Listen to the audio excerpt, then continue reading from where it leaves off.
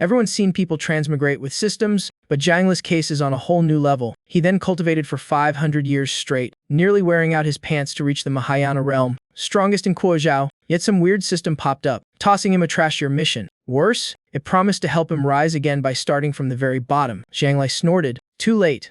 I've been reverse grinding for ages, so he just roared into the void, clueless about the prankster behind it. Right then, he stood midski, gazing down like a god. People below knelt, praying he'd transcend his tribulation to ascend to the immortal realm. Murmurs spread as they awaited Emperor Renhuang's immortal lightning trial. Suddenly, black clouds rolled in and thunder wove together. The tribulation began. A massive bolt struck Jiang Li square in the chest. He stood unmoved within the storm, dodging nothing. Lightning poured down endlessly, shattering earth and sky, leaving a vast crater behind. Yet Jiang Li remained tall, body untouched. The crowd, seeing no immortal glow, whispered this must be Ren Huang's 50th tribulation. One doubted, but an old graybeard swore had once witnessed a true ascension. Turns out, 1,000 years ago, cultivators were welcomed by the immortal realm, but that past long severed. Jiang Li floated silently, eyes distant. After a moment, he sighed. Crossed worlds just to get stuck below Ascension, what a waste. From talentless scrub to Mahayana, had relied purely on will and wit. He mused that a bit of talent might have shortened the grind. Then he laughed. Maybe the detours were the fun part. As he resumed meditating, a mechanical voice chimed. The system had rebooted. Even a transmigration veteran like him froze in shock. The system read Jiang Li, 518 years old, current Emperor Renhuang, cultivation Mahayana realm. He didn't rejoice, only looked wary. You're late, he said coldly. I've already hit Mahayana. The system replied it was an advanced model built to crush everyone who'd ever mocked him. Jiang Li frowned, but I haven't even reached great completion yet. It fell silent. Then please claim your newbie reward. He sighed. Fine. As he agreed, the system flared, spewing out loot, 10 top-tier gathering pills, a fragmentary secret art, and a foundation pill all for rookie cultivators. Staring at the useless junk, Jiang Li asked hopefully, Hey, system, what's my cultivation again? It calmly answered, Mahayana realm. He leaned in, curious. Then aren't you mistaken? These are for Ki refining. Shouldn't I get Mahayana grade loot? The system flatly said no, which made him press harder. Then what's my realm? Exactly. It gave the same reply, so he snapped. Then which level are those rewards even for? He pressed on, so it's Ki refining stage, right? The system confirmed, leaving him choking. Then what's my rank? Before he could finish, cut in. Mahayana. Jiang Li just shook his head. Done arguing. A mission panel popped up. Newbie quest. Mandatory. No refusing or running. Penalty stated failure locks all features shop. Spiritual energy, inner demon control, and teleportation. Among those, spatial teleportation caught his eye the most. The system announced, newbie mission Jiang Yiking, clan hair's son, has bullied you many times. Defeat him. Hearing that name, Jiang Li froze. It was someone from right after his transmigration. The original host, also Jian Li, was the clan head's orphaned son, tormented endlessly by Jiang Yiking. Too weak to resist, he died of rage after years of silent suffering. Jiang Li then transmigrated, saw the hopeless clan mess, and left to cultivate solo. Now recalling, he mused Jiang Yiking was only Foundation realm, probably dead by age 140. Clearly, this newbie quest was way below his current cultivation. He asked, what era is it now? The reply, year 4300 of the Yan calendar. He gawked. It's already year 4800, so the system had been napping for half a millennium. The system processed silently, recalibrating time. Jiang Li yelled, give me a new quest. Grinding his teeth, he barked. Jiang Yiking's been dead for ages. The system, unfazed, repeated, please wait for time confirmation. Finally, he roared, in Mahayana, and you want me to fight a Ki refining brat? The system replied blandly, please complete the newbie quest. He tried rebooting it, but it stubbornly repeated the same line. He even shouted uninstall. To no avail. Giving up, Jiang Li sighed and mocked himself. Should've known advance meant trouble. I'm an ancient ox, not some rookie. Then he asked sarcastically, so aside from repeating yourself, can you do anything useful, like send me to the immortal realm? The system coolly replied, spatial teleportation function unlocking destination immortal realm. His eyes lit up. Finally, something good. Open it now. But it answered with the same deadline. So he reasoned, send me up there. It'll beat Jiang Yiking in the underworld still counts, right? It stayed rigid. Please complete the mission, he begged. Come on, handsome system. Mark it done. The guy's dead, but got the same reply. He muttered a curse. Damn junk system. Then sighed. Fine, I'll go check home. Maybe Jiang Yiking survived weak as he was. A longevity pill or mentor could have raised him to nascent soul. Jiang Li reminded himself he hadn't relied on luck alone. His heavenly spirit root, an infinite Tao body had carried him to Mahayana. Soon, he stepped into Jiang Clan City. The place he'd left long ago, once part of Great Zhou Nation, it was now just a mossy little town. Entering the ancestral hall, the first thing he saw was a memorial tablet bearing Jiang Yiking's name. Jiang Li froze, hope shattered, dead for real. What now? Find someone with his name, or dig him up for a rematch. A mad idea flashed. What if I just smack his corpse to clear the quest? While mumbling, a bald old man passed by, catching Jiang Li's attention. Looking closer, he saw a familiar face resembling Jiang Yiking, likely a descendant. A daring thought popped up: would beating his descendant still count as completion? Meanwhile, in the city center, crowds gathered around a huge stone statue of a great figure. Everyone knelt, praying for Ren Huangjiang's blessing to break through and tread the cultivation path. A child copied them, bowing hard. Please, Ren Huang, grant me more spiritual energy to train. The kid looked up and asked, who is Ren Huang? The father smiled. The god of Juzo, our supreme symbol. He continued, he keeps balance in the world, stopping cultivator wars that could shatter heaven and earth. The old man told how, after the last Ren Huang ascended, chaos erupted, holy sects and empires clashed across half of Juzo, until Jiang Li took the throne as Ren Huang, wielding mercy and wrath, slaying both cult leader and emperor. Ending the carnage, though strong enough to rule all lands, he let nations self-govern, quietly guarding order across Juzo. A young man eating candied fruit muttered, not really too much chaos to manage anyway, for cultivators crave immortality and battle push them too hard and war only worsens. So the first Ren Huang made a rule: no suppression. Let factions compete and grow together. That freedom birthed countless geniuses, shaping Juzo into 9 empires and 1,000 petty realms. 5 of them still endure, known as the Great Nations, including the Jiang clan's Great Zhou dynasty. Now King City thrived again, buzzing with life and chatter. Jiang Li gazed at the statue glowing blue, faith energy swirling like a tide. He sighed. At my level, belief's useless anyway. Still, he once forged a bronze cauldron to preserve faith for the next Ren Huang. Thinking so, he turned to the old vendor. 2 more skewers of candied fruit, please. As he bought them, noise rose at the gate, people crying, begging the Lord to find their missing children. The despair made Jiang Li frown. Something dark hid beneath this peace. An armored guard barked. Clan Jiang's ancestor right approaches. Who dares make noise? The Lord's busy scram. The crowd protested, but an old man warned, don't fight back, get caught and no one can save you. Jiang Li stepped forward, asking, what's going on? The man replied, they're outsiders. Their children vanished mysteriously. The trail led here to King City. Jiang Li frowned. So the Lord ignores them for the Jiang clan's ritual. The man panicked, whispering, hush, don't talk like that, he warned softly. Stay out of this, it's beyond one man's reach. Hearing that, Jiang Li only nodded silently. Then he drew a small item from his storage ring. Startling the old man, few mortals possessed anything imbued with spiritual power. Seeing the item clearly, the old man nearly fainted. Daozong token. You're Jiang Li, he calmly said. Yes, making the man kneel, trembling like before a sect lord. Realizing this was a powerhouse, the elder bowed deeply. Senior, are you truly intervening? Please, this way I must speak privately. He introduced himself as Yuan Wuxing, a passing cultivator who tried to help the people but uncovered horrifying truths. He explained that while tracing missing children, every lead vanished upon reaching King City. Worse, for 2 centuries, each Jiang clan ancestor festival brought more disappearances, never a peaceful year. Stranger still, every victim was under 1 year old without exception. Jiang Li asked, you mean someone's abducting infants? Yuan Wuxing waved his hand. No proof. I can say for sure. Jiang Li nodded, but suspicion flickered. If the city lord was pretending ignorance, there was likely truth behind it. Yuan Wuxing whispered, who would dare touch the Jiang clan? They've the Ren Huang's backing, no one in Great Zhou would risk it. Hearing that, Jiang Li's gaze darkened. This went deeper than it seemed. Among the 9 imperial dynasties, only Great Zhou bound its fate with law, ruling through justice instead of might. If its sovereign allowed evil, national fortune would turn, perhaps even destroy the ruler. Yuan Wuxing shook his head. That applies to Great Zhou, not the Jiang clan. No one dares enforce law on them. He murmured, people praise Ren Huang's fairness, but who can swear has never favored his own bloodline?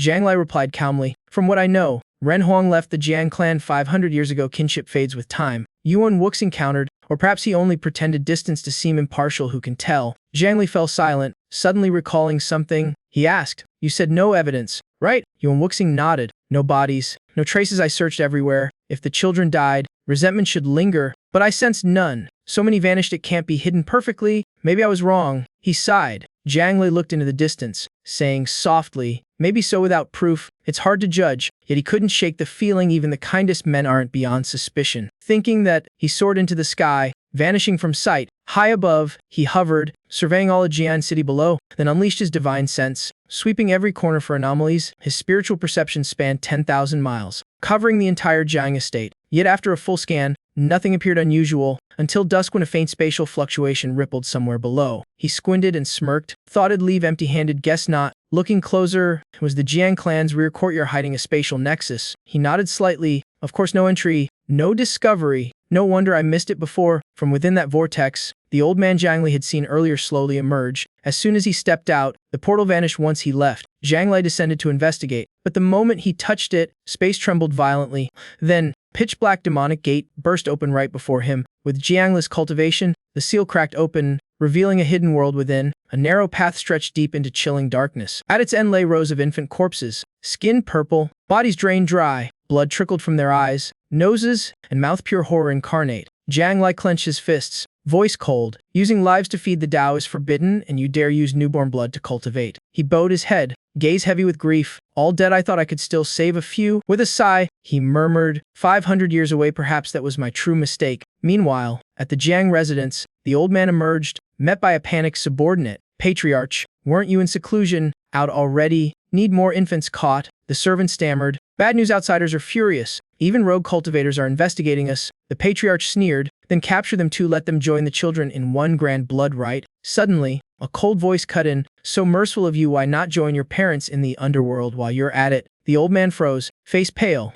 How can I not sense your presence? Before he could react, Jiangla's fist smashed toward his face. The blow thundered like heaven's wrath, and his ears echoed. Yam is calling, report your name below. Power erupted, Jiang Manor exploded, earthquaking, smoke blanketing the sky. Then the system pinged. Congratulations. Host, Jiang Yiking defeated. Newbie mission complete. When the dust cleared, only ruins remained where the Jiang estate once stood. Onlookers trembled, whispering, just one punch, no spells at all. Outside the gates, townsfolk gasped. An earthquake? What happened in Jiang Manor? The old man lay shattered, still yelling. Do you know who my father is? And brother to Ren Huang Jiang himself. Jiang Lai stepped forward, voice icy. Ren Huang's cousin died centuries ago. He threw down the memorial tablet from the ancestral hall, bearing the name Jiang Yiking. It struck the ground hard as Jiang Lai's furious voice boomed. Then who are you really? His eyes flared with realization. You used infant sacrifices to sustain your life, Jiang Yiking. The man trembled, bluffing. In Ren Huang's kin, touch me, and this city will drown in blood. Jiang Lai cut him off coldly. The Lord shields you. The officials pretend blind, everyone's complicit.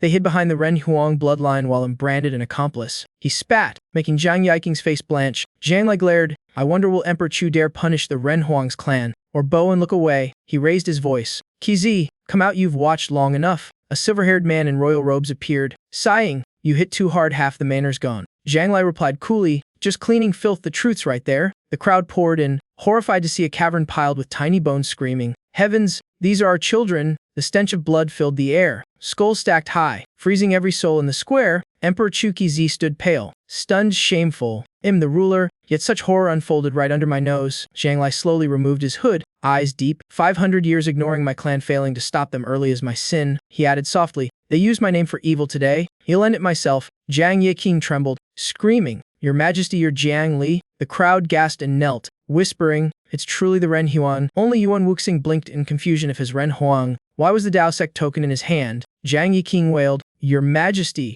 I didn't kill them. There's no resentment on me. Kizi raised his hand. Hold the thought, I came precisely for that reason. Yuan Wuxing nodded. Kizi was the great Zhou, royal adept of the Tao of time. He mastered time's flow, could witness the past itself, famed as the empire's fairest judge. Kizi clasped his hands. Very well. I'll step into time's river and see your deeds firsthand. His voice rang firm. Truth decides the sentence, great just law spares no evil. He formed seals, invoking the temporal secret art. A golden gate appeared, merged into him, and swallowed his form whole. Moments later, he stood in a realm glowing with gold. Before him flowed a radiant river, sealed by ancient barriers. Kizi gathered essence, golden mist condensed into shimmering light. It solidified into a droplet of gold, holding all memory of time. He opened his divine eyes, peering through its glow. The vision showed Jiang Yiking drawing a blood array, infant's lifeblood as offerings. Kizi stiffened, then stepped out and declared, practicing demonic arts, heinous crime. Jiang Yiking's soul annihilation, body erased. All officials who shielded him, arrest them now. He paused, staring at the doomed man. Before judgment, tell me, where did you learn this blood sacrifice art? And how did you know faith's power could cleanse infant resentment? Jiang Yiking sneered. Ha! Ren Huang, so majestic. You were born with divine roots in a Tao body. I was immortal with nothing. Blood was my only path to live. Kizi snapped. Don't feign ignorance. Such life is just a dead end you've dug yourself. Then Jiang Yiking rambled about his early cultivation, spirit root sealed, Tao body blocked. His mortal vessel was weak. His 5 elements crippled, mocked by all, yet had still clothed to Mahayana, flirting with death countless times, now laughing bitterly at being branded demonic. Kizi roared, slaughtering infants defies all humanity. Cornered, the old man confessed it began with a man in black 380 years ago. Back then, dying and failing his breakthrough, the black-robed stranger appeared, with one finger lifting him from foundation to golden core. The stranger then taught the infant blood rite, reviving the dying man greedy to live, fearful to reveal his demonic savior. He added that faith's power could purge resentment, calming the victim's guilt, then vanish forever, never seen again. Hearing this, Zhang Lai sighed. Was this mere demonic cultivation, or a scheme sound 380 years ago, when he himself was still only a Ren Huang candidate? Thus, after everything was settled, the whole city fell silent again. Right after, Zhang Lai and Qizi discussed but regretted they couldn't trace things back to the Man in Black's era. Just then, the young man laughed, praising Qizi's fairness and honor, making the old man frown and urge him to speak plainly. Ironically, he scolded, saying Qizi had talent for cultivation but never trained. Now reversing 80 years would burn all his lifespan. Yet Qizi only sighed, saying he had tried to grasp the Tao of time but couldn't comprehend it. Suddenly, the young man mentioned Shundi, the founding ancestor skilled in temporal cultivation. As he spoke, he said Shundi was once a fish in the river of time who leapt out by chance, became human, and founded Great Zhou, hence his descendants' closeness to this Tao. Finally, the young man patted Qizi's shoulder, told him to cultivate diligently, then turned away without letting anyone see him off. Meanwhile, in a dark place, a single ray of light shone upon a mysterious bed. Upon it lay a motionless woman, her body wrapped in gleaming gold and jewels. Then two sneaky figures arrived, laughing greedily at her beauty, wanting to claim her as their own. Right after, Zhang Li left the place, summoning his system as he ascended. It appeared at once. A mechanical voice congratulated him for defeating Jiang Yixing and Jian Nanyu, asking if he'd claim his reward. Yet he only sighed, saying yes while wondering, since one had suffered through such harsh training. Suddenly, his body glowed, a strange aura burst forth, and he realized a new kind of power within, but he sneered right after. It was so weak it wasn't worth a second of self-cultivation. Oh right, this was only a reward for the key refining stage anyway, so he simply ignored it. If he'd gotten it earlier, he might have reached perfect realm and Chukaki, a fate core disciples only dream of, so he tossed the energy aside, muttering that good stuff's useless if Shadi who'd refine a mystery item. Then he opened another reward tab, mumbling Dragon Tiger or Hat Mirror, bought a cultivation art, Migrate Spirit Sword. The more he looked, the duller it got. Junk tools for low-level refiners, totally worthless. Now he was left with two trash bags, one newbie reward, one growth system pity prize. Just as he sighed, the system blinked again. New quest: join Huyan sect and beat the Great Elder's grandson who mocked your favelement route. But the next line stunned him. The quest could be skipped. Then the system listed rewards: enlightenment chance, mysterious map fragment, and a selectable high-grade spirit artifact. Hearing that, his curiosity spiked. The map sounded fun, so he accepted the mission. Suddenly, a new feature unlocked the store. He checked it at once. Somewhat useful, then ordered it open. The system dropped him into a blank space filled with glowing menu panels. After browsing, disappointment hit. Everything was from this world. No phones, computers, nukes, or satellites. Utter waste. Then he daydreamed, kinda wanted to test if his body could survive a nuke. Pure weird hobby. He asked, system, got items from other worlds? The reply chilled him. Please travel to another world first. Host, he snorted, if I could world hop, why'd I need you? Huh. Still, he commanded the list to sort items from most to least expensive. Instantly, a colossal catalog stretched up into the sky. At the top was the Human Emperor Hall Technique, then Dao Sec's Anyang Heavenly Seal, followed by Tribulation Stage Skeleton and an Immortal's Manuscript. When he read the second name, he froze. Wasn't the Anyang Heavenly Seal the Dao Sec's sacred treasure? So he eyed the system suspiciously, asking if these weren't conjured from nothing but stolen sect goods. Yet he didn't press further, merely said, close the store, let's finish the quest first. Then he muttered, let's try contacting Ren Huang Dian. Maybe they're already looking for me. A green talisman appeared in his hand. He spoke gravely, Zhang Kongyu, can you hear me? Immediately, Zhang Kong's bruised face popped up. He yelled, Zhang Xuan, big trouble. But Zhang Li just glanced coldly. What's with your face? Got in a fight? From memory, Zhang Konghu was a brute, his body as tough as a tribulation stage cultivator. Yet just 2 blows and Chuzhou had left him this battered. Zhang Li raised an eyebrow, argued with your wife. Zhang Konghu blushed. Nope. Demon invasion then. Also no. Fed Buddha Tootie pig stew. That one broke him. Still no. Zhang Li was about to continue when Zhang Kongyu shouted, bro, stop guessing. Your luck sucks. Your draw only got a nail. Just listen. He lowered his voice seriously. There's a beauty who wants to fight. Zhang Li blinked. A beauty wants to fight, then calmly asked, so what's the big deal? Here's the thing, said Zhang Kongyu. Emperor Meng Jiang took a stunning concubine years ago, hid her in the golden chamber, and neglected state affairs. Zhang Li thought, emperors being lusty or going into closed-door cultivation wasn't his department anyway. Still, if they slacked off, Ren Huang Dian had to interfere. He sighed, maybe I should just unify Chuzhou and end the drama.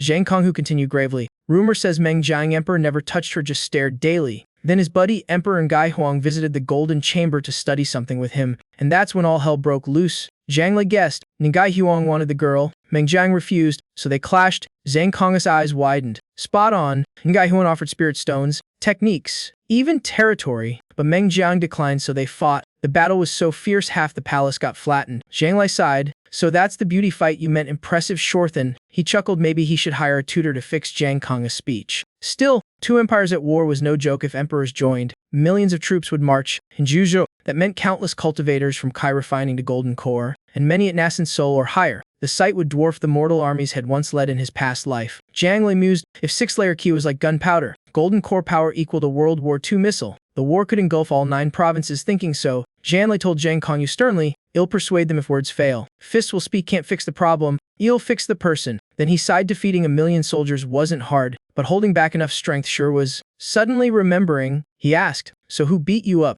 Zhang Kongyu didn't expect his bro to care only about that. Once he understood the situation, had gone to stop the emperor's duty of the Ren Huangdian to keep Kai Zhou stable. But the moment he saw that concubine, his soul got sucked away, mind blank. She was breathtaking, no fairy could compare. In that trance, only one thought remained: she's mine. No one else touches her. His body moved on its own, lunging to seize the beauty. When sanity returned, he slapped himself senseless to break the charm. Hearing that, Jiang Lai frowned. This mess was deeper than it looked. The two emperors were lustful fools. Neglecting state for a concubine wasn't shocking. But Zhang Konghu was different, leader of Ren Huangdian, strong in both cultivation and mind. If even he was bewitched, the woman was definitely no ordinary mortal. Jiang Lai asked, "How long till battle?" 20 days. Good, I'll arrive in half a day. Keep watch. That night, Jiang Lai sped off toward where the two emperors clashed. Upon arrival, 3 figures were brawling. He froze. Wait, 3! In the chaos, Zhang Kongyu roared. Beauty obeys only the strong. The bearded elder barked back. Vulgar fool, begone! While the man in blue yelled, "This is Emperor Meng Jiang's land, my rules."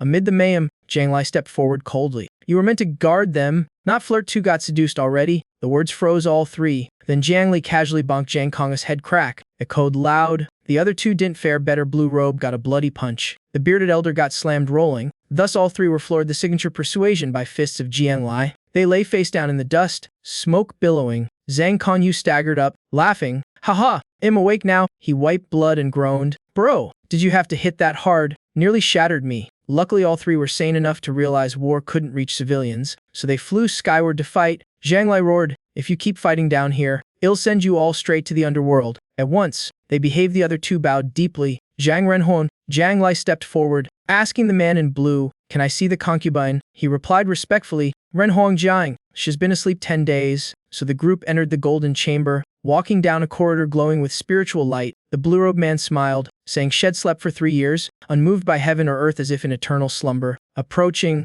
they saw a woman so stunning she'd rank among the rarest beauties in any world. Her hair, skin, and lips were snow-white. Her robe shimmered like silk spun from moonlight. Jiang Lai froze at first glance. A memory flashed. He'd seen her once in a forbidden painting. That picture, painted with mortal ink, was banned for depicting a woman destined to die. Now facing her, he wondered, was this the real one, or the image from that painting? Suddenly the man in blue snarled, "Enough! Don't stare at her. The beauty belongs to me." Jiang Lai sighed, grabbed the man by the collar, and dragged him out. "Go cool off." The guy flushed, choking. "Let go, I can't breathe." Outside, everyone crowded around. "Ren Huangjiang, you didn't feel anything looking at her?" He calmly replied, "Emotion. Sure, she's beautiful." They gawked. "That's it. Don't want her." He stayed cool. "Nope." Zhang Kongyu stared in awe. The 2 emperors even bowed. Such composure was godlike. Jiang Lai asked, "Where did you find her?" The man in blue answered, "In the western regions, deep within an ancient forest. There I found a sleeping beauty inside a 1,000-year-old tree. Knowing I was unworthy, I used void power to bring to my palace and built the golden chamber for her rest." Jiang Lai stayed silent, nodding in thought. Then he murmured, "This woman's tied to something big. I must verify it at the Hongchen Pure Land." Before leaving, he warned, "You 2 emperors, guard your hearts. Don't let beauty cloud your minds. And you, Kongyu, stand watch. No one enters." Still uneasy, he decided to set up a protective seal. A small jade orb shimmered in his palm. With a wave, a barrier of light burst forth, wrapping the entire golden chamber. In seconds, spiritual energy sealed tight, locking the place completely. Kongyu gaped, "Jiang bro, since when do you know formations? Didn't you quit all immortal crafts?" He remembered Jiang Li was a fighter, hopeless at formations, alchemy, or crafting. Jiang Lai only chuckled, "Lo Beio taught me." That made Kongyu gape harder. Jiang Lai coughed lightly. "Actually, it's thanks to a jade token from the Dao sect master." In the western 9 provinces stood 2 great sects: the compassionate Buddhist sect led by Wei Huai, and the hidden Hongchen Pure Land of female cultivators. The Buddhists sought merit for the next life. The Pure Land's founders was said to be so beautiful, even the Buddha faltered. Moments later, amid breathtaking scenery, Zhang Li arrived at Hongchen Pure Land. Before entering, he bowed slightly. Zhang Li, intrude to seek counsel, please forgive the disturbance. As he spoke, the stone crevice ahead blazed with light, a formation spun, and a thunderous shout shook the heavens. When the glow faded, a swirling black-and-white vision appeared within. From its stepped two women, Taoist King Yu and the saintess Jing Xin. Jing Xin smiled gracefully. Bowing to Ren Huangjiang, her serene charm made even herself feel shy. Zhang Li returned the bow softly. Greetings, saintess Jing Xin. King Yu frowned, voice cold. You admit to trespassing yet still dare come. No welcome for you. Jing Xin chuckled gently. Master, Ren Huangjiang's visit is an honor, we mustn't be rude. Zhang Li ignored King Yu, turning to Jing Xin. Long time no see, you're still as gentle as ever. Unlike that trouble-loving Taoist beside you. Jing Xin blushed. Please, King Yu nearly exploded. She clenched her teeth, thinking, endure. I can't beat him anyway, absolutely not. Suddenly Zhang Li leaned close to Jing Xin and whispered, your cultivation and prestige now surpass your master's, why not become sect leader? Jing Xin blushed furiously, mumbling, because the title Taoist Jing Xin sounds awful. Zhang Li could only sigh, half amused, half helpless. He glanced at King Yu, thinking, this sect leader once had a crush on a monk from Tootie Mountain. But that monk was a shady creep, I sliced him once. And ever since, she's held a grudge. Zhang Li sighed, you met the scumbag, so hate him, why dump it on me? Jing Xin softly added, Master, when the Pure Land sacred tree was dying, it was Ren Huang who saved us. Hearing that, King Yu grew angrier, shouting, the more you remind me, the madder I get. Enough. She snapped. That year I offered a reward, anyone saving the sacred tree could pick one treasure. You did it. I kept my word. Then she jabbed a finger at him. But why pick the treasury key? You made my disciples go beg for money, killed their income. Zhang Li burst out laughing. I heard that led to many touching love stories. Shouldn't you thank me? Jing Xin just smiled awkwardly at their squabbling. He added, besides, I returned the key. Kun Yu shrieked, 10 years late, that's theft. Jing Xin sighed. If Master hadn't teased him back then, he wouldn't have kept it so long. King Yu still gritted her teeth. Don't think saving the sacred tree means I owe you gratitude. Zhang Li waved it off, chuckling. All right, to the point, your vault once held a painting of a woman so stunning I can't forget her. I need to ask about that. Hearing that, Jing Xin said, the woman in that painting is our ancestor Hongchen Fairy. Legend says that before her ascension, she hadn't severed mortal ties, so she descended once to the human realm. She was so beautiful, every gesture and glance carried enchantment, even tribulation stage sages faltered. They say one glimpse of her drove countless immortals mad, fighting each other to the death. Pursued endlessly, she hid in Kyuzhou, refusing to return to heaven, but chaos followed her wherever she went, so she sealed the land with her immortal power. The Tao sect's founder heard the tale, came to see her, and after one look declared, this is the beauty of the heavenly Tao, who could resist such divinity. At last, she settled in the west and founded the Hongchen Pure Land, earning the title Hongchen Fairy. Zhang Li then said, I suspect the woman I saw in Emperor Mengjiang's palace is your ancestor. Reborn, he recounted everything he had witnessed, concluding firmly, the woman in the golden chamber, no doubt, your sect's founder. Yet doubt lingered after all. Their ancestor Shuv perished long ago. King Yu mused, we've heard of reincarnation, but the dead rising, never in Kyuzhou's history.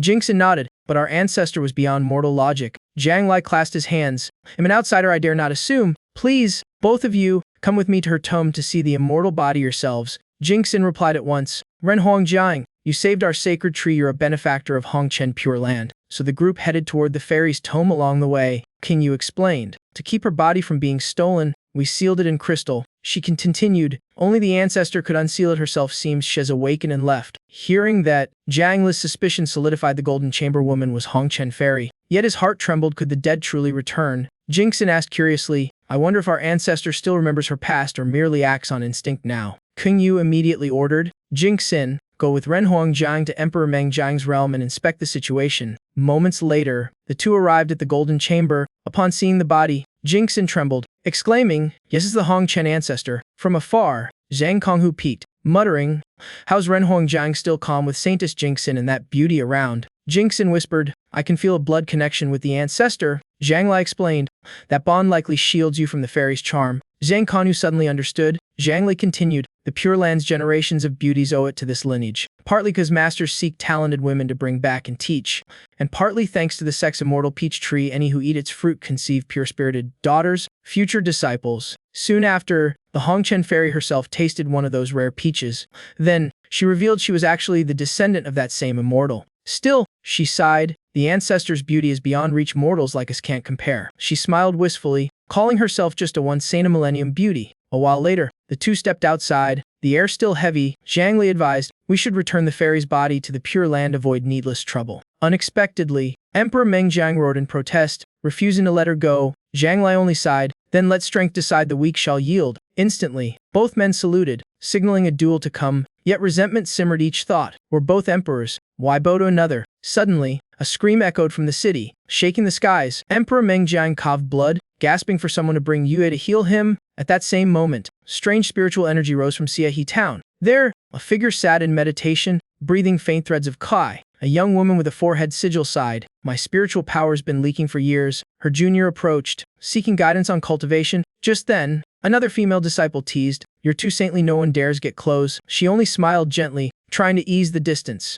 Suddenly recalling something, she softly asked her junior about her cultivation bottleneck. Jingxin smiled kindly, go on, tell me what you don't understand. From that moment, the junior was entranced, seeing her as a guiding star. After explaining thoroughly, Jingxin added, if you ever struggle again, come to me. Indeed, senior sister Jingxin was gentle yet deeply respected. Suddenly, the gate of Kinya's cave mansion burst open, wind roaring inside. Jingxin entered coldly. Master must be taken outside immediately. Then she and Zhang Li grabbed her hands and dragged her out before she could react. In a blink, Qingyu was thrown out of her own cave. Furious and bewildered, she screamed, what's happening? But calming down, she only smiled bitterly. She couldn't fight back anyway. Remembering that humiliating moment before the young man, her rage burned. Inu, she bit through her sleeve in fury. Meanwhile, back at Quming, the two carefully placed the Hongchen fairy's body back into the tome. Just then, her eyelids trembled, signs of awakening stirred once more. Then suddenly, the key around the tome stirred. The Hongchen fairy was awakening. Crystals in the chamber floated up, shining brilliantly. Her eyes, closed for 3 years, slowly opened, gaze hazy and distant. Gently, she turned to observe the two standing before her. Seeing that, both immediately knelt,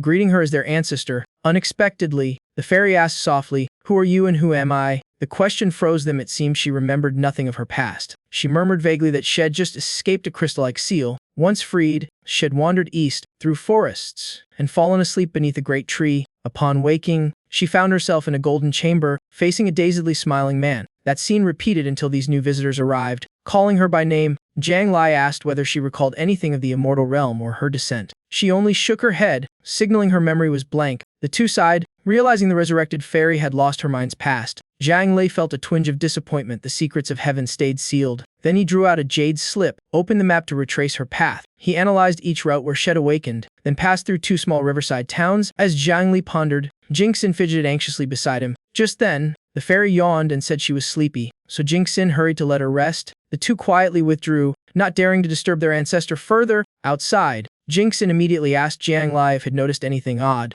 Zhang Li replied lightly, recalling how she had once stolen the treasure key, nearly bankrupting the sect. Later, out of mercy, the fairy returned it, teaching them a hard lesson. Yet records mentioned exiles who had migrated to that region long ago. Hearing that, Zhang Li grew thoughtful indeed. Anyone in Guizhou could cultivate, but those banished to Kaiyu's borders could only reach early Qi, refining at best. Jingxin added that those exiles had founded 8 towns there, including Upper and Lower He towns. Each year they offered spirit grain to the sect as a survival tax. Zhang Li concluded, the fairy passed through 2 of those towns. Surely someone must have seen her. Yet strangely, in 3 years of disappearance, no one had reported or cited her. His words made Jingxin pause, doubt rising in her heart. Indeed, wandering through busy towns unseen in daylight impossible. Unexpectedly, Jingxin countered, those towns each have stationed sisters with such good spirit crops.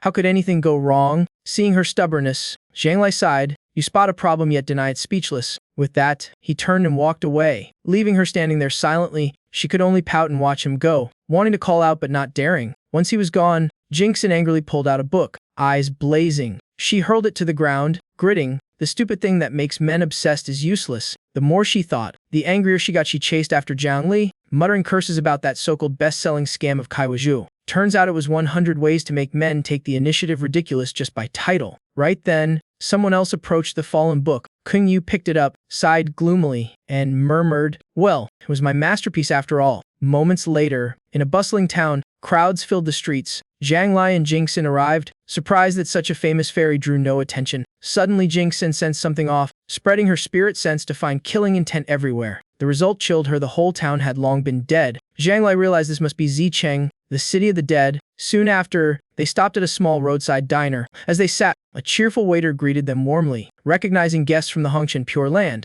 Zhang Li, not fond of chatter, placed spirit stones on the table. saying he had questions. The waiter waved his hands, refusing such noble guests shouldn't pay. Jing-sin looked closer. His movements were too natural for a corpse puppet. She whispered she would check with her divine sense. Probing him, she found 2 parasites inside. One controlled the body, one ruled the mind. It was a rare corpse-controlling goo worm, crafted only by the Gu clan. Zhang Lei asked if any unusually beautiful fairy had passed by recently. The waiter nodded. 3 years ago, a stunning fairy came through. Everyone had rushed to see her, but she ignored them, and those who followed were blocked by her companion. Hearing this, Jing-sin instantly knew that companion was fairy Yuan-ling. She added that Yuan-ling belonged to the Gu clan. Zhang Lei pressed further. Did Yuan-ling seem moved by the other fairy? The waiter laughed, saying she wasn't crude like that. Yuan-ling's face had stayed calm. She only praised the fairy's unmatched beauty. Jing-sin grew puzzled. If Yuan-ling was of the Gu clan, why wasn't she affected by Hongchen Patriarch's power? Suddenly she asked, "Do you know you're already dead?" The waiter turned pale, stammering, "Honored guest, what a strange thing to say." Zhang Lei smirked, saying it was just a joke, and told him to keep working. Jing-sin frowned. If Yuan-ling was merely at the golden core stage, how could she craft such refined Gu control? A corpse acting naturally under manipulation, this skill exceeded the golden core realm. Zhang Lei agreed, saying the technique was so advanced only nascent soul experts might detect it. Yet he added that not only the Gu clan practiced such arts, many hidden sects still knew these secret curses. He mused that no one had visited here for long. Even a nascent soul cultivator might miss the anomaly. After all, those at that level no longer needed food, so ruined spirit crops meant little to them. Thus the place was left to a few golden core disciples for guard duty. The overseeing nascent soul steward only watched 8 nearby towns, thinking that sufficient. Hearing that, Zhang Lei chided, "See the result now. The situation's out of hand." Jing-sin lowered her head sadly, blaming her own negligence for the mess. She took a deep breath, saying they must find Yuan-ling and uncover the truth. Zhang Lei shook his head. He had already scanned. There was no female golden core aura in Upper River Town, but in Lower River Town, there was surely their target. Jing-sin immediately guessed it must be her junior sister Du Dinger, the one stationed there. Moments later, the scene shifted to the quiet Lower River Town. There, Singnai sat cultivating calmly, her breathing steady but her spiritual power stagnant. She sighed, thinking she wasn't cut out for the Tao anymore. Believing she was only a burden to her sect, she planned to leave and live on her own. Just as she spoke in despair, Jing-sin suddenly appeared, scolding loudly, who allowed her to belittle herself. Singnai turned around, dazed, thinking she was dreaming in daylight. Moments later she realized it was really her senior sister and burst into tears, hugging her tightly. Between sobs, she said she had faced countless setbacks over the years and longed for her sister's guidance. But before she could finish, Jing-sin embraced her, tears streaming nonstop. She choked out, "It's my fault. I should have protected you sooner." Singnai quickly replied, "Don't say that. I never blamed you. Seeing you again is enough." Jing-sin cried harder, her apology stuck in her throat. Zhang Lei sighed quietly beside them, moved by this reunion between life and death, for not only Upper River Town but even this Lower River Town had become a city of the dead. Singnai wiped her tears, softly apologizing for upsetting her senior sister. Then she looked at Zhang Lei curiously, asking, "Who is this senior sister?" Jing-sin gently answered, "This is the current human emperor." Zhang Lei, hearing that, Singnai whispered to Jing-sin, "So this is the man you always mention?" Jing-sin just smiled without replying, her eyes glimmering with a hidden grin. Singnai turned to Jiang Lei, asking curiously if the human emperor was truly the strongest fighter in the 9 provinces. Zhang Lei smiled, saying he once thought himself invincible, but now knew his limits. Even as an immortal, he couldn't defy fate. Life and death were never his to decide. Then he changed the subject, asking where Yuan-ling was and why she hadn't appeared. Singnai replied that the senior sister often left town for months, but always returned for the spirit grain harvest, which should be soon. Hearing that, both nodded knowingly, though unease lingered in their hearts. Jing-sin gently said she'd stay with her for a while and observe the situation. Singnai cheered, promising to study hard. Then she shyly asked Jiang Lei if he could teach her a bit. He chuckled and nodded. Singnai sighed that her cultivation had long been stuck at the golden core stage despite all effort, blaming her lack of talent. Zhang Lei patted her head kindly, saying cultivation can't be rushed. Everyone stagnates before advancing again. Hearing that, Singnai brightened with renewed confidence, while Jing-sin and Jiang Lei exchanged heavy glances, for they both knew no corpse, no matter how refined, could truly cultivate again. That night, Zhang Lei stood atop a cliff, taking out a jade slip to contact Kong Hu, commander of the Human Emperor Hall. He ordered him to go to the southern border at once and meet the Gu clan. Kong Hu asked what for. Zhang Lei replied to investigate the Gu technique that makes corpses forget they are dead, then barked shortly, "Move now immediately." At that moment, Jing-sin approached from behind, asking Jiang Li to scan the remaining 6 towns with his divine sense. Moments later, he replied all seemed normal to people alive, making her exhale in relief. She asked curiously how strong his divine sense was. Could it cover all 8 towns? Zhang Li laughed, saying he wasn't sure. He only knew there were 8 towns here. What if there were countless towns? She joked but never finished the question, because Jiang Li suddenly sensed a familiar aura. Yuanling had returned. Jingxin frowned, a wave of unease rising within her. In the sky, drunken woman staggered past, mumbling about buying more wine with spirit stones. Suddenly, a strong hand grabbed her collar and yanked her down from the air. Yuanling fell like a bird with broken wings, crashing straight into the ground. With a loud thud, she lay sprawled, cursing under her breath. She jumped up, shouting, "Who dares touch me in the pure land of Hongchen?" Looking up and seeing Jingxin and Jianglai approaching, Jingxin sternly asked where she had been and why she never returned. Jianglai nodded behind her, finally understanding why Yuanling wasn't affected by the Hongchen fairy. She was no longer alive. Seeing Jingxin, Yuanling turned pale and stammered, "Sister, why are you here?" She hurried to explain that this place was full of mortals farming spirit grain, and she only visited the Mengjiang Empire for leisure. Returning for harvest season, she even claimed she had always delivered spirit grain on time, never missing a year. Hearing that, Jingxin gritted her teeth. Everything had seemed too perfect, so no one noticed the horror beneath. Furious, she shouted, "If the grain were faulty, that's one thing, but 2 towns wiped out. Explain yourself." Yuanling trembled, her face drained, whispering, "So you already know." Tears streamed as she confessed she had slaughtered both towns to seize spirit stones for buying spirit grain, just to fund her pleasures in Mengjiang. When the people refused to work, she lost her temper, killed them all, and silenced anyone who tried to report her. At that time, her mind snapped. Her blood-stained hands moved without reason. To hide her crimes, she used corpse goo to control their dancing, turning corpses into spirit farmers. Hearing this, Jingxin's blood bulge had massacred 2 towns for a few spirit stones. Jiang Lai only sighed silently, sorrow clouding his gaze. Jingxin forced down her rage and asked, "And what about Lower River Town? Your junior sister Duke Xingnai, did you kill her too?" Yuanling screamed in terror, saying she had no choice, afraid Xingnai would find out, so she erased the whole town. She gave a twisted laugh, claiming it saved the sect money on grain, calling it a good deed. In truth, she had still taken the sect's spirit stones for 3 years, spending it all on pleasures in Mengjiang. Jiang Li frowned, realizing something. Corpse goo could move bodies, but not control thoughts. Could there be another kind of goo hiding in the soul sea, manipulating consciousness itself? Yuanling collapsed to her knees, begging, "Senior sister, please forgive me. Ill repent, ill make it right." Jingxin's voice turned cold. "There's no chance for that. You've been dead for a long time." The word struck like a blade. Yuanling froze, realizing she was just a corpse steered by goo without knowing it. At that instant, a cold laugh echoed from the distant cliff. "So, the time has come. The poison I planted 50 years ago finally bears fruit." The voice continued easily, "Sisters of the Hongchen Pure Land, don't blame me. If you must blame someone, blame the human emperor." Yuanling collapsed further,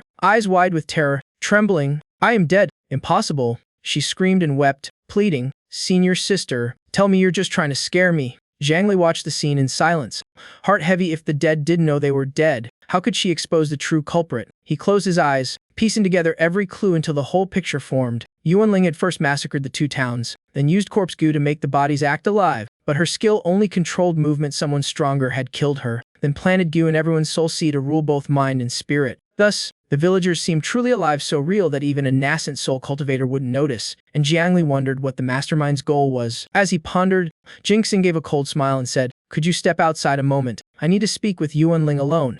That smile sent chills down Jiang Li's spine. Sweating, he nodded. "All right, he'll wait outside." Soon after, a blood-curdling scream shattered the stillness. Yuanling collapsed, dying once more, her blood spreading across the cold stone. Jingxin quietly burned the corpse, erasing all traces until only ashes drifted in smoke. Then she stepped out and softly said, "Sorry to keep you waiting." Jiang Lai replied gravely, "Duke Xingnai of Lower River Town, something's wrong there too." The scene shifted to Lower River Town, where kitchen smoke curled from a small house. Xingnai was washing rice, preparing breakfast for tomorrow. Her motions were steady as she poured each scoop into a nearby bin, but her eyes were empty. Her body moved like a soulless puppet. Jingxin entered and called out, but Xingnai gave no response. She looked around. The townsfolk were still harvesting and sorting spirit grain as usual. Those duties belonged to overseers. Xingnai had no reason to interfere, so why was she mixing the spirit grain with ordinary rice by hand? At first glance it looked like nothing, just normal spiritual rice. But Jiang Li's face paled. He whispered, "Better not probe it with divine sense, you'll regret it." Hearing that, Jingxin grew even more curious. Thinking he meant to provoke her into checking, she sent out her divine sense at once, only to be repelled by an invisible barrier.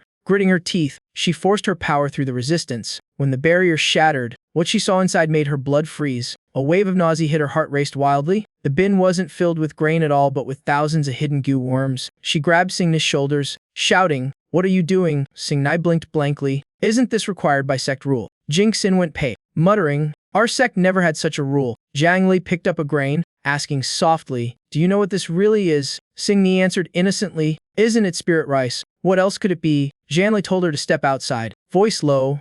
"I need to speak privately with your senior sister." When she left, he scooped a bowl of the grain and cooked it into white rice. Studying her behavior, he saw her consciousness had been altered. She truly believed it was normal spirit rice. A clear sign of corpse goo control. Jingxin looked down, face ashen, whispering, "They're all goo worms. Even cooked, they still read more alive than before." Zhangli concluded, "Someone mixed goo into the grain. The people of Hongchen Pure Land have been eating it, but to what end?" Jingxin trembled with rage, eyes blazing with killing intent. Suddenly, Zhangli's jade slip trembled. It was an urgent call. Kong Hu appeared through a projection, reporting he had found the goo clan just in time. They said to refine corpse goo that made the dead act alive required at least the fusion stage, yet their strongest now were only nascent soul. When asked who could perform such an art, they replied only one who'd read the ancient tum sealed within an ancient tum. Outsiders could never learn it. Kong Hu added he once tested by swapping old scrolls, and no one noticed, of course. He quietly put them back afterward. Hearing that, Zhangli frowned, wondering why fusion-level cultivation was necessary. Then Kong Hu recalled their ancestors once practiced the heart control gu.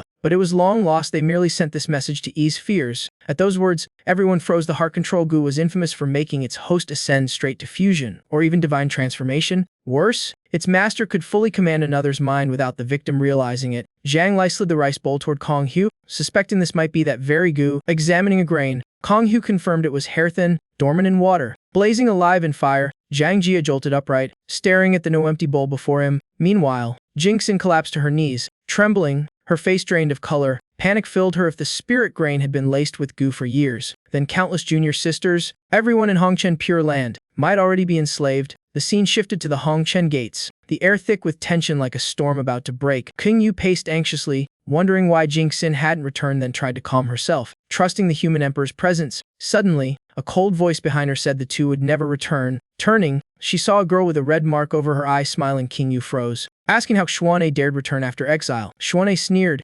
mocking, "You won't even call me junior sister. Did banishing me make your heart that small?" Her tone rose, accusing King Yu of jealousy for losing her top position. She declared, "Yes, I'm not convinced. We were equals at fusion stage. Why did they all choose you?" King Yu calmly replied, "Hongchen Pure Land never cared for power struggles. You courted ruin by indulging in pleasure." She added, "You bullied the weak with status and clung to worldly desires you were never fit to lead." Xuan'e laughed coldly, saying people's hearts were false, and she no longer cared about any of it. She continued after exile. She wandered the lands and found the Gu clan's hidden refuge. There, with her fusion-level power, she reigned supreme among their weaker nascent souls. She learned every Gu art she desired, seized every Gu worm she wanted. None dared oppose her. King Yu froze, asking if she had stolen their Gu arts in return for revenge. But Xuan'e only smiled, saying everything began 50 years ago, back when none of them noticed a thing. Meanwhile, in Lower River Town, another part of the story unfolded. Zhang Li asked Kong Hu if the Gu clan mentioned any way to break the heart control gu. He answered it was basically the same as dispelling other types of gu. 1.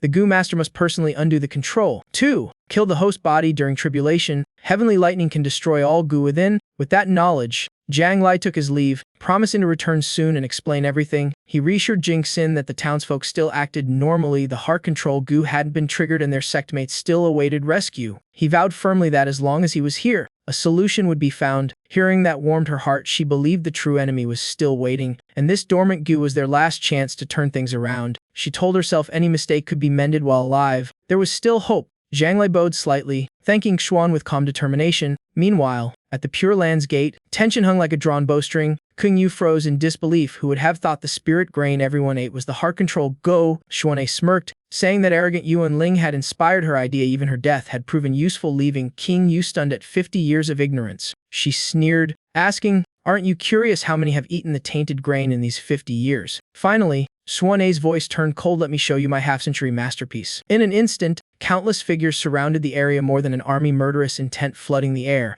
King Yu was horrified. The infected were too many, even 2 at the fusion stage. She clenched her teeth, regretting her mercy years ago, yet declared it wasn't too late to end the traitor. Xuan'e sneered, saying her spirit was strong but her strength still far inferior. She pointed every disciple nearby was under heart control gu. If King Yu attacked, they would all die. Hearing that, King Yu froze, struggling within before lowering her sword, stopping herself. Seeing this, Xuan'e curved her lips, taunting, "Don't believe me? Then watch." At once, a controlled disciple ripped his own heart out before everyone's horrified eyes. King Yu roared. Xuan'e, her fury shaking her whole body. Though controlled, many disciples still cried out in despair, "Master, save us!" Kung Yu gritted her teeth, wondering whether Xuan'e truly controlled them or merely twisted their will through another art. Yet the chorus of pleading grew louder, echoing endlessly in her mind until she reeled. At last she wept, saying if Xuan'e wanted the leader's seat, she would surrender it, just spare the disciples. Xuan'e laughed coldly, saying she once craved power, but what she desired now was entirely different. Meanwhile, Zhang Lai and Jing Xin finally returned after their long journey. Jing Xin froze, seeing the sex grand barrier sealing them out. She couldn't fathom what had happened. Zhang Li frowned, asking, wasn't this defense formation said to be unbreakable? She nodded, explaining that the Hongchen Pure Land had stood for millennia, its name and mystery unmatched. Once a shield no foe could breach. Looking around, Jing Xin grew uneasy. Why would their master lock them out? Had the array fallen to another's control? Just then, Xuan'e stomped King Yu to the ground, laughing loudly, calling out to the human emperor and Jing Xin that they were too late. Seeing her face, Jing Xin gasped it was Xuan'e behind it all. She clenched her teeth, spitting the traitor's name in seething rage. The question burst out, why do all this? Just for the sect leader's seat. Xuan'e laughed, saying that title no longer interested her, making King Yu frown and ask what she truly wanted. She said she once planned to let the ancient Gu era linger another 50 years, but then heard the ancestral master had revived, not being the founder's descendant. She couldn't meet her, so she controlled the guards to secretly paint the old master's likeness. The moment she saw her, she was enthralled. The founder's beauty was beyond mortal measure, so divine that none could resist. Xuan'e raged, now on only the Hongchen founder those strong will bow, the beautiful will belong to me. She sneered that if not for Jiang the human emperor's meddling, the Pure Land would have remained peaceful another 50 years. Then suddenly, she kicked King Yu hard, making her cough blood, snarling, blame him if you must. Seeing that, Jing Xin roared in fury, calling for her master as her spiritual power surged. She formed seals, unleashing her ultimate technique, the heavenly blue lotus, at full strength to break the barrier. Yet the formation didn't budge. She frowned, realizing brute force was useless, so she poured in more power, releasing dozens of heavenly lotuses in succession. Explosions thundered, waves of spiritual energy raged like a stormy sea, shaking the heavens. When all settled, Jing Xin was exhausted, panting amid the smoke, but terrifyingly, the grand array remained intact, not even cracked. She cried out in despair, so much power, yet no effect at all. Seeing this, Zhang Lai placed a calm hand on her shoulder, saying softly, let me try. Inside, Xuan'e burst into laughter, praising the array crafted by a celestial master, impervious even to immortals. Hearing that, Jing Xin grabbed his sleeve, asking nervously, you're not really going to risk breaking it, are you? Xuan'e still sneered, saying she respected the human emperor's deeds in Juzhou and advised him to retreat before tarnishing his legend. He simply replied, today you'll save King Yu's life, let that settle all debts. Do you accept? Kung Yu weakly nodded, granting him permission to act. With that, Zhang Lai gathered his spiritual might and threw a single punch at the formation. Cracks spidered instantly, spreading fast, flashing like lightning across the sky. Xuan'e's eyes widened. She couldn't believe the unbreakable array was shattering. In a blink, the barrier collapsed, splintering into hundreds of glowing shards. Kung Yu too was stunned. She never thought the formation had weakened so much. Xuan'e stared blankly at Jiang Li, unable to believe one punch had destroyed the sect's grand defense. Seeing danger, she screamed orders for the controlled disciples to appear. Kung Yu shouted to stop her, knowing they were all bound by the heart control Gu. Xuan'e laughed coldly, one thought from me and they'll all die. Are you faster than my mind, human emperor? Zhang Lai calmly stepped forward, hovering midair, his voice steady. Indeed, he said quietly, I cannot move faster than a single thought. Xuan'e laughed triumphantly, thinking even proud King Yu and the world-famous human emperor must bow. Since their disciples' lives were hers to take, she raised her chin proudly, declaring, let me take the Hongchen founder, swear to heaven, and ill spare them. But before she could finish, Zhang Lai drew his sword, steel flashed, and said softly, why would I need to be faster than your thought? Xuan'e's face drained in panic. She tried to force the disciples to kill themselves before he could strike. But as their blades rose, one gentle sword arc from Zhang Lai sliced through the air, severing every Gu worm within their bodies. The disciples jolted awake, confused about what they had almost done. Xuan'e was horrified. Her sword hadn't even released energy, yet her parasite's neck was cut. She looked up to see Zhang Lai calm as ever, saying softly, my sword plays bad, I only know this one move. His words and killing intent made her stagger back. Trembling, he said slowly, this move is heart sword born from thought, striking within awareness. When mind and intent unite, sword Kai erupts from within, once for cleansing veins, now it happens to cure parasite infestations. Xuan'e broke into sweat, trembling as she pleaded, wait, don't. I'm still useful. But before she could finish, her head flew off death midair. Zhang Lai sheathed his sword coldly, saying killing such filth needs no fancy swordplay. Silence fell, only the wind sighed through shattered rooftops. Jing Xin frowned at Xuan'e's bezected corpse. Finally, it was over. Suddenly, Zhang Lai shook his head, apologizing. I interfered too deeply, had meant for Jingxin to handle it, but seeing it beyond her, he had to step in. Hearing that, Jingxin bowed, thanking Jiang Renhuang for saving Hongshan Pure Land from disaster. Blushing, she stammered she could only repay with her body. Both were stunned silent. Zhanglai sighed, advising stricter sect discipline almost corrupted by demonic arts and promised secrecy. King Yu bowed too, declaring all past grudges erased. Zhanglai henceforth their sect's savior. She said emotionally that without him, Hongshan Pure Land would be a laughingstock and she deserved punishment. All disciples knelt, vowing lifelong gratitude to Jiang Renhuang. Some time later, the scene shifted to the peaceful Hixia town. Jiang Lai met Sing Nai to recount everything that happened. After hearing, she murmured blankly, "So we were all parasitized. I died long ago. That's why my cultivation never advanced." Seeing her dazed look, Jiang Lai stayed silent, unsure how to comfort her. He said softly, "When Xuan'e, master of the parasites, died, they perished. Two Shane and Xie towns are now death zones. Only you, Sing Nai of the Golden Core, still endure, but not for long." Her eyes dimmed. She rasped, "Has Jingxin Sr. not arrived yet? I wish to see her one last time." Just then, Jingxin rushed in, crying, "Sing Nai Jr., I'm here, I'm here." She knelt, clutching Sing Ni, choking, "Open your eyes. Last time we talked about cultivation, you never finished, Junior." But Sing Nai stayed silent forever, breath fading in Jingxin's arms. Meanwhile, at Dao Sect, another story began. As Jiang Li arrived, an elder hurried out respectfully, saying the sect master would come shortly. Soon a white-haired youth appeared, asking bluntly, "What brings you here?" Jiang Lai replied he sought a transmission talisman for Hongshan Pure Land's distant contact. The man laughed, "Sure, no problem, that's easy." That man was Dao Sect's master, infamous for cunning and unpredictability. Seeing his uncharacteristic cheer, Jiang Lai asked, "Didn't you always grimace when I came for talismans? Why so happy today?"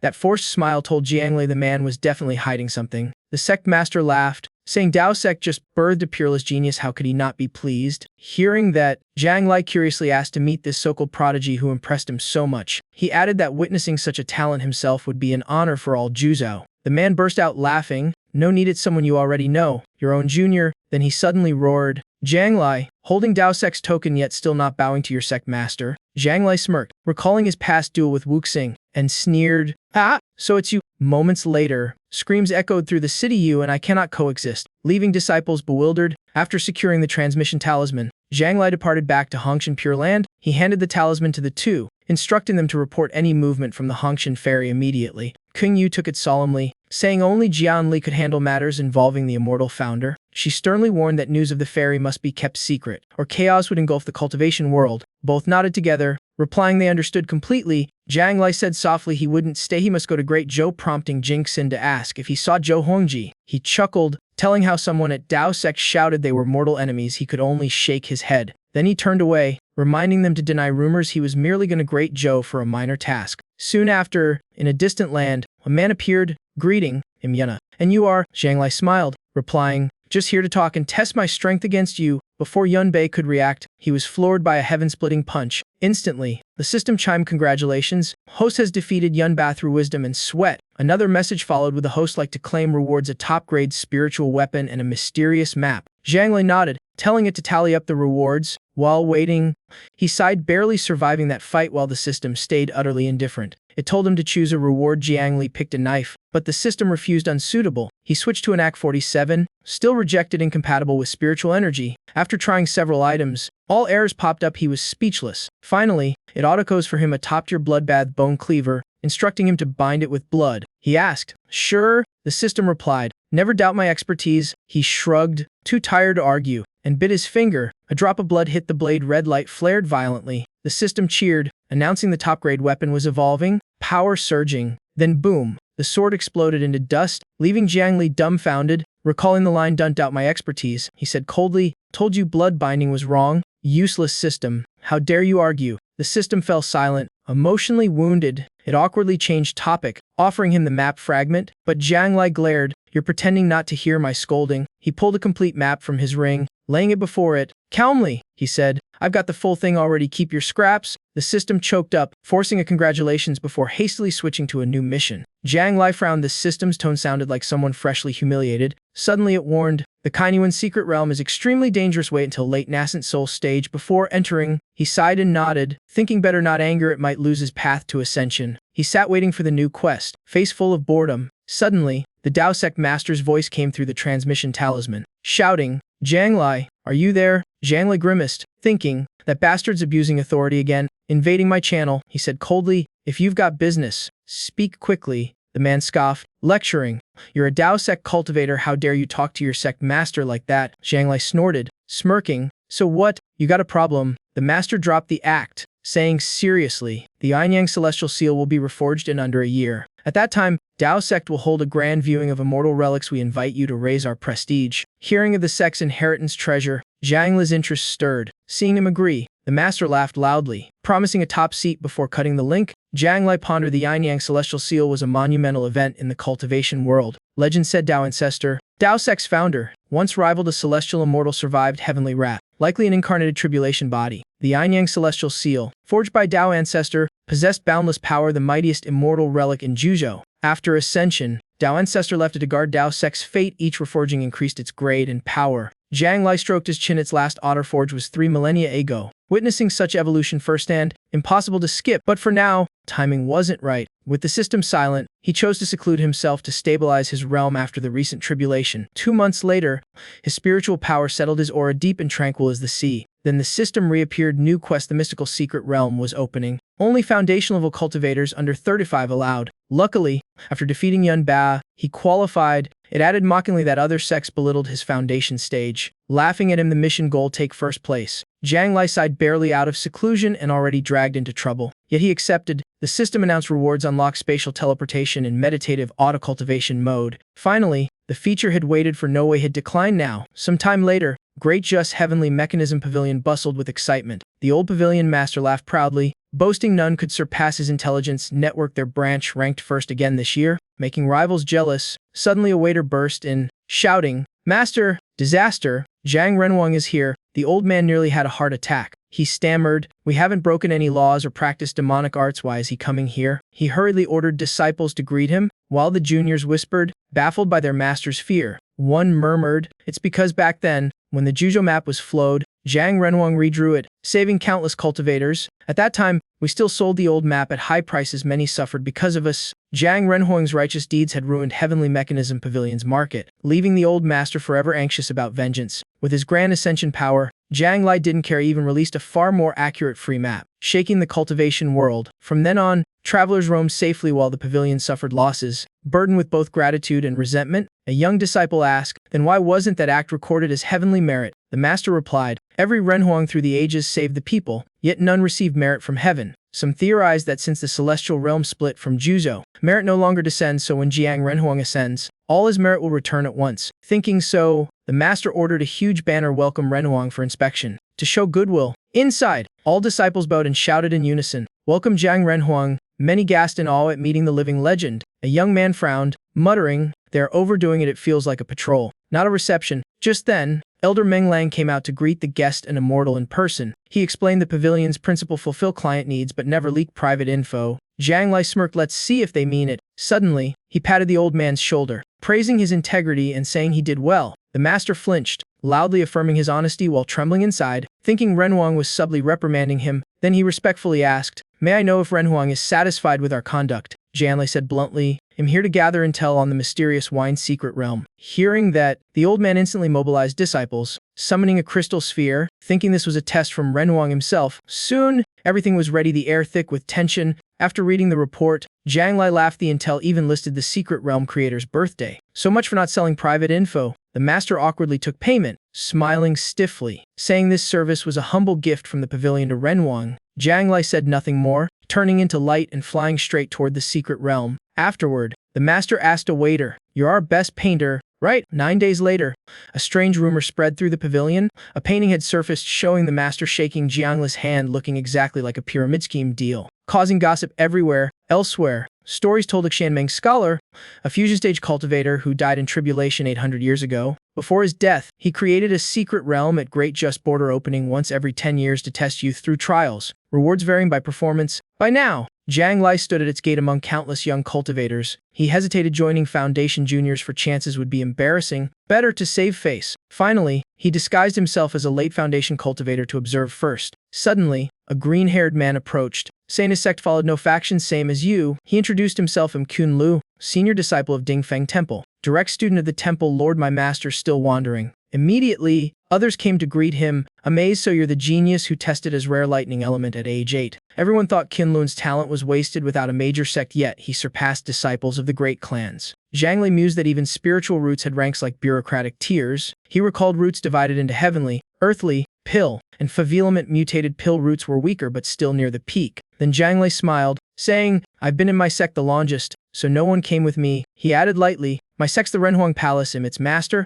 naturally the senior. Hearing that, Kunlun sighed, pitying him, thinking his sect must have perished, leaving him alone, so he patted Zhang Li's shoulder, promising, don't worry, inside the secret realm, it'll protect you, we're kindred spirits. Then he asked, by the way, what's your full name? Brother. Zhang Li almost answered truthfully but recalled the Dao sect master's sly grin and hesitated, so he blurted, surname Kong, given namely, leaving Kunlun blinking in confusion. Kunlun muttered, hope I don't meet any frauds again. Last time one hit his power broke through the golden core inside, grinding his teeth. He added, if I meet that kind again, I'll shatter his core myself. Zhang Li was speechless, no comment. Suddenly, light flared in the sky. Someone was descending. Kunlun recognized them immediately, disciples of the Heartless sect, known for emotionless sword devotion. He added, that's the 7 Slaughter Dao child and his elder. I fought him 10 times, only won 8 tough opponent. Curious, Zhang Li asked, does his title 7 Slaughters link to the ancient 7 Slaughter stele? Never heard of him. Kunlun laughed. Nope, he just liked how it sounded cool, making Zhang Li shake his head hopeless. As they chatted, cherry blossom petals drifted down from above. A twin-haired girl descended gracefully, drawing all eyes. Everyone whispered, she's from the falling petal fragrance sect. Kunlun leaned over, whispering, her name Song Yin, her master's fierce. I fought her 10 times, won 6. Song Yin landed, calling out, Kunlun, we meet again this time, it'll beat you. Kunlun leaned toward Zhang Li, warning, careful, she can't win, she'll charm your mind instead. Zhang Li smirked, maybe she actually likes you, even I can see it. Didn't you notice her master trembling with rage? Kunlun sighed, impossible, I asked her once. She said no sane girl would like a fool like me. Zhang Li nodded indeed. Song Yin didn't seem fond of Kunlun. 2 idiots talking past each other. Then his gaze froze. Someone nearby caught his attention. The man's body was only late foundation stage, but his soul reeked of divine transformation, a clear case of body possession. Meanwhile, Song Yin put hands on hips, yelling, ignoring me? Are you? Kunlun replied flatly, saw you just didn't care. Zhang Li quietly asked, brother Kine, who's that man? Kunlun replied, that's Lai Lidong, personal disciple of Stone Forest sect. Fell off a cliff, then suddenly enlightened, changed ever since. He continued, in just half a year, he rose from early to late stage. I fought him easy win, yet he held back, clearly hiding strength. Hearing that, Zhang Li confirmed his suspicion, smiled thanks, and told them to keep arguing. Soon, a distant crevice glowed green. The secret realm was opening. A voice announced entry limited to 800. Everyone lined up quickly. One by one they entered until the count reached 800. Yet when the 800 and first stepped up, Zhang Li calmly walked through the gate. Someone shouted in panic, over the limit, you be rejected. Zhang Li thought they were waving goodbye, so he smiled and waved back. Despite their warnings, he kept walking. The repelling force felt like a child bumping an elephant. Outside, the two stared. He exceeded the count but wasn't ejected. Did the system miscount? Inside, Zhang Li froze at the heavenly scenery. Spiritual energy flowed as rivers. 1 sip equaled 3 months of training. The beauty was intoxicating, almost impossible to leave. Crane flew past and Zhang Li caught it effortlessly, startling the bird. Then he casually lit a fire by the lake, preparing a simple meal. While plucking feathers, desperate cries echoed nearby. A girl clutching 2 melons ran over, sobbing, Chiro, save me. Seeing him roasting a crane, she screamed, you're grilling an immortal crane. 2 pursuers arrived, sneering, nowhere to run, sweetheart. The girl turned, pleading, promising marriage and millions in treasure if he saved her. Zhang Li didn't even blink, kept eating, thinking she, Chun Nai, had trash-level talent, barely first stage. The 2 thugs laughed, so it's our old flame again, they snarled, too bad you both died today. Before they struck, Zhang Li punched once, both flew off, snapping, can't you wait till I finish eating? The girl cried with joy, kneeling, my savior, let me repay with my body. Zhang Li chuckled coldly, do it next life, leaving Chun Nai frozen, heart shattered. Forcing a smile, she joked along, then invited him to her village to offer thanks. Soon they reached her village, peaceful and untouched by chaos. As they entered, Zhang Li noted the air dense with spiritual energy, herbs everywhere enough to make nascent soul elders drool. He glanced at Chun Nai and sighed amid treasures beyond count. She was still first stage, a rare genius. Indeed, the village was filled entirely with women he almost thought had stepped into a pure immortal realm. Chun Nai teared up, explaining their land was at war, men conscripted, leaving only widows and the weak. She looked up imploringly, You're stronger than legendary grandmasters. If you let us, you could unify the world. Zhang Lei asked curiously, how strong is a grandmaster here? Chun Nai beamed, at least 8 or 9 levels above me. He sighed, so grandmasters here were only around Kai refining stage 7 or 9. What a feeble realm. Still, he understood the test designed for foundation cultivators. This place was paradise. Here, refining level 8 was legendary, and foundation stage meant godlike power, glory, beauty, and treasure included. After pondering, Zhang Lei smirked. Fine, he'd play along and act the world unifier this realm clearly wanted. 7 days later, horns sounded across the realm, and envoys from all nations came to pay tribute. They offered spirit stones, treasures, and countless breathtaking beauties. A court attendant whispered to the Empress. 3,000 women volunteered to serve His Majesty. Soon, in the radiant golden hall, all knelt and shouted, "Long live the Emperor!" Zhang Lei sat on the throne yawning, too bored to even fake dignity. He rose and left the hall, wandering outside for air. Gazing at the clouds, he murmured, "This isn't a place I'll stay long." Startling Chun Ni, she clutched his sleeve, begging for some memento, but he coldly replied, "No need." Hesitantly, she mentioned his 3,000 concubines. Asking why he felt nothing, he said calmly, "I've seen prettier." Cutting her off, he added, "I once met the Hongqian fairy," leaving Chun Nai speechless. Heart sinking, desperate, she asked if even royal treasures couldn't tempt him, listing divine fruits, elixirs, and peerless swords. Zhang Li interrupted, pulling out a glowing pill. "This is a creation 9-turn immortal pill, still want to compare?" She gaped in awe. Instantly her eyes gleamed with greed, drooling. She begged, "Give it to me, I'll go back to Qiaozhou with you." A moment later, she restrained herself, taking deep breaths to calm down. Switching to a sweet tone, she coaxed, "Soon you rule the world, shouldn't you leave a trace behind?" Zhang Li looked skyward, smirking. "Im Renhuang of Great Kazhou better than Emperor of an illusion." The words stunned her, they were so true she couldn't argue. He continued lazily, "Honestly, all those excuses aside, why would I linger in a mirage? Right?" That made Ming Chun freeze. How did he know her real name? Exposed, she gave a strained smile. Her illusion arts couldn't fool him after all. She bowed her head, ashamed, realizing her arrogance before a grand cultivator. According to Heavenly Mechanism Pavilion's intel, this woman was Dream Sage Meng Chun, the stunning enchantress who once bewitched the cultivation world 8 centuries ago. A master illusionist who could twist truth and falsehood at will, one thought enough to turn reality into dream and dream into real. Suddenly, space cracked apart, the illusion shattered into countless glittering shards. As it broke, Zhang Lei stood calmly, thinking he'd known it was a dream from the start. Around him, cultivators reappeared, many still lost in the fantasy. Meng Chun bowed deeply, saying respectfully, "Didn't expect the present Renhuang to visit. This disciple was discourteous." The reports were right. Meng Chun had died in tribulation. Only her remnant will lingered here. Zhang Lei smiled, saying he'd entered by chance and hadn't meant to disturb her relic. Seeing her hesitant, he said gently, "If there's something you wish to say, speak freely, I won't mind." Meng Chun sighed softly, saying that in her time she too met a Renhuang, but none ever carried such immortal grace as he. Zhang Lei chuckled, replying that he wasn't divine, just lucky enough to reach the Grand Ascension stage. She was truly astonished, so the Grand Ascension realm wasn't just a myth. Zhang Lei nodded,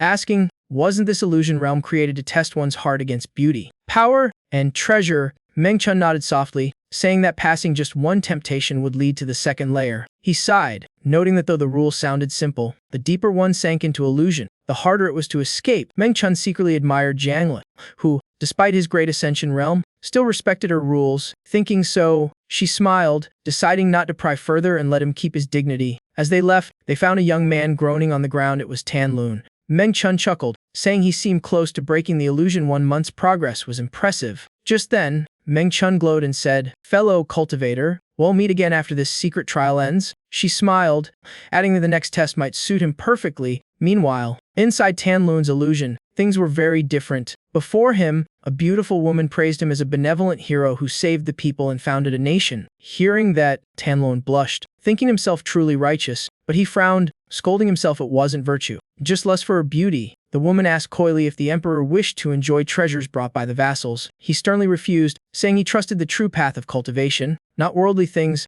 As soon as he finished, the illusion shattered into fragments of light. Outside, Zhang Lei glanced over with a smirk. Awake now, Tan Lun sighed, realizing it was a test of greed, lust, and power. He lamented that without firm will, he might have drowned in fantasy. Though it took a month to break free, he felt proud few could match that speed. Learning that Kong had exited earlier, he praised him but felt ashamed for his arrogance. Zhang Lei replied flatly that it was all just luck, nothing special. Then he looked to Meng Chun, asking if he could watch others' illusions to kill time. Suddenly, a water mirror appeared in the air, making Tan Lun gape, thinking it was a reward for the top rank. Inside the mirror, they saw Li Lidong's illusion. He reveled in victory, slaughtering enemies and standing above all, laughing skyward. The thrill of power pushed his cultivation near the divine transformation realm. At that moment, Chun Nai appeared, smiling as she handed him a list of 3,000 concubines. Lilidong waved dismissively, saying he didn't need women. She tearfully asked if he despised her. He hurried to explain it wasn't that. He practiced virgin cultivation and couldn't touch women. Then he shouted, "I want return to the harem," and the illusion instantly shattered. Thus he too emerged, the light around him fading away. Upon waking, he was dismayed to find his cultivation still at late foundation establishment. It had all been a dream. Seeing Jiang Li and Tanlo nearby, he felt uneasy, so he was only third place. Had thought himself the top. Now he realized the champion's reward could restored his divine transformation realm. Clenching his fist, he mused that since death inside the secret realm went unpunished, he gathered spiritual power in his hand, planning to kill them both, believing strategy was the true path to survival. Lilidong roared through clenched teeth that his strategy was beyond their comprehension. Tanluan instantly stepped before Jiang Li, warning, "Brother Kong, be careful." He felt an overwhelming pressure stronger even than Song Ying or the 7-killed Dao Sun, seeing his foe unleash killing intent. Jiang Li calmly decided to act. One kick sent Lilidong flying dozens of meters. Eyes bulging in shock, Jiang Li said coldly, "To reach divine transformation with such a mindset, pure luck." Terrified, Lilidong realized the voice was direct transmission. His secret was exposed. The man must be a fusion realm powerhouse. Tanlun asked in awe which sect Brother Kong belonged to. With such terrifying cultivation, Jiang Li smiled, saying if he wished to join his sect, that could be arranged. With his talent and temperament, he might even become a future candidate for human emperor. Then they turned back to the water mirror, this time showing Song Ying's illusion. In it, Tanlun held Song Ying's hand tenderly, saying, "Everything I have is yours." He claimed she had saved his life and granted countless treasures, even promising to share the throne after unifying the world. Outside, Jiang Li blinked, muttering, "Wait, wasn't I the one Song Ying saved?" In the illusion, Tanlun said he had nothing to repay her. Song Ying replied, "If you mean it, then repay me with yourself." She grasped his hand, saying, "Abandon the throne. Let's live in seclusion together." As soon as she spoke, the space cracked apart, leaving Song Ying confused. Outside, Tanlun stammered. What the heck was that? He wondered if she truly meant it. Wasn't she supposed to be a demoness who ruined Dao hearts? Why would she save him and forsake power? Jiang Li glanced over, asking if he was alright. Tanlun just muttered, "I need silence." Gradually, others awoke and gathered, sharing how long they'd taken, some 4 or 5 years, others 10. One boasted that had cleared it in just a year. Suddenly, a voice announced that the 100 fastest would advance to the next round. The rest would be eliminated from the secret realm. Meng Chun appeared, smiling as she read the top rankings. Jiang Li caught a hint of teasing amusement in her tone. Then her voice echoed, "First place Human Emperor Jiang Li." The crowd was stunned, murmuring, "What? Human Emperor? Where is he?" Tanlun gaped, "As the Human Emperor, but he just invited me to his sect." Before anyone could react, a wave of energy made them heavy and drowsy. Jiang Li too felt his eyelids droop, his body sinking into slumber. He collapsed with the rest. Knowing this was the next test, everyone fell into deep sleep. When Jiang Li opened his eyes, he was amid the vast Huangwu Mountains. Others awoke too, chatting nonstop. It seemed they now shared one dream realm. 7-Kill frowned, recognizing it as the Dream Pond path. The next trial stage. Before he could explain, Tanlun shouted, "Quiet! Let Brother Kill speak." Making 7-Kill whip around in shock, he glanced toward an old tree, wondering which mud had the guts ready to charge and smash him. But seeing it was Tanlun, he froze, swallowed his anger, thinking it wasn't worth the fight. Then Tanlun slowly said there existed a rare cultivation path called the Tao of Dreams. Through it, one could cultivate in dreams or trap others there forever. Just then, a voice announced the second trial. Everyone could imagine any power they wished. Jiang Li chuckled wryly, feeling the senior was mocking them through suffering, yet the rest stood puzzled, not understanding what imagining power meant. One man stepped forward, shouting to test it, then imagined himself lifting a mountain barehanded. Suddenly, the mountain behind trembled. He truly raised it high. The sight stunned Tanlun. So in this dream, thought became reality. Some imagined themselves as Sun Wukong, others as Vegeta. One turned into a giant insect, another into a soaring dragon. A few transformed into massive carps thrashing the clouds and rivers. One became a true dragon wielding the thunder power of the Tribulation realm. Shockingly, someone even imagined himself as the heavenly tribulation itself. The sky exploded as they fought fiercely. Only Jiang Li stood watching below. He sighed, wondering if his fighting style had become too gentle. Stroking his chin with a grin, he decided to join in drawing all his swords to show them what Ancestor of Swords meant. Just then, a girl beside him fell to her knees, trembling, asking if she had died. Another girl gasped, calling softly, "Senior Sister Jingxin, are you scaring me?" Jiang Li watched silently, sighing that the spirit didn't even realize she was dead. How could she name her killer? By now, he had roughly pieced together the full picture. First, Yuanling had massacred 2 small towns, using corpse goo to control bodies like living workers, but with her limited skill, she only made corpses move. Later, she was killed and her soul enslaved by a stronger goo that planted worms into others' minds. thus the villagers seemed alive, even fooling nascent soul cultivators, making him doubt the mastermind's true intent. While he was still analyzing, Jingxin smirked and told him to step aside. She wanted to be alone with Yuan Ling.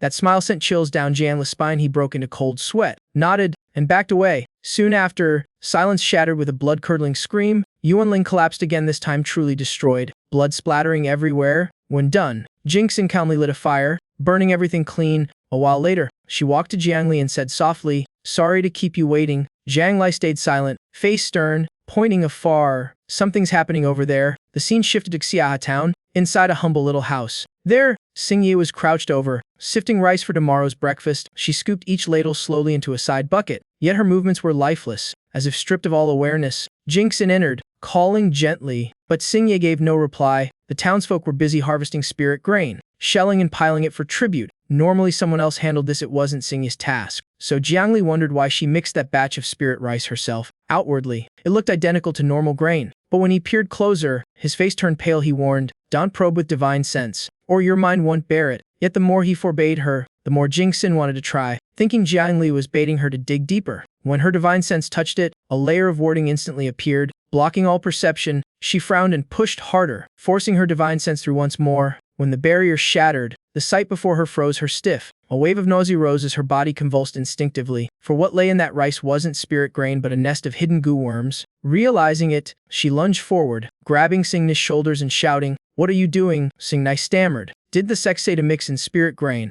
Leaving Jingxin stunned, for Hongshan Purelin had no such rule. Jiangli picked up a grain, voice heavy. "Do you know what this really is?" She blinked blankly. "Isn't it spirit grain? What else could it be?" Jiangli's face darkened. "I need a word with your senior sister, leave us." Moments later, he took a bowl of rice, cooked it to confirm his suspicion. Seeing the result, he was certain someone had altered Xingni's perception, making her believe it was normal corpsegoo grain. Jingxin looked in and recoiled, her face drained pale, for the bowl was full of goo worms, even boiled. They lived on, their vitality stronger than before. Jiangli said grimly that someone had laced spirit grain with goo worms for Hongshan Pureland to consume, but its purpose was still unclear. Hearing that, Jingxin trembled with fury, killing intent flashing in her eyes. Just then, Jiangli's jade slip lit up. "Urgent news incoming." Kongha's voice rang out. "Brother Jiang, I found a clue about the Gu clan." He nodded, feeling the investigation had reached its turning point. They reported that animating corpses like living beings required fusion realm cultivation, yet their strongest Gu clan only reached nascent soul. They added that anyone wishing to learn Gu arts read a sealed scripture inside the clan tome. Outsiders were forbidden entry. Kongyu confessed had once snuck in, merging with the scripture unnoticed, then carefully returned it.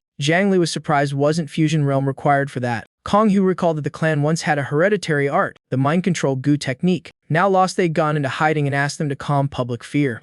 That technique was terrifying. Just ingesting it could make an ordinary person reach fusion or divine transformation overnight. The Gus Master would then fully control the victim's mind. While the host remained unaware, Jiangli handed the bowl to Konghu, asking him to confirm if it was that technique. One glance and Konghu affirmed, "Yes, mind control Gu. Rice grains small, hair thin, hiding in water, reigniting in fire." Jiangli frowned. A full bowl of this, how wide could the infection spread? Before he finished, Jingxin collapsed, spirit utterly shattered. Faces of her junior sisters flashed in her mind. Had Hongshan Pureland been fully infected by the mind control Gu all along? Meanwhile, at the entrance of Hongshan Pureland, King Yu paced anxiously, wondering why Jingxin hadn't returned. Maybe trouble. Yet with Jiang Li there, she relaxed a little. Suddenly, a cold voice behind her said, "You're wrong, those two will never return." A girl approached, a sigil glowing in her eye. King Yu froze, then shouted, "Swan-A, you were expelled from Hongshan Pureland. How dare you return?" Swan-A only sneered, voice dripping sarcasm. "Still can't call me junior sister? How touching. Senior still bitter about the past? Are you?" She raised a brow and sneered. "You still resent losing the top spot to me, don't you?" King Yu snapped. "Yes, we're both fusion realm, equally strong. Why did they choose you?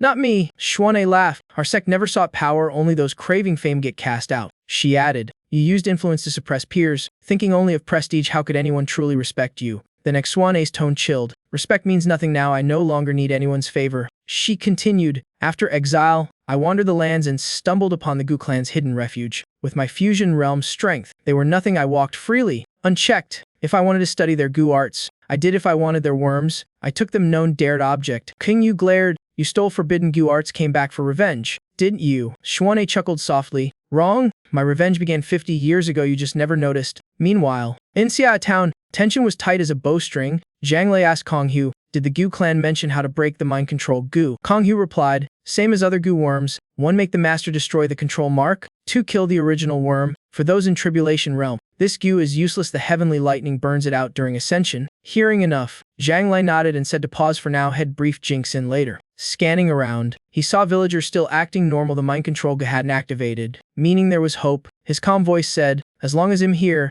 no matter how hard it gets, you'll find a way. Jingxin felt warmth inside. If the controller hadn't acted, there was still time. She breathed deeply, telling herself mistakes could be fixed. It wasn't over yet. Zhang Lai smiled faintly. Thanks, Brother Kong Hu. Back at Hongshan Pure Land's gate, the air grew suffocatingly tense. King Yu froze as Xuan'ei confessed. You mean that spirit grain was the mind control go? Xuan'ei laughed smugly. Yes, a flawless plant. When I left the Gu clan, I wasn't sure how to test it, but that fool Yuanling gave me inspiration. Her death wasn't in vain. The words made King Yu tremble. 50 years, and she had never noticed a thing. Xuan'ei narrowed her eyes. You must be wondering how many in Pure Land have I poisoned over those 50 years. She lifted her chin proudly. Fine then. Let me show you my masterpiece. In an instant, heavy footsteps thundered outside. A vast army surrounded the Pure Land. King Yu's eyes widened in horror. So many were infected, even 2 Fusion Realm cultivators among them. She gritted her teeth, regretting sparing Xuan'ei back then, but it wasn't too late to correct it now. Xuan'ei sneered, still fiery as ever. Senior, but in a duel, you're no match for me. Then she tilted her chin coldly. Every disciple here bears my mind control goo. Their life and death are mine. Strike me, and it'll make them kill themselves. King Yu froze, hesitation clouding her eyes. She lowered her sword, unable to risk it. Seeing that, Xuan'ei smirked. Don't believe me? Then watch. How about a little heart pulling? The moment she spoke, a controlled disciple sliced open his chest and ripped out his heart before everyone's eyes. King Yu roared, Xuan'ei, her voice trembling with fury and helplessness. Those under control still had consciousness, their eyes filled with despair as they cried silently, Sect Master, save us. King Yu shook, unsure whether this horror was Xuan'ei's trick or if her control had truly expanded this far. The desperate cries echoed endlessly in her mind, twisting her thoughts into chaos. Finally she broke down, weeping. What do you want? The Sect Master's seat. Fine, it's yours, just spare them. Xuan'ei sneered. That position once tempted me, but now I crave something else. Meanwhile, Zhang Lai and Jingxin had returned to Hongshan Pure Land. Jingxin looked up in shock. What's going on? The sect barrier's blocking evenness, Zhang Lai said gravely.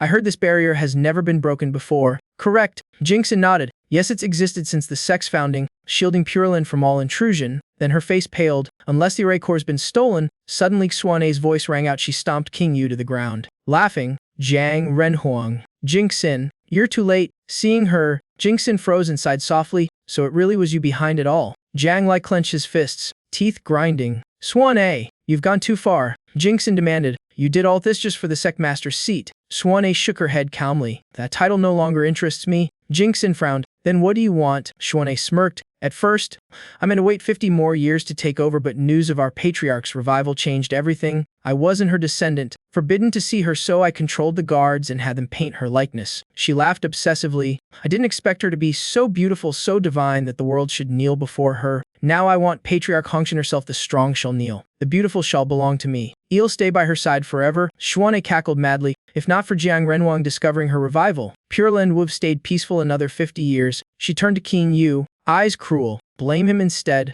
Then kicked her, making her cough blood. King Yu looked up, face smeared with blood, screaming in despair. Master! She then formed seals, unleashing Pureless Azure Lotus, while Jingxin poured all her power into the barrier. But after the massive explosion, the array stood unshaken, untouched. Gritting her teeth, she shouted, if one strike's not enough, then dozens more. Kept slamming lotus blasts. The roaring detonations shook heaven and earth, waves of spiritual force surging endlessly. When it ended, Jingxin was exhausted, breath ragged, drenched in sweat, yet the formation still held, unmoved. It's useless, she sighed in despair. Seeing this, Zhang Lai placed a hand on her shoulder, voice steady. Let me try. Inside. Xuan'ei laughed proudly. Ha! That's the grand array Patriarch Hongshan brought from the immortal realm. Even immortals can't scratch it. Jingxin looked to Jiang Lai, asking softly, do you know anything about formations? Xuan'ei kept mocking. Jiang Renhuang, I respect your fame across the 9 provinces, but don't humiliate yourself here. Leave now before your legend crumbles. Zhang Lai didn't answer, he only turned to King Yu. Today I'll save your life. From now on, all debts between me and Hongshan Pure Land are settled. Agreed. King Yu nodded weakly. Alright, I agree. With her word,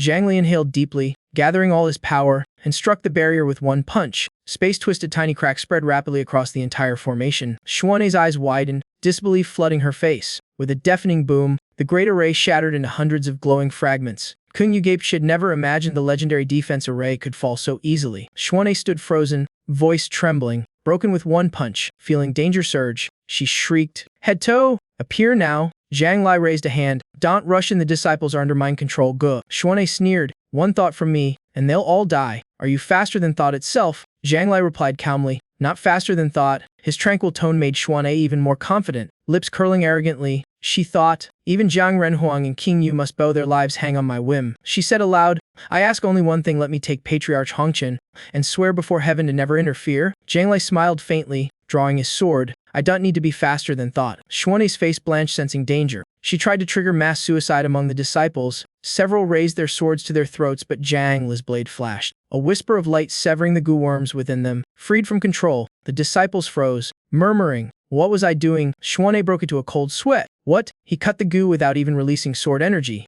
Zhang Lai stepped forward, gaze icy, and said softly, "My swordsmanship's awful, I only know one move." The gentle words carried crushing pressure, knocking Xuan'e flat. This move's called Heartsword, born of thought, striking within perception. When heart and will unite, sword key forms inside the body, meant for vein cleansing, but cutting goo to save lives fits the Tao just as well. Panicked, Xuan'e stammered through sweat, "Oh wait, hold on, I'm still useful, big brother." Before Zhang Lai replied, his sword swung, her head fell, dead before another word escaped. He sheathed the blade, voice cold, "Killing evil needs no grand sword art." Silence followed, only the wind sighing through ashes. Jing Xin frowned at the bisected corpse, exhaling softly. "It's finally over." Zhang Lai shook his head, murmuring, "Sorry I overstepped." Had meant for Jing Xin to end it herself, but seeing her overwhelmed, he acted in her stead. Jing Xin bowed deeply. "Nope, Jiang Renhuang saved all of Hongqian Pure Land. I'll never forget this grace." Her face flushed as she whispered, "I have nothing to repay you with except myself." The words left both stunned. Zhang Lai coughed lightly, averting his gaze. "No need.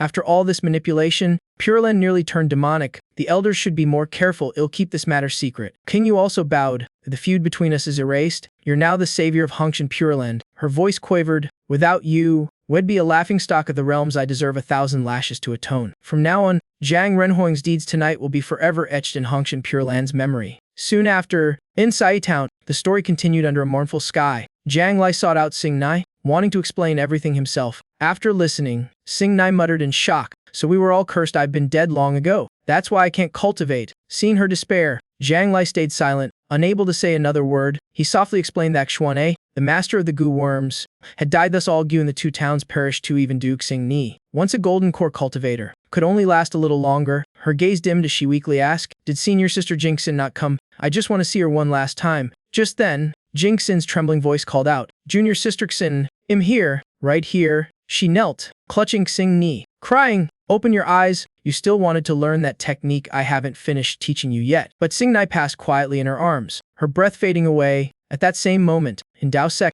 Zhang Li arrived at the gate. An old man ran out. "Renhuang, please wait. The sect master will be here soon." Shortly after, a white-haired youth appeared and asked bluntly, "Why are you here?" Zhang Lai clasped his hands. "I come on behalf of Hongqian Pure Land to request an interrealm message talisman." The man grinned. "Sure, that's easy." He was the Dao Sect's own sect master. Zhang Lai, sensing something off, asked, "Before, you always frowned when I came. Why so cheerful today?" The smile was too smooth, it made Zhang Lai suspect hidden schemes. The sect master laughed. "Because our Dao sect just gained a peerless prodigy, how could I not be pleased?" Intrigue, Zhang Lai said, "If you praise him so highly, he must be extraordinary. Could I meet him?" The master chuckled. "Seeing such talent rise fills me with satisfaction." Then he burst out laughing. "No trouble at all, the genius happens to be quite familiar to me." Suddenly he barked, scolding Zhang Li for holding a Dao sect token yet failing to salute the sect master properly. But Zhang Li merely smiled, recalling his talk with Old Fifth about his duel with Jiang Yiking. At that moment, a loud voice rode across the city, "You and I cannot share the same sky," leaving disciples whispering in confusion. Afterward, Zhang Lai departed, returning to Hongqian Pure Land in silence. Back home, he handed the message talisman to his two sons, ordering them to report any movement from the Hongqian ferry.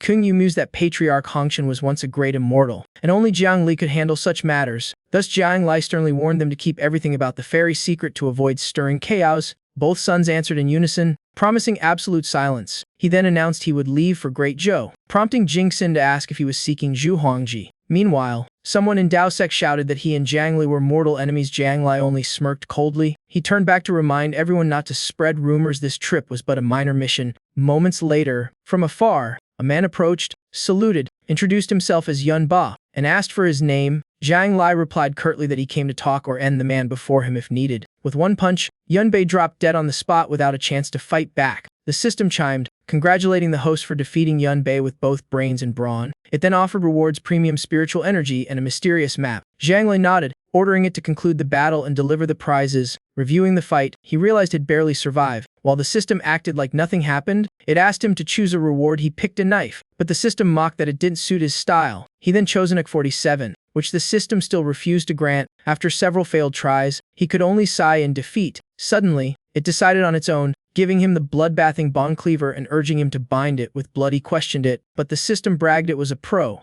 Jiang Lai stayed silent, bit his finger, and prepared to comply. He dripped blood onto the blade, waiting for something magical to happen. Instantly, spiritual light flared, and the system announced an upgrade to superior grade, but a second later, it exploded smoke everywhere, leaving Jiang Lai dumbfounded at its professionalism. He sighed, told you not to take blood now look, while the system soaked in wounded silence. It then awkwardly changed the topic, giving him a map fragment. He coldly noted it needed 3 pieces to complete. To everyone's shock, Jiang Lai pulled out the full map from his ring, leaving them speechless. He smirked, I already have the complete one, keep your scraps. The system, stifling rage, just congratulated him and quickly moved to the next quest. Jiang Lai frowned, its tone sounded oddly bitter and defeated. Soon it warned solemnly that the Qianyuan secret realm was too dangerous. He should wait until late, nascent soul stage. He sighed and forced a smile, thinking he'd better humor it. An angry system might doom his path to ascension. So he sat waiting for the next task, face bored to the point of sleep. Just then, his talisman lit up, the old sect master's voice booming. Jiang Lai, are you there? Annoyed, Jiang Lai grumbled that the old man abused his message-talisman powers shamelessly. He asked bluntly, say it fast, what do you want? The sect master froze. Being spoken to like that was unthinkable. Jiang Lai just snorted, handed over any objections. The old master ignored the insult, saying the Yin-Yang heavenly seal would be reforged within a year. When that time came, Dao sect would hold a grand gathering to display immortal treasures and invited the Renhuang to attend. Hearing that Jiang Lai's interest was piqued, it did sound entertaining. Seeing him agree, the old man laughed heartily, promised a VIP seat, then left in delight. Jiang Lai sat and thought the Yin-Yang heavenly seal was indeed crucial to Dao sect, for its founder shared a name with the immortal realm's Toe ancestor. He should faced heavenly wrath yet lived peacefully. Rumored to be one of the 3 tribulation avatars, that ancestor forged the Yin-Yang heavenly seal. Once complete, it would become the supreme immortal artifact of boundless might. After ascending, the ancestor left the seal to guard Dao sect. Each self-refinement strengthened it further. Jiang Lai recalled its last refinement 3,000 years ago when Sina Millennium chance he couldn't miss. But since it was still early and the system was silent, Jiang Lai decided to enter seclusion to stabilize his realm after tribulation. A few days later, when his aura settled, he opened his eyes, awaiting the next quest. The system finally appeared, announcing that the mystic secret realm would soon open. Only those under 35 and at foundation establishment could enter. His spot was secured by defeating Yun Ba. Yet other sects mocked him for being mid-foundation. Unworthy, the system demanded he win first place to slap their faces. It even allowed him to decline, but he raised a brow, saying, I just got out of meditation, don't push it. Instantly, a reward board appeared, spatial teleportation and a reading skill buff, too tempting to refuse. He burst out laughing now that teleportation was unlocked. How could he skip this mission? Meanwhile, at Great Just Heavenly Mechanism Tower, excitement filled the air. An old man boasted that no one could rival him in intelligence work. His disciple praised that their tower ranked first again this year, making rival branches green with envy. Suddenly, a servant burst in shouting, Tower Master, disaster, Zhang Renhuang is here. The old man froze in shock. Trembling, he muttered, what has Heavenly Mechanism Tower done wrong for the Renhuang himself to come? Panicked, he hurried to greet Jiang Li, while disciples whispered, did we offend him somehow? One murmured, long ago, the 9 provinces map was flowed. Jiang Renhuang redrew it himself to save countless lives. Back then, our tower still sold the faulty maps at high prices, leading many cultivators to their doom. He acted for the people, but our tower, fearing loss of profit, secretly resented him. That year, the Renhuang, already in great ascension, made a far superior map, leaving our tower in ruins. Since then, all owe him gratitude. While our tower lost both fame and fortune, the master fears lingering vengeance. That deed was pure virtue. The heavens should have rewarded the Renhuang, yet no record of merit appeared. Every Renhuang guarding the 9 provinces shared that fate, great deeds, but unseen merit. Some say after the loss of innate energy, the realm severed from the immortal world, so divine merit couldn't descend. When the Renhuang ascends, it'll all return at once. Soon after, they hung a giant sign, welcome, Renhuang, to inspect our tower, and prepared a lavish reception. Inside, disciples lined up, bowing and chanting, welcome Zhang Renhuang, firstomers gawking in awe. Jiang Lai sighed inwardly, they're overdoing it. I'm just visiting, not on royal patrol. The tower master emerged, bowing deeply. Calling him a deity descended to the mortal realm, he declared that Heavenly Mechanism Tower provided any information needed and never sold private data. Jiang Li smirked. Doubting that claim, he placed a hand on the old man's shoulder, saying lightly, "Good, keeping principles is admirable." The man broke into a cold sweat, stammering agreement, thinking he was being chastised by the Renhuang. He quickly asked if the Renhuang was satisfied with the tower's work. Jiang Li got straight to the point. He came to gather intel about the mystic secret realm. Hearing that, the old master summoned disciples with a crystal orb and personally searched every record, eager to prove his intelligence skills. Moments later, the full report appeared so detailed it left everyone astonished. After reading, Jiang Li nodded in quiet admiration. These people even found the founder's birthday, yet claimed they didn't sell private info. He simply said, "That's enough." Even Renhuang's authority isn't limitless. The tower master accepted payment, then flatteringly declared it a gift from Heavenly Mechanism Tower to the Renhuang Hall. Jiang Li didn't care and instantly turned into light, flying toward the mystic secret realm. After seeing him off, the tower master turned to a servant and asked, "Aren't you skilled in painting?" 9 days later, at Heavenly Mechanism Tower, a massive painting appeared, showing the tower master and Jiang Li shaking hands like signing a business deal. Pure multi-level marketing energy. 800 years ago, a cultivator named Qianmeng Hermit, a fusion stage, died of exhaustion during tribulation. Before death, he left behind a secret realm at Great Just southern border, opening every 10 years for Foundation cultivators. Each trial tested intellect, combat, or temptation. It had 2 layers, with rewards based on performance. Now Jiang Li arrived at the realm. Crowds packed the area like a festival. He watched, hesitating. His power could easily take first place, but joining Foundation juniors might be too embarrassing. After a thought, he disguised himself as late Foundation stage and blended into the crowd quietly. Suddenly, a green-haired man approached cheerfully. "Brother, you from Xu Sect too? What a coincidence. I am as well." He introduced himself as Tan Lun, senior brother of Dingfeng Pass. His master had gone traveling for 10 years, so he trained alone. Hearing that, others gathered, exclaiming, "Tan Lun, the disciple of Dingfeng's master, tested with lightning spirit root at age 8. Everyone once thought it'd fade without a big sect's backing, yet he surpassed many elite disciples through self-cultivation." Jiang Li chuckled inwardly. Even spirit roots have ranks now. Complicated world. From what he knew, spirit roots came in 3 tiers: Heaven, Earth, Pill, and 5 element mutations. Though pill roots were weaker, they were still rare. He finally spoke, "In my sect, in the most senior, so no one accompanies me." Then added, "My sect is Renhuang Hall, and am its lord, naturally the oldest member." Tanlon shuddered, assuming Jiang Li's sect was wiped out, leaving only him alive. Patting his shoulder, he said kindly, "Don't worry, brother. Once inside, it'll protect you. Fellow travelers must help each other." Suddenly he asked, "Oh right, may I know your honorable name?" Jiang Li was about to answer truthfully when the grinning face of the old sect master flashed in his mind, so he smirked and said, "Surname Kong, name Lai," making Tanlon stare in disbelief. Tanlon sighed, hoping they wouldn't meet another hypocrite like last time. A man who hid his realm and revealed a golden core inside the trial to seize first place. Grinding his teeth, he added, "If I meet that type again, he'll smash his core myself," leaving Jiang Li speechless at his hopeless bravado. Suddenly, a beam of light split the clouds, and someone descended before the crowd. Tanlon recognized them immediately, saying, "Those are from Ruthless Sect. They cultivate without emotion, trusting only the sword." He explained, "The 2 are the 7-kill Dao Hair and his elder. I fought him 10 times and only 1 ate his tough." Jiang Li asked curiously, "With a name like 7-kill, is he related to the 7-kill Stale?" "Strange, I've never heard of him." Tanlon laughed. "Nah, he just picked the name because it sounded cool," leaving Jiang Li speechless and utterly unamused. As they chatted, a breeze swept by, scattering cherry blossoms across the sky. Amid the fluttering petals, Twinbun girl descended gracefully. Disciples murmured excitedly. Tong Chan recognized her, saying she was from Falling Petal New Fragrance Sect. Tanlon whispered to Jiang Li, "That's Song Ying. Her master's insanely strong. I fought her 10 times. 1-6. Song Ying ran up cheerfully, waving. "Tanlon, we meet again. This time, he'll definitely win." Tanlon leaned toward Jiang Li and muttered, "Careful, she loves using beauty to mess with one's Dao heart. Can't trust her." Jiang Li squinted. "Or maybe she actually likes you. Even I can see it, and her master's glaring at you like a jealous volcano." Tanlon shook his head. "I asked her once," she said, "who'd like an idiot like you? So that's that." Jiang Li chuckled inwardly. These 2 were clearly fated as the universe's most hopeless pair. Suddenly, his gaze froze, drawn to someone in the crowd. Though the man had a late Foundation body, his soul aura screamed nascent soul, clearly possessing another's body. Just then, Song Ying barked, "You pretending not to see me?" Tanlon calmly replied, "I saw you. Was about to introduce you to Brother Kong, just didn't feel like talking." Jiang Li stepped closer, asking quietly, "Brother Tan, know who that guy is?" "That's Lai Lidong," Tanlon said, "core disciple of Stone Forest Sect. He was mediocre, fell into a gorge, came back enlightened. In half a year he rose from early to late Foundation. I fought him once, won easily, but he was clearly hiding something. Zhang Lei nodded, his suspicion confirmed, and said with a grin, "Got it, you two keep arguing, you'll watch." Soon, a rift of blue light flared in the distant cliffs. The secret realm was opening. A voice announced that only 800 could enter. Disciples lined up eagerly. The registration count climbed fast, soon hitting 800. As they called 801, Zhang Li casually stepped through. The gatekeeper shouted, "Wait, that's over the limit, you'll be expelled by the realm." But Zhang Li only saw his two companions waving goodbye, so he smiled and waved back, half fearing the warning. He shrugged a forceful push, at worst like a child shoving an elephant. Outside, the two guards stared. Had entered without rejection. Did the realm miscount? Inside, spirit cranes soared, music echoed,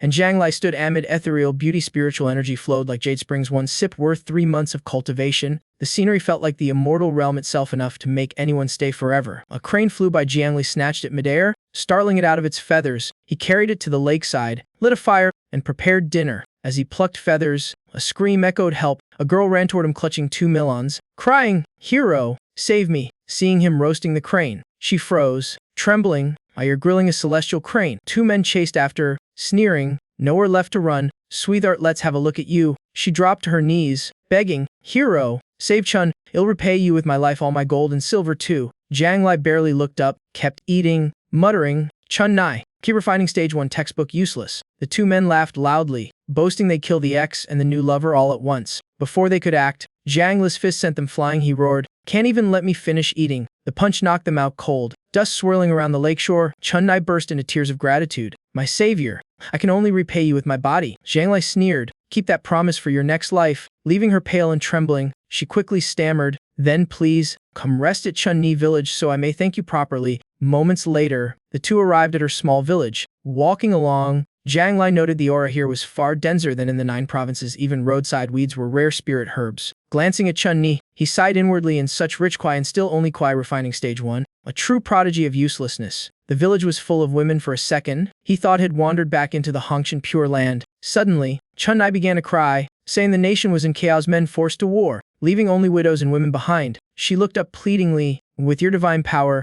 my lord, you could unite the world, become the enlightened ruler we need." Zhang Li raised a brow. "How strong is a grandmaster here?" Chun Nai wiped her tears and smiled. "At least 8 or 9 levels above me." Zhang Li sighed. "So-called grandmaster here equaled kwai refining stage 7, even stage 9 would be pitifully weak." Then he realized this realm was a trial. What seemed like heaven. A foundation, cultivators from 9 provinces. Here, kwai refining 8 was legendary. Foundation stage meant godhood, surrounded by beauties and treasures, a mortal's perfect fantasy. After analyzing, he smirked, "Fine, you'll play along and conquer this world." Making Chun Nai beam. Having a great Ascension cultivator on your side was never bad. 7 days later, the capital rang with cries. Envoys from one kingdom come to pay tribute. Their gift spirit stones, earth treasures, and beauties hundreds of thousands in number. In the harem, the empress presented a list of 3,000 women volunteering to serve the emperor. At court, ministers bowed low, shouting, "Long live the emperor, 10,000 years." Zhang Li slouched on the throne, yawning in utter boredom. After a while, he stepped outside for some fresh air. He murmured, "This place isn't for me, I'm leaving." Stunning Chun Nai, she grabbed his hand, begging, "At least leave me a memory." He coldly replied, "No need." She protested, 3,000 beauties in your harem don't move you at all." He shrugged, "I've seen better." Before she could argue, he added casually, "I've met the Hongshan fairy." Leaving Chun Nai speechless, she quickly changed tone. "The divine fruits here grant 30 years of cultivation per bite. Doesn't that tempt you?" Zhang Li cut her off, pulling out a golden glowing creation 9 revolution immortal pill. "Is this enough?" She gaped in disbelief. Once the temptress, she was now tempted, drooling as she trembled. "If you give me that pill, can I go to 9 provinces with you?" But a second later, she forced herself to calm, taking a deep breath. Then she spoke sweetly, "Soon you'll rule this world. Don't you wish to stay as its true master?" Zhang Li looked up at the sky and answered softly, "I am the Renwang of 9 provinces, a rank far above any lord of this illusion." Chun Nai froze, thinking silently, "Now that's real dominance." Zhang Li continued calmly, "Truth is, those reasons were trivial. The real ones that I refuse to be trapped in this illusion." "Right, Senior Menchun," he called softly, making her flinch in shock. She stumbled back, sighing in defeat. Her illusion, once flawless, was seen through so easily. "I was far too proud," she murmured, eyes dimming. According to Heavenly Mechanism Tower, she was Great Dream Hermit Mengchun, a stunning female cultivator who once shook the world 800 years ago. a master of illusion arts, rumored to reverse truth and falsehood, one thought turning illusion real, another dissolving reality into dream. Instantly, the illusion shattered, the scenery cracked like broken glass. Amid the dispersing mirage, Jiang Lai stood calmly. He had known from the start it was all realm-born fantasy. As the dream faded, faint silhouettes appeared, others still trapped in their own delusions. Mengchen bowed deeply, respectfully addressing Jiang Li as the current Renwang. So heavenly mechanism towers until was true. Mengchen's body had long perished, leaving only a remnant soul in this realm. Jiang Lai smiled, saying he had wandered in by chance and disturbed her peaceful slumber. Seeing her hesitation, he asked directly, "If there's something you wish to say, speak freely." Mengchen recounted meeting a heroic Renwang long ago, yet none carried such transcendent aura as Jiang Lai. Jiang Lai replied lightly, "Nothing divine, just happened to break through to Great Ascension." She froze. She had thought Great Ascension a myth, now she saw living proof. Jiang Lai asked, "So this realm tests the heart against beauty, power, and treasure?" Mengchen nodded. Overcoming temptation from even one of the three was enough to pass to the next layer. Thus, the deeper one sank into illusion,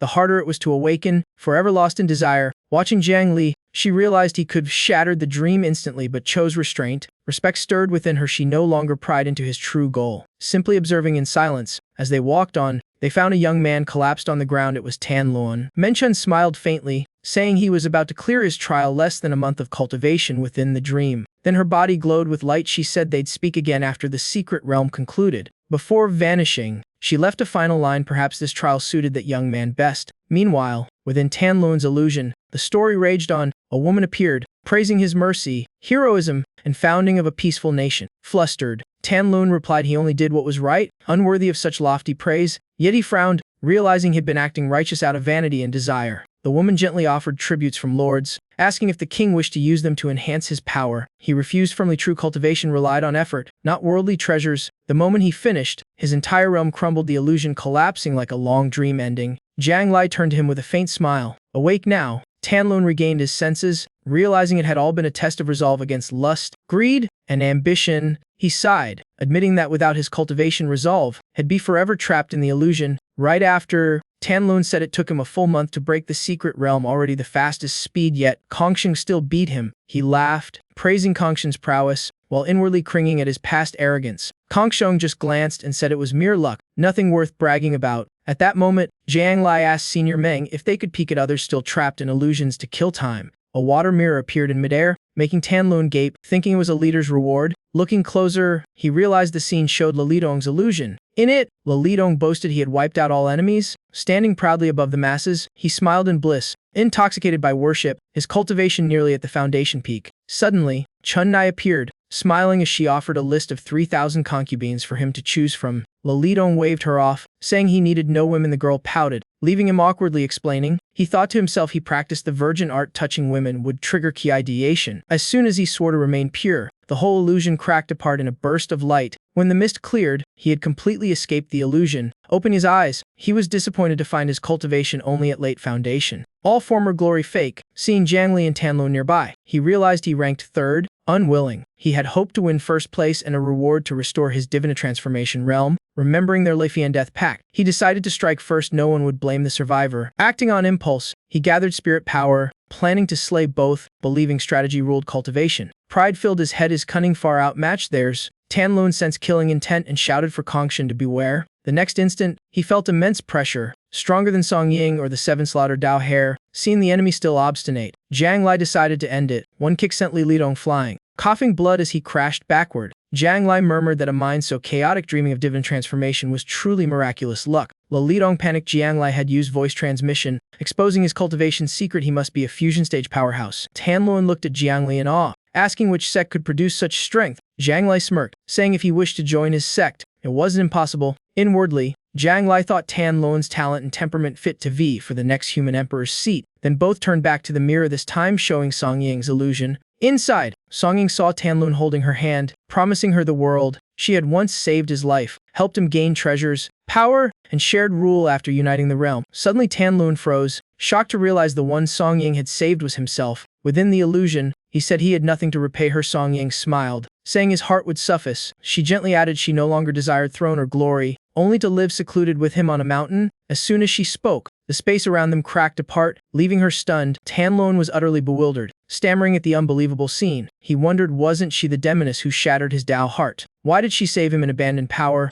Zhang Lei saw his turmoil and asked if he was fine, but he only shook his head, wanting solitude. Soon after, everyone woke up, sharing how many years they'd spent in illusions before escaping. The fastest took just 1 year, drawing endless gasps of admiration. Suddenly, a voice announced that the 100 quickest would enter the next round. The rest would be expelled from the secret realm. Then Meng Shun appeared, smiling as she prepared to announce the top ranks. Zhang Lai heard a strange hint of amusement in her tone. The voice declared clearly the first place belonged to the human emperor. Zhang Lai. All eyes turned. Astonished, was he truly the human emperor? Even Tan Lun turned pale, realizing the brother who'd invited him to join his sect was the human emperor himself. Suddenly, spiritual energy flooded the air, making everyone dizzy and sleepy. Zhang Li felt it too, his body sinking in a deep slumber. Soon they all drifted off. It seemed to be part of a new trial. The young man too fell into an endless dream. When he opened his eyes, he found himself in misty wilderness among desolate mountains. Everyone looked around, guessing it was a shared dream space linking them all. Seven Slaughter examined carefully and murmured it was the legendary Dream Dao. Suddenly Tan Lun shouted for silence to explain, startling the crowd. Someone cursed angrily, wondering who dared yell, ready to teach a lesson, but recognizing Tan Lun, they fell silent. Fighting him was pointless. Tan Lun calmly explained there was a special cultivation path called the Dream Dao. This path allowed one to train within dreams or imprison foes inside them. Then the announcement came. The second round trial began. Everyone could imagine their own power. Zhang Lai smiled, guessing Meng Shun was gleefully watching their struggle. The crowd buzzed, confused about what imagining power meant. One bold man said he'd try, imagining lifting a mountain barehanded. Instantly, the mountain behind him rose high into the air. Tan Lun was stunned. Whatever one thought here could become real. Some imagined themselves as Sun Wukong, others turned into Vegeta, fists blazing. One became a giant insect, another a blazing skybird, another turned into a colossal carp, swirling waves to the heavens. Some imagined themselves true dragons, or arriving the tribulation stage. One lunatic even became the heavenly tribulation itself, raining fire upon the sky. Chaos erupted, light exploding everywhere, while Zhang Li watched calmly below. He sighed, seeing their wild brawl, wondering if his fighting style was too laid back. Stroking his chin, he decided to join the fun, unleashing all his sword kai for a grand display. The cultivators refused to be out, and one shouted had reached divine transformation. Another sneered a challenge, and their clash shook the heavens. At that moment, someone raised his hand, chanting like a funeral hymn about heaven birthing all beings without human gratitude, then roared kill as murderous aura filled the air. Amid the chaos, he smirked, thinking gleefully, this absolute heaven. Seven Slaughter skin suits me perfectly, power like holding immortal ki. Zhang Li watched, sighing softly, gauging the man's strength as early fusion stage hardly worth attention. He chuckled inwardly. Imagination couldn't surpass true knowledge, though the move looked mighty. The man couldn't control its real power. Tan Lun folded his arms with a sneer, mocking, La Fuga. You think you're the real Seven Slaughter Daoist? Ridiculous. Zhang Li glanced over, secretly admiring that though only at Golden Core stage, Tan Lun stayed calm and rational, rarely clear-minded among dreamers. Seven Slaughter strode closer, eyes full of disdain. How dare a mere Golden Core mock him? Thinking that, he gathered hands sparking lightning, shouting, you talk too much, let's see if you still can. After this, a terrifying blast shot out before Tan Lun could react. Song Ying rushed in front, shouting angrily that Seven Slaughter was shameless for bullying the weak. From afar, Zhang Lai raised a brow, murmuring, yo, Song Ying's using a green lotus as a weapon? Is she imitating the Serenheart Saintess? Seven Slaughter laughed wildly, boasting, human emperor or not, today I'll cut that brat's tongue. Let's see who dares stop me. He unleashed full power in his next strike, smashing directly into Song Ying's barrier.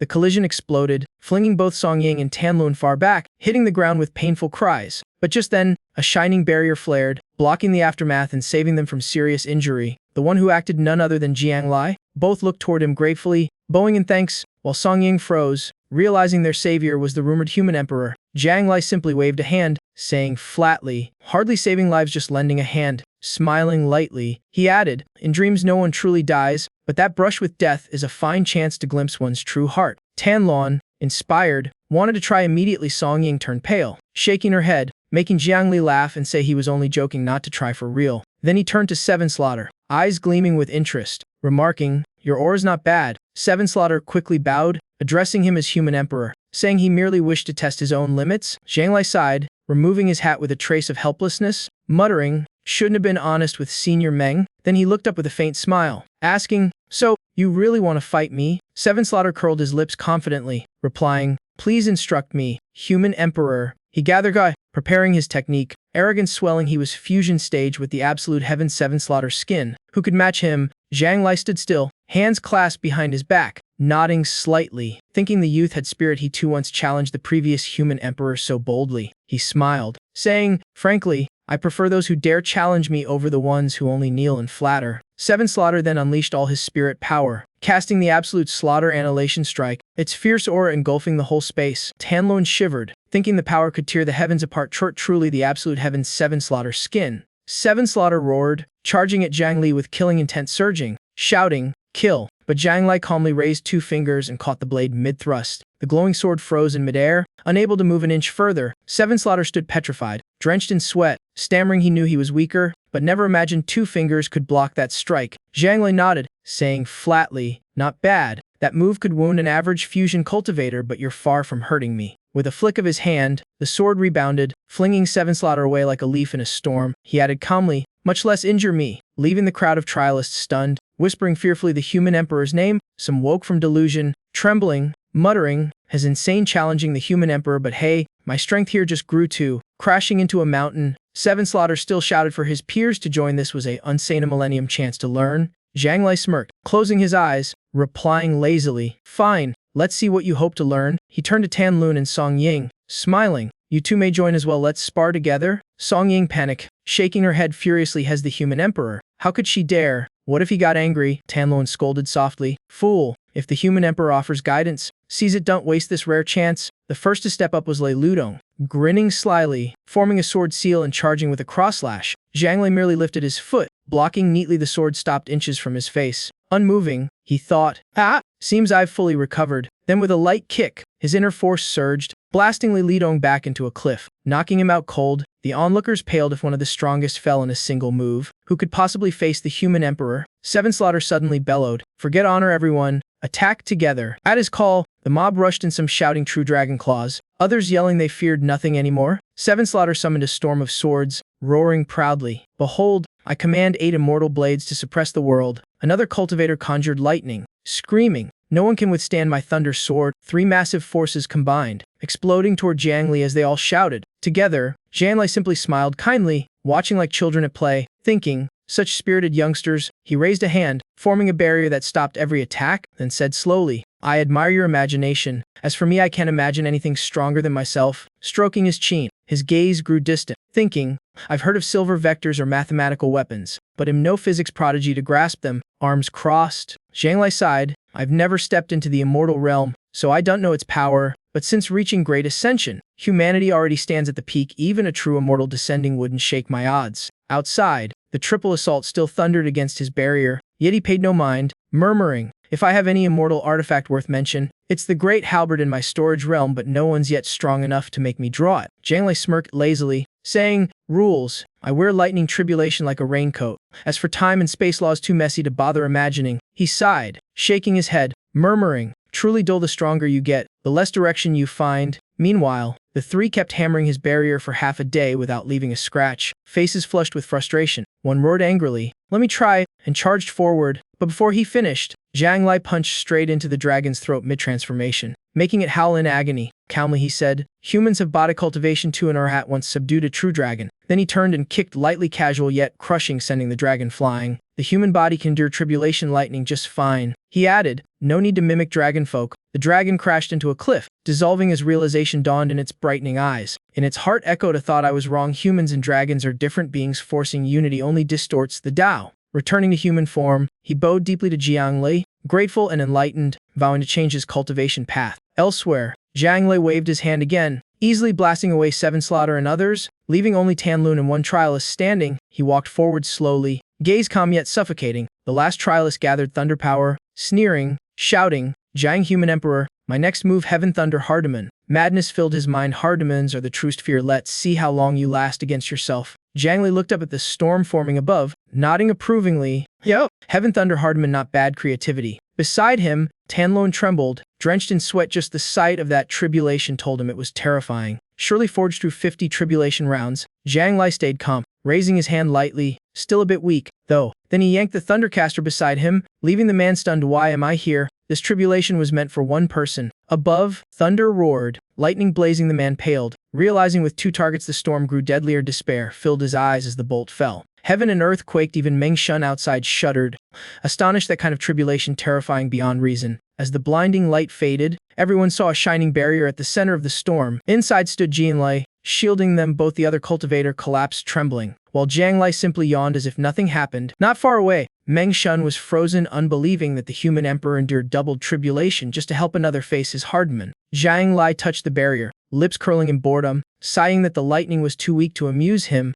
Then, without warning, he pulled Tan Lun inside the barrier, making him cry out in panic. Jiang Lai only laughed, glancing skyward, thinking he might as well quadruple the thunder's strength for fun. Meanwhile, Tan Lun sat cross-legged, forcing calm trust the human emperor. He told himself, focus on the hardman, not the lightning. At that moment, thunder struck again, its power shaking the earth and ripping through the land. Yet when the smoke cleared, Jiang Lai's barrier remained intact, gleaming amid the ruins as if untouched. He nodded slightly, satisfied at last that the impact had at least been mildly stimulating. His gaze swept over Song Ying and another trialist, making them freeze. Fortunately, he looked away, saying they lacked the strength to face their hardmans. He sighed, thinking he couldn't let the tribulation rampage pointlessly. Better to balance it with heaven's will. Glancing at the one who summoned the storm, sweating and trembling, he asked coldly, "Have you already lost to your own hardman?" With that, he rapped the man sharply on the head, making him yelp as Jiang Lai scolded. "You hide instead of fighting back," he added sternly. "When you return, steady your mind and learn to master your hardman properly."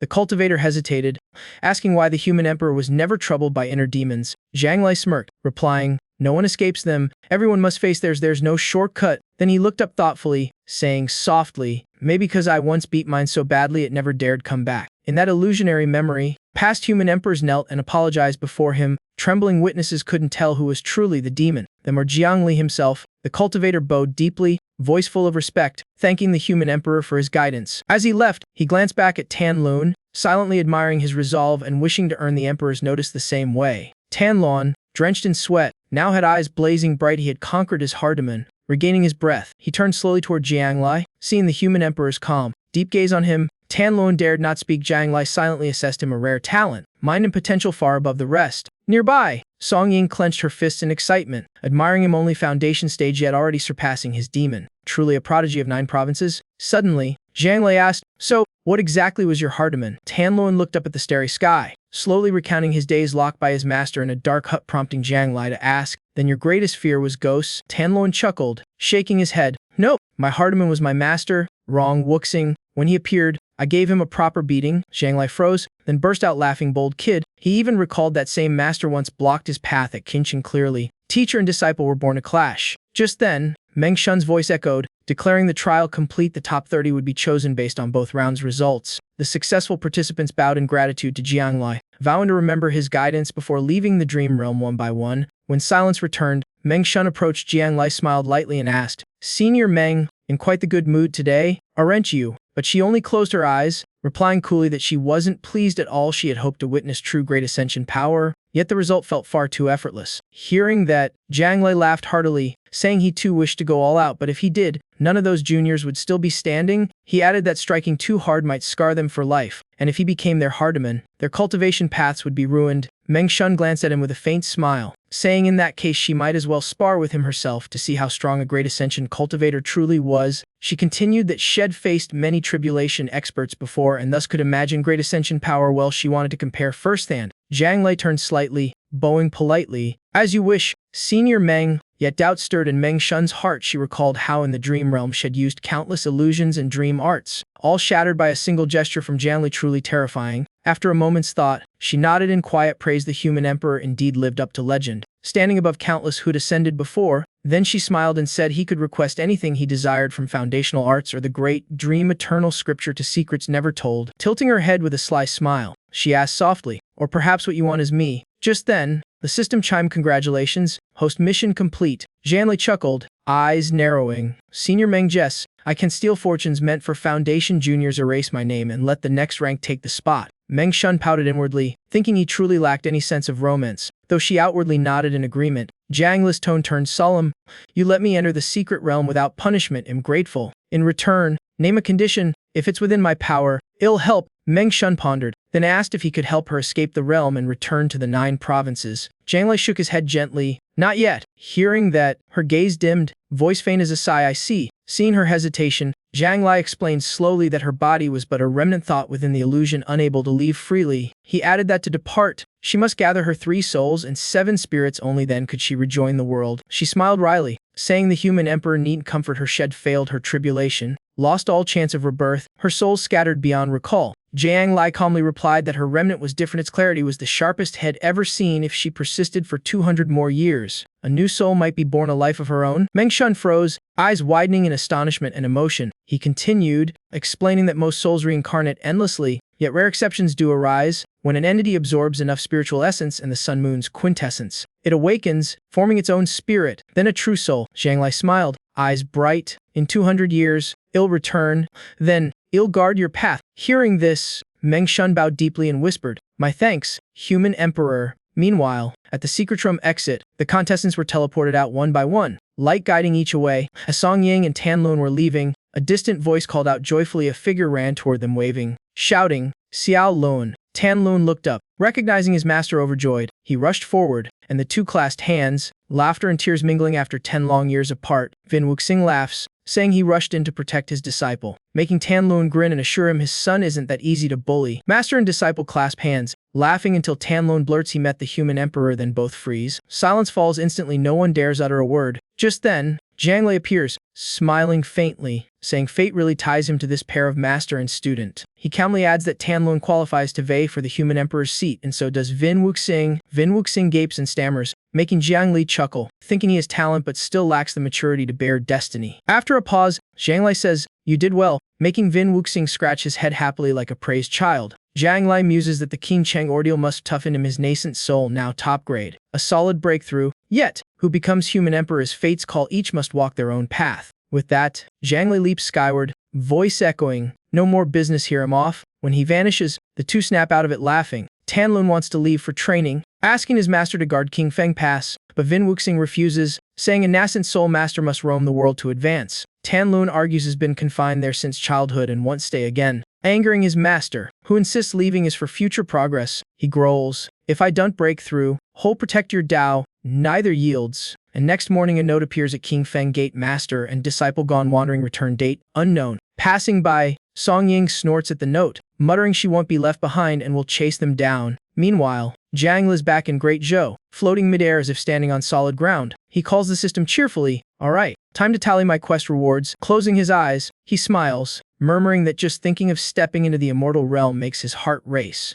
Opening them, his eyes gleam mischievously. His real goal is to exploit the system's teleport to ascend directly. Then a new alert appears, book reading function unlocked, touch a cover to absorb its contents. But cost scales with complexity. Jiang Li folds his arms, musing the features neat but not very useful for him. Suddenly the system blares, spatial teleport activated, please input destination. Before it finishes, Jiang Li shouts excitedly, "Send me to the immortal realm now." Thrilled as moments come, the system replies blandly, "Please provide immortal realm coordinates." Jiang Li freezes, speechless. After a few seconds, he frowns and repeats the command, but the answer's the same, coordinates required. Jiang Li roars in fury, mocking the trashy system. How could he know the immortal realm's coordinates? If he did, he wouldn't need it. Rage flares, he sneers coldly, tempted to smash this useless system that's done nothing but annoy him. Fuming, he punches the glowing screen, shouting that even a rookie starter pack beats this junk. He growls on, calling everything fake. The map exploded on blood touch, the spirit empty. This system's a blood pressure booster. His punch shakes the air violently. When he calms, he notices his punch tore a widening hole in space. Gazing into it, he sighs, thinking if he knew otherworld coordinates had have gone long ago. With his current power, he could cross chaos but risk being lost forever. Just then, the system chimes, undetermined world detected. Jiang Li raises a brow,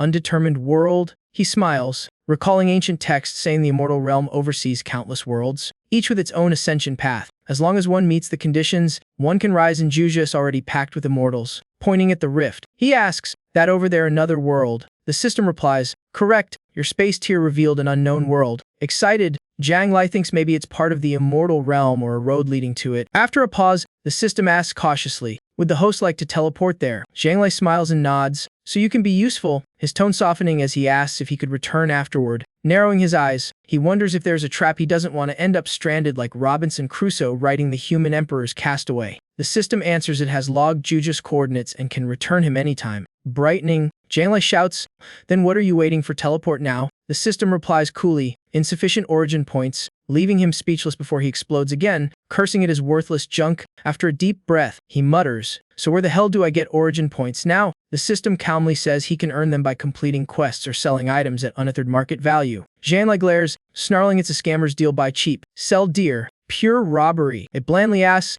with the host like a side quest for origin points. He sighs tiredly. Yeah, fine, announce it, then receives return to Xiang Mountain and mine 200 jin of Xiaoying stone. In a blink, has on a mountain slope, wind swirling around him, channeling power, he lifts an enormous Xiaoying stone block, quaking the land and cracking peaks. Holding the rock, he smirks, here whole mountain, more than 200 jin, leaving the system awkwardly silent. Finally it reports, quest complete, reward 50 origin points. Zhang Li instantly barks, then what are you waiting for, teleport now? The system answers coldly, requires 56,800 more origin points, making him freeze. Smiling with eyes burning in fury, Zhang Li raises his hand as if to smash it, growling, if you had a body, it'd have crushed you ages ago. He flings the Xiaoyang stone away, grumbling that at this rate he won't have enough points till New Year, and why didn't it say so earlier? Annoyed, he opens the trade market, scrolling through items with a bored look. Guess selling stuff's his only option. Muttering at the price list, he scoffs that basic core formation manuals cost 100 points while immortal tier 1s hit 1,000,000 daylight robbery. As dusk falls, Zhang Li quietly pulls out a brush and begins writing a new cultivation method. Holding it up, he smiles. Behold, the fading sun Hearthook art reaches early fusion stage but drags cultivators into painful memories and kills their will to fight. The system chimes. Host gains 10,000 origin points, leaving Zhang Li gaping in disbelief. He yells furiously,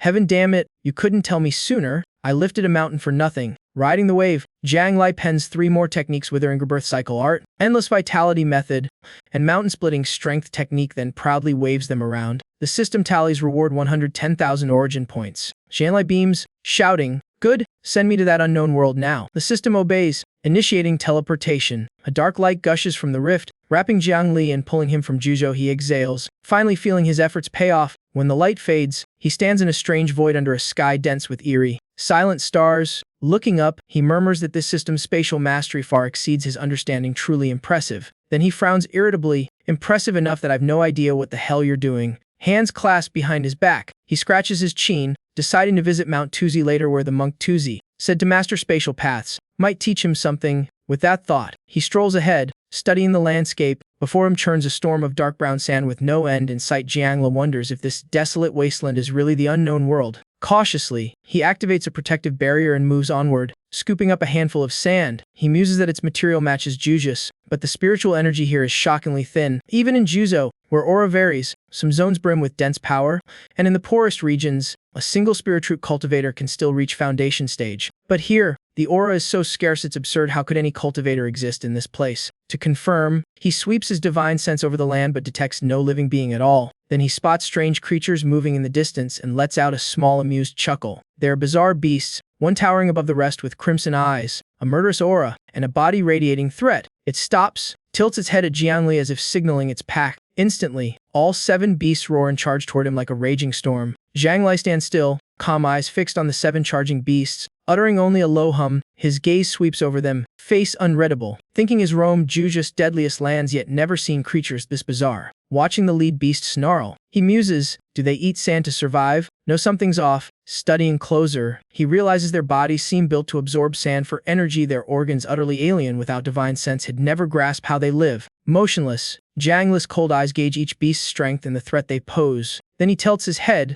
shuts his eyes as instinct warns him best stay far away from these things. Opening them again, he steps forward warily, divine sense spreading in all directions. As he walks, he concludes they eat sand simply because nothing else can survive here. Thus the whole land holds only sand and beasts, no trace of other life. A sudden thought makes him frown. Could this be hell itself? And those beasts the souls of the damned? He immediately calls the system, demanding teleport back to Juzhou. Desperate to leave this gray wasteland, at dawn, Zhang Li just sits quietly, exhaling a weary sigh. He tells himself this world holds no allure fit only for trials or tribulations. Yet the thought lingers, what if it truly connects to the immortal realm? The notion sparks resolve. He clenches his fist and decides to tear open another spatial rift to test it. Without hesitation, he hurls punch after punch, space trembling with thunderous roars. Crisscrossing cracks appear. He stops, frowning. Why is the system still silent? With a sigh, he figures last time's discovery was pure luck. Just then, a message talisman flares in midair, snapping him from thought. Light coalesces into Zhang Konghu, urgently reporting that all human emperor candidates deny meeting the man in black.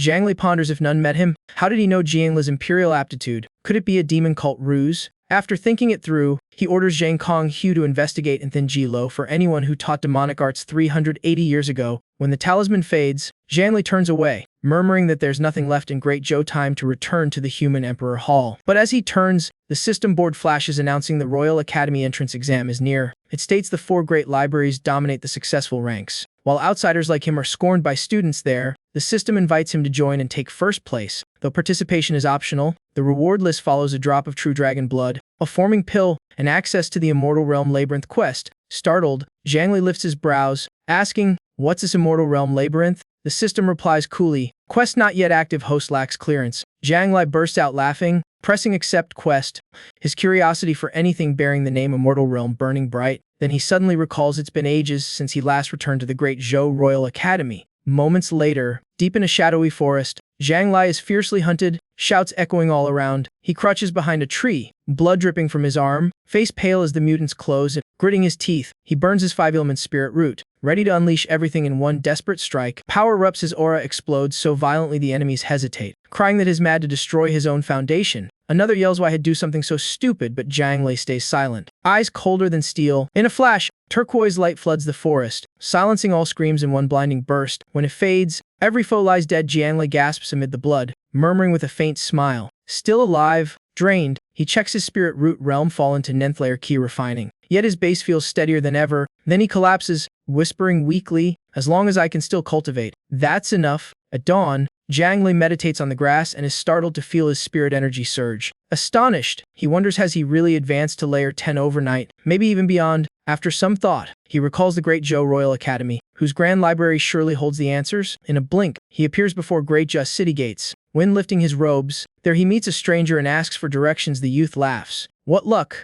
I'm heading there to join me." Zhang Li nods politely, and together they walk along the stone path toward the city's heart. Soon they reach the academy grounds while Zhang Li reads. The youth snacks and jokes until Zhang Li's cold retort silences him. Embarrassed, the youth mumbles an excuse and leaves. Zhang Li just waves dismissively, saying, "Scram." Peace restored, he steadies his mind and uses the system's knowledge to analyze his true spiritual root. It turns out he possesses the heavenly spirit root, a body type surpassing the 5 elements, granting unmatched cultivation speed. Such roots are legendary, appearing once in a millennium, rarely seen by mortal eyes. Unexpectedly, burning his 5-element root earlier awakened this hidden heavenly root, a blessing born of disaster. Thinking on it, he finds his academy visit truly worthwhile, gaining insight, peace of mind, and even a new friend. Yet walking the familiar halls, nostalgia hits. This was his old school 500 years ago. Returning now as a student again, he chuckles wryly. Life really loves its twists. As he walks, he recalls the system's task to top the exam. It clearly wants him to exploit the origin rating feature. Smiling, he muses that back then he asked it without a system. Now, this test will be child's play. With that thought, he strides up the inn steps, boldly asking the keeper for the best room to prep for the coming exam. The innkeeper leads him to a spacious hall where many students study diligently, the air thick with scholarly fervor. As he enters, his eyes meet someone's, an oddly familiar face that stirs a faint wave of nostalgia within him. Yet in the corner, 2 scholars in pink and white smirk,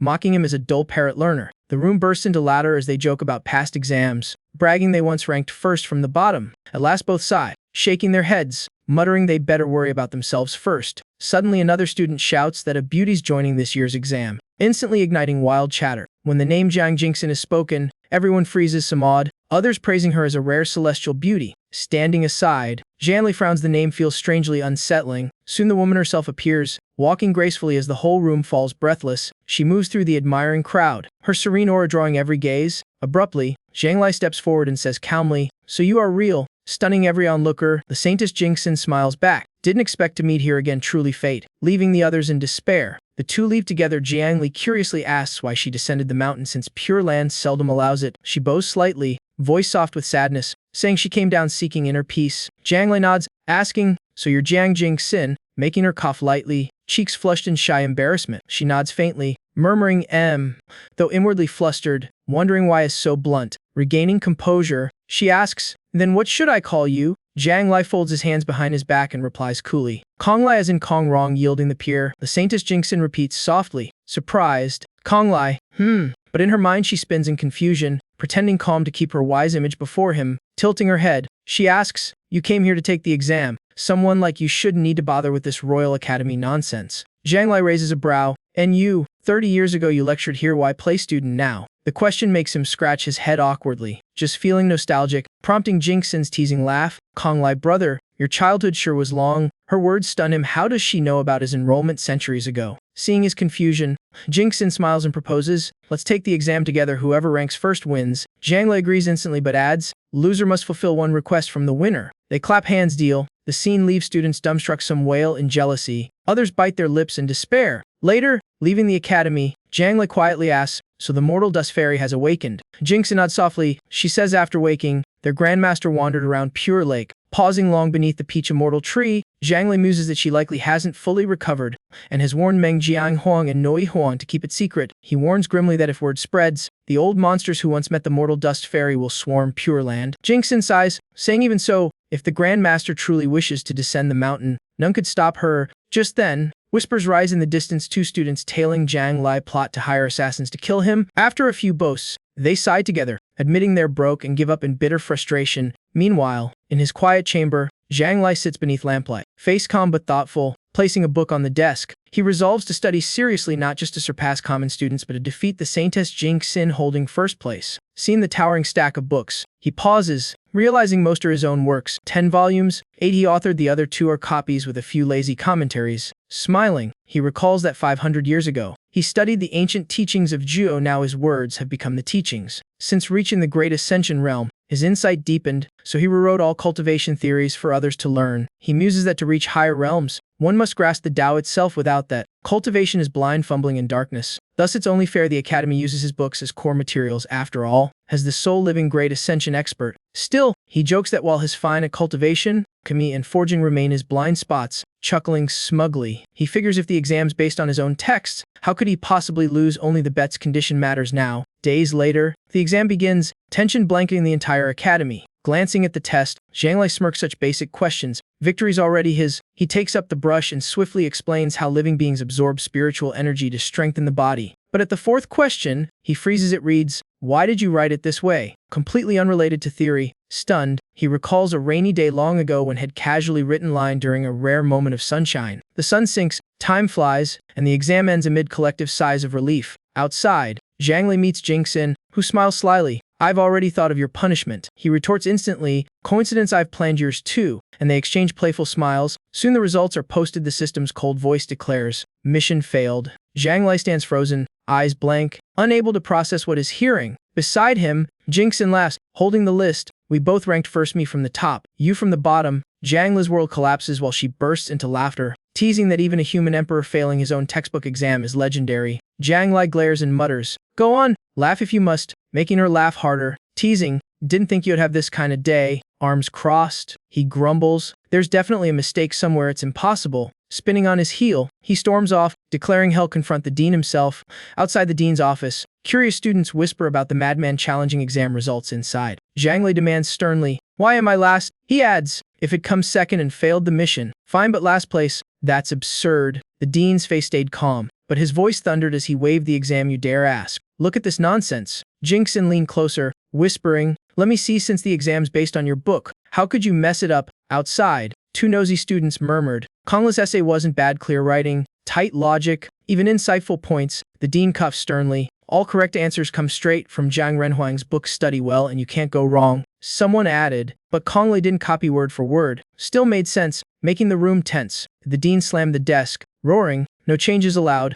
Every word Zhang Renhuang wrote is truth, who dares alter it? He straightened and said solemnly, you're too green to grasp the full meaning, memorize every line until you do. Pointing at the paper, he snapped, for instance, the definition of cultivation and general principles of cultivation, I spent pages on it, and you sum it up in one sentence. Zhang Lei shot back, but if that part was for beginners, shortening it makes sense. Why drag on at my level? The dean turned red and banged the desk. Absolutely not. Zhang Renhuang's work transcends eras, anyone can gain enlightenment from it. His voice rose, I've followed his teachings a century, every lecture led by me. No one understands them better. Outside, the eavesdroppers sighed, whispering, there he goes again, mentioned Zhang Renhuang wrong once and he explodes. The dean flipped a page, furious. You called that day just sunny. Blasphemy. How dare you belittle Renhuang's poetic intent? Before Zhang Li could reply, he lectured, rain followed by sun symbolizes enlightenment through hardship. Suffering births immortality, understand? Zhang Li merely shrugged, wondering why Jiang Renhuang's every word had to be worshipped. The dean roared, pointing with trembling hand, calling him a vulgar mortal unworthy to judge a saint. Arms crossed.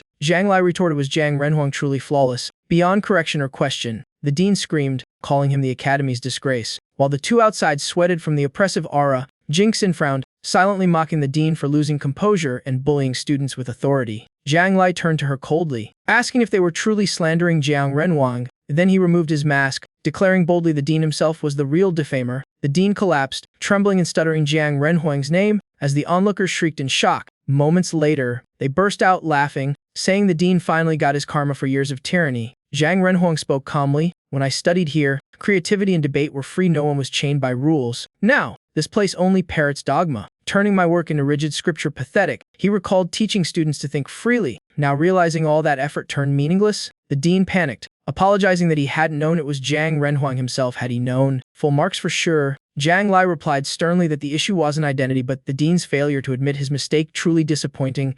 He then ordered an announcement. Jiang Renhuang would give a new lecture titled The Government Cannot Be Trusted. As his words echoed, sunlight flared brilliantly, energizing the entire academy. Jingxin stepped up, smiling teasingly, so gloomy just because you lost one bet. Zhang Lai sighed, saying he merely regretted his arrogance that cost him a chance to reach the immortal realm. Jingxin tilted her head, puzzled. Had he found some clue leading to the immortal realm? She recalled rumors of his bizarre quests, even borrowing a dragon pearl from the dragon palace to open the gate. After gathering 4 pearls, dazzling light appeared but no gate. He frowned, guessing 7 were needed. Then light flashed above, a small gate opened, and a voice echoed his name. Realizing it was Bai Huangchu, Zhang Li's face darkened, growling for him to scram, but the man shamelessly replied. Bai Huangchu turned to Jingxin, grinning, saying how lucky he was to meet her and not the fierce King Yu Dao Niang. Zhang Li warned coldly, if you still want me at the Immortal Kai Festival, stop belittling others. Bai Huangchu instantly switched tone, flattering that he only came to deliver urgent news. He said seriously that the Yin-Yang Celestial Seal was nearing completion, and in 15 days, the Immortal Ki appraisal would begin. This time, Zhang Lai would represent the Renhuang Hall, while Jingxin stood for the Hongshan Sacred Land. Though polite in words, Bai Huangchu secretly flipped the middle finger behind his back. Zhang Lai saw and darkened. Fuming, Zhang Lai clenched his artifact, muttering that the man was still a two-faced snake. He turned to Jingxin, asking how they'd reached Daozong in just over 10 days. She replied softly, let's take a spaceship, it's been ages since I rode one. Yet inwardly she calculated a spaceship took 10 days. Self-flight half a day, but she couldn't just leave him behind. Zhang Lai calmly said, then he'll fly ahead, freezing her on the spot. She stepped forward, blocking him gently, lamenting, I'm just a weak girl traveling alone is dangerous. Zhang Lai froze, thinking a late-stage fusion cultivator calling herself weak. Even fiend demons wouldn't dare touch her. Then he chuckled, realizing she only feared ambush from the outer abyss fiends. His gaze softened. If she'd been this cautious in Shangtown, much trouble could have been avoided. He sighed and smiled, agreeing to take the spaceship, secretly glad she had grown thoughtful instead of reckless. The sky was clear, sunlight gilding the sea of clouds as their ship glided toward Daozong. Zhang Li and Jingxin leaned by the railing, silently watching the horizon glow. Nearby passengers whispered warnings they were nearing Baizai Imperial Dynasty. Not exactly safe territory. Jingxin asked curiously, Baizai Imperial Dynasty, is it true the Baizai Emperor is a mix of Baizai Beast and Kailan? Zhang Li nodded, yes, but being of impure blood, has rejected by the Beast clans and cannot command the 8 demon kings. Thus, the Imperial Dynasty fell into chaos, turning into a nest of bandits and demons. As he finished speaking, a bird with a human face swooped in, laughing eerily and claiming all the spirit stones on board. The passengers screamed in terror, convinced they'd met a great demon and wouldn't live to tell the tale. But before it could wreak havoc, a flash of light struck, black smoke rising from its back as it staggered wildly. From afar, a strangely dressed monk approached, chanting and urging the demon bird to stop before its karma doomed it. Then a scholarly youth appeared, speaking gently yet firmly, advising the bird to act with gentlemanly virtue. The demon bird sneered, mocking the idea that 2 mere mortals could block its way. The 2 men simply smiled, addressing each other by Taoist titles. Turns out they were Wu Ji Fozi and Wang Bian,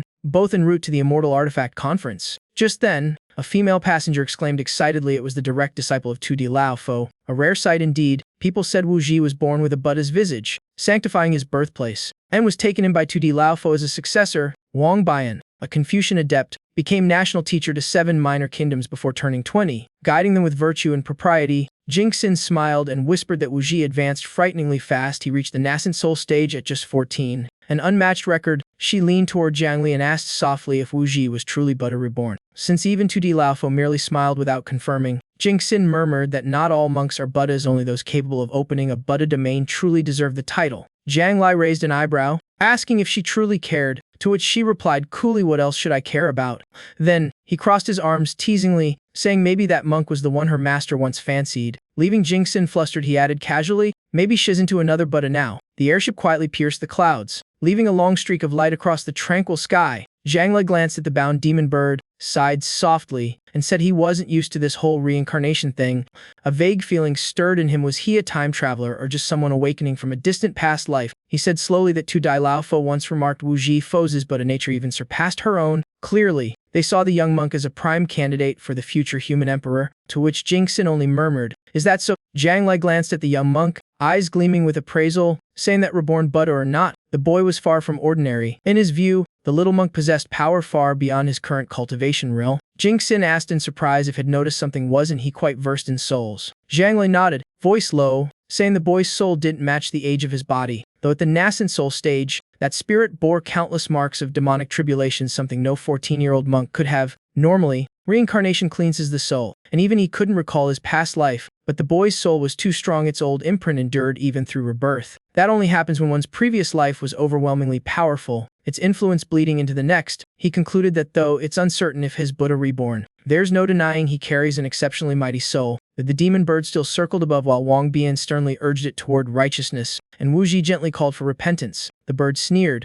saying moral talk might scare golden core monks but not a great nascent soul demon like itself. The two men exchanged light smiles and replied together, "Indeed, a nascent soul." Wu Ji clasped his hands, summoning a radiant Buddha pagoda, declaring he would help the creature grasp true dharma. With that, he hurled the pagoda straight at the shrieking demon bird. A scream tore through the sky. The bird was struck, lost balance, and plunged to the ground like a black stone. At that moment, Wang Bian raised his fan, a blinding white light bursting from its tip. Suddenly, a surge of black energy wrapped the bird tight, making it scream in disbelief at being captured. It was dragged before them, body rigid and trembling, roaring helplessly in rage. Wang Bian said coldly that force was never elegant, to which the demon retorted angrily, "Then stop using it." Wu Ji sighed, asking what to do if it refused to listen, and Wang Bian calmly said, "Keep persuading." So they did. The poor bird suffered under the echoing sermons as Wu Ji preached that only the kind-hearted deserve to be called human, while the heartless are pitiful even to demons. Dizzy from the chanting, drenched in sweat, the bird whimpered in regret, asking if it was too late to repent. Meanwhile, those hiding behind pillars whispered excitedly, realizing the two artifacts were replicas of the Brahma Heaven Pagoda and the Grand Confucian Tome. They murmured that the Brahma Heaven Pagoda guarded Mount 2D, weighing as much as a small world, rumored to shatter space itself. As for the Grand Confucian Tome,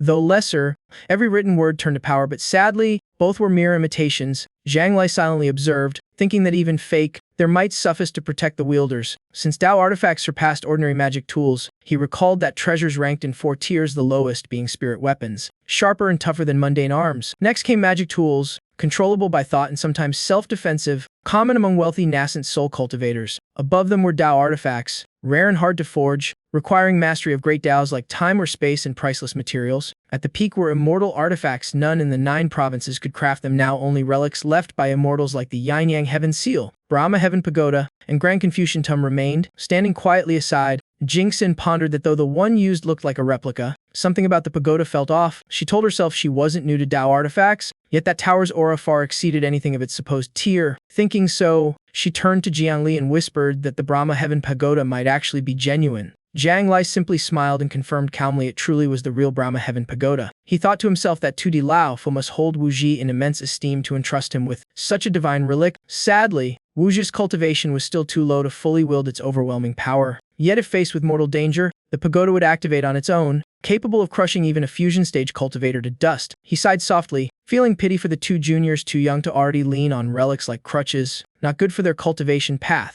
Zhang Lei shook his head, saying such treasures were priceless, yet relying on them only made one weaker. He concluded that only by becoming strong through one's own power could one be called truly formidable. Jingxin blushed, muttering that anyone would use a tool that effective, but he just sighed and told her to drop the pitiful face. At that moment, Jingxin's gaze sharpened forward. Her instincts screamed that something was wrong. She suddenly spoke sternly, "Wait, something's off. The surrounding aura is shifting." The space darkened, while chants and verses echoed, piercing straight into everyone's minds and lulling them into trance. The crowd clasped their hands devoutly, vowing to do good, repent, and donate all wealth to the Buddhist sect for a better next life. Others, moved to tears, swore to serve their nations and sects faithfully once they returned. Jingxin gasped, murmuring that neither Buddhism nor Confucianism practiced such mind-controlling arts. This was brainwashing. Jiang Lai replied calmly that their scriptures held immense spiritual force, and a wrong recitation could trigger mass delusion. He told of a monk who once chanted along a road so fervently that an entire town went mad and drowned themselves in the Eastern Sea.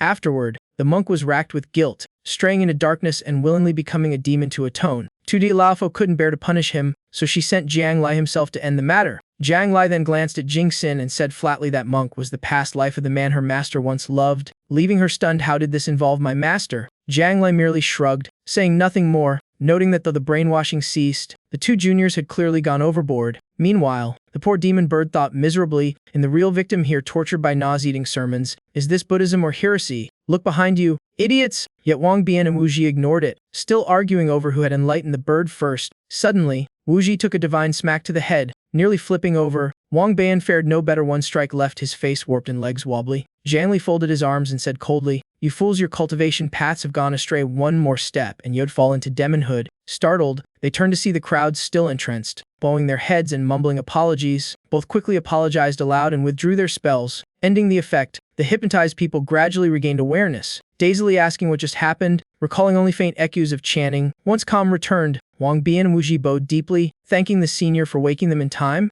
Jiang Lai simply answered with one word, Jiang Lai. At that name, both froze, eyes widening in disbelief. Even the demon bird trembled pale, thinking miserably, doomed first monks and scholars, now Jiang the human emperor himself. The two men immediately knelt, introducing themselves shakily and paying respect to the legendary human emperor. Jiang Li just sighed, thinking it's lucky he had muted the sound, or else it'd be swarmed like some celebrity. He sternly warned them they were so obsessed with winning they nearly strayed into heresy, risking self-destruction. The two bowed their heads, promising never to repeat the mistake. Jiang Li asked, "Where are your masters? Why let two juniors attend the immortal artifact appraisal alone?" Wang Bian replied, "My master is in seclusion, comprehending spatial Dao, so he entrusted me with this task." Wu Ji added, "My master can't stand the Dao sect's leader, so I came instead." Jiang Lai chuckled. Those two old men truly loathed each other. He recalled that the Confucian sect leader believed humans were born good, teaching virtue, propriety, and integrity. Yet the Dao sect's head thought people were greedy, tossed out spirit stones, and watched those gentlemen descend into chaos.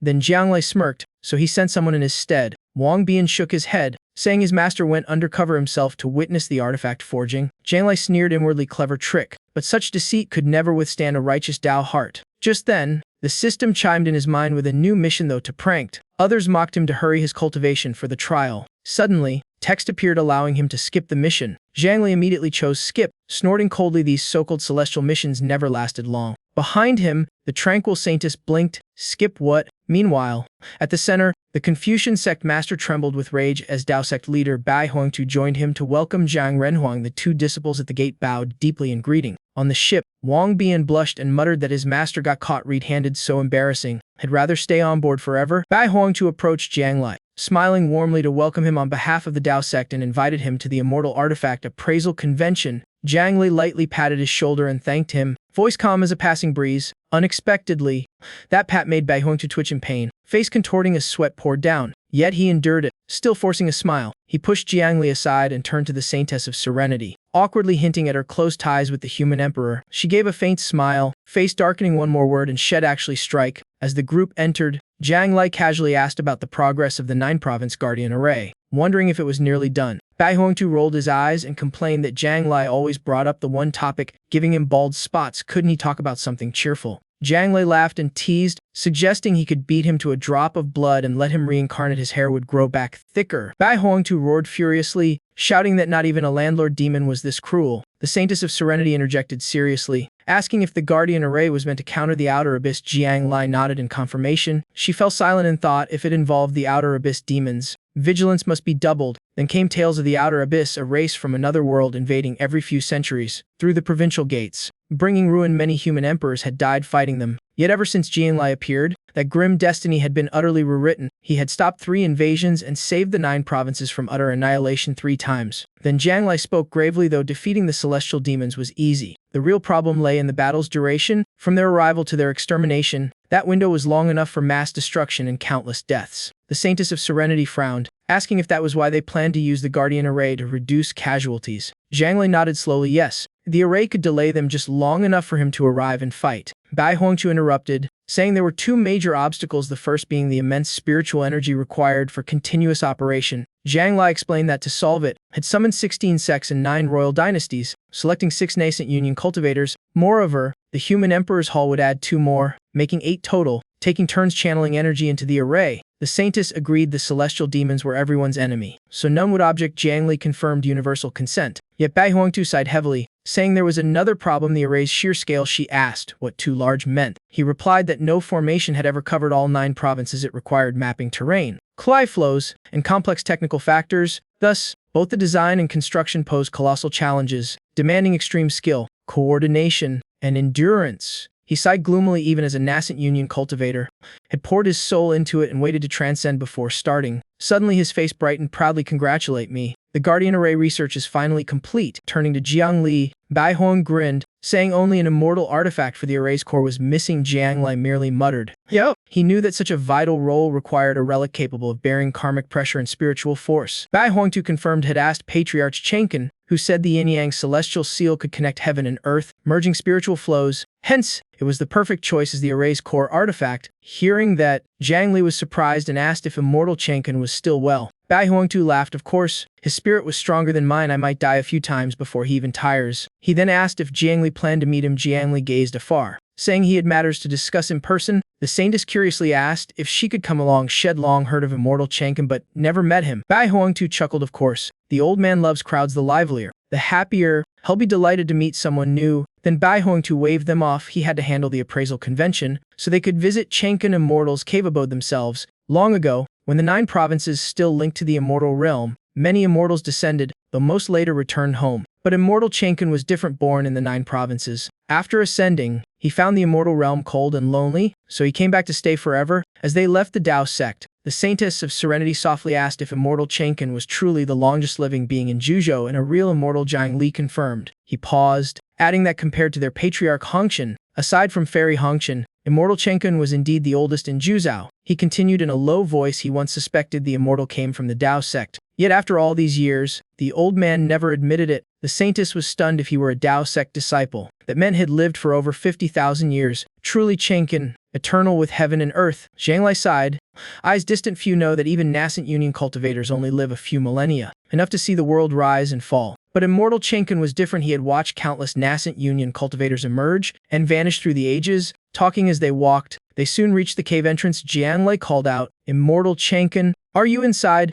I have questions to ask." At once, light flared before the cave, revealing an ancient array swirling like liquid glass. In an instant, the formation split apart, forming a wide shimmering gate. Inside lay lush mountains and tranquil air, like a world detached from reality. Amid the serenity sat immortal Chenkin, who smirked upon seeing Jiang Lai. "Kid, every visit of yours comes with questions, never a friendly chat." Beside him, the Saintess quietly admired. The man radiated simplicity despite divine power fused seamlessly with his being. Jiang Lai stepped forward bluntly. "Only you can answer my doubts." Chenkin squinted, smiling, still wanting my help. He clicked his tongue in awe. The once core formation brat was now fathomless. His gaze gleamed as he sighed. "Even I, an immortal, can no longer gauge your strength." Then he closed his eyes slightly, tone calm. "This old man can only offer a few answers now. No real aid anymore." Jiang Lai smiled gently. "You're too modest. If you weren't trapped in Zhuzhou, you'd have long returned to the immortal realm. After Ascension, cultivator's Kai becomes immortal force, the essence sustaining their being, but such power can only be replenished in the immortal realm. Each descent depletes it." Jiang Li went on, "If an immortal can't return to absorb immortal energy, their strength fades, body succumbs to the 5 declines of heaven, and man then vanishes. Thus, though immortal Chenkin had defended Zhuzhou from outer invasions many times, a mishap during Ascension left him unable to return and recover his immortal power. Now, at his limit, he must restrain himself. Once his immortal force is gone, his body will dissolve forever." Immortal Chenkin sighed softly, eyes dimming at the mention of the immortal realm. He waved his hand warily. "Don't speak of the immortal realm again." After a pause, he stood and forced a smile. "Come, walk with me for some fresh air." Turning back, he glanced at the Saintess in surprise, half teasing, "Yo, you brought company. Whose porcelain doll is this girl?" The Saintess of Serenity stepped forward and bowed. "Immortal sir, I am Jingxin from the Hongshan Pure Land, descendant of Patriarch Hongshan." Hearing that, immortal Chenkin brightened and laughed heartily. "Fairy Hongshan? It's been ages since I heard that name." Cheerfully, he took out a wooden box, sliding it toward her inside were spirit tea and pastries. Try them, see if they suit your taste. The saintess felt awkward. Thinking immortals usually cared little for food, why was he acting like a worldly host? Just then, Zhang Lei whispered telepathically he once met Fairy Hongchen in person. The saintess softly exclaimed, "Oh," her eyes lighting up. Immortal Chenkin sat down, gaze turning sullen. "All right then, tell me, what have you come to ask this time?" Zhang Lei took a deep breath, thinking the old man was frail now, best to break it gently, so he spoke calmly. "Fairy Hongchen has been resurrected. What do you think of that?" The seemingly mild words made Immortal Chenkin spring up. Face filled with shock, a turquoise light burst from him, the air in the cave trembling as if stirred by a tide of divine power. His aged body began to rejuvenate, though sorrow still lingered deep in his eyes. Zhang Lei and the saintess froze, amazed yet oddly unsettled by the sight. Immortal Chenkin said nothing, turning away and muttering, "I'll step outside for a moment." But before he could take more than a few steps, Zhang Lei swiftly grabbed his leg. The old man flailed wildly, shouting, "Let me go. I must find the love of my life." Zhang Lei sighed helplessly. Is that even love anymore? I already apologized on her behalf. Back then, when Fairy Hongchen descended, she caused countless upheavals across Juzhou. At first sight, Immortal Chenkin had fallen to his knees, vowing loudly to serve her for life. Now, in the present, he still struggled in Zhang Lei's grasp, yelling, "Let go! You're bullying the elderly." Zhang Lei only shook his head. What a disgrace.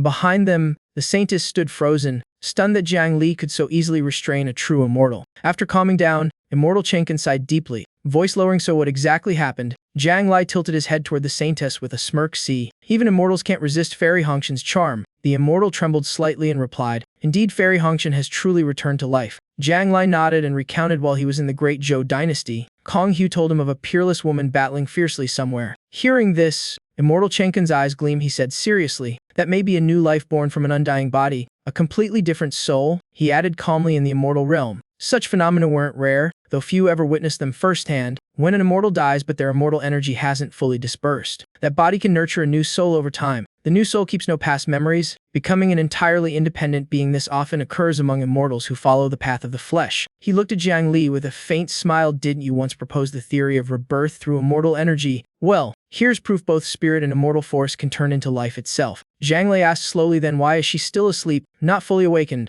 Immortal Chenkin replied, "That was natural. Newborn souls remain hazy, unaware of who they are or what world they've entered. Moreover, their immense power frightens the mind into emptiness. Sleep is their shield against Qiao's." But hearing tales of her own past slowly awaken her shorter slumbers meant she was accepting herself. Zhang Li nodded in agreement, inwardly impressed indeed. Immortal Chenkin had lived too long and knew too much. A soft noise broke his thoughts. Turning, Zhang Li saw Immortal Chenkin sneaking off quietly. He called out sternly, "Don't try to slip past me. You're heading to Hongchen Pure Land to see the newly awakened Fairy Hongchen, aren't you?" Immortal Chenkin froze, stammering, "No. How did you know?" The brat saw right through him with one glance. The old man scratched his head, faked a cough, and awkwardly changed the subject. Zhang Li sighed. "She's fine inside Hongchen Pure Land. But if she wants to leave, what should we do? Should I allow it?" He stressed. "Only a few know of this. We mustn't let a single whisper leak out." Immortal Chenkin nodded solemnly. "Understood. Since you asked, I'll keep it secret. A senior mustn't fail the younger generation." Zhang Li nodded with satisfaction, then added, "There's another matter. A man in black appeared 380 years ago."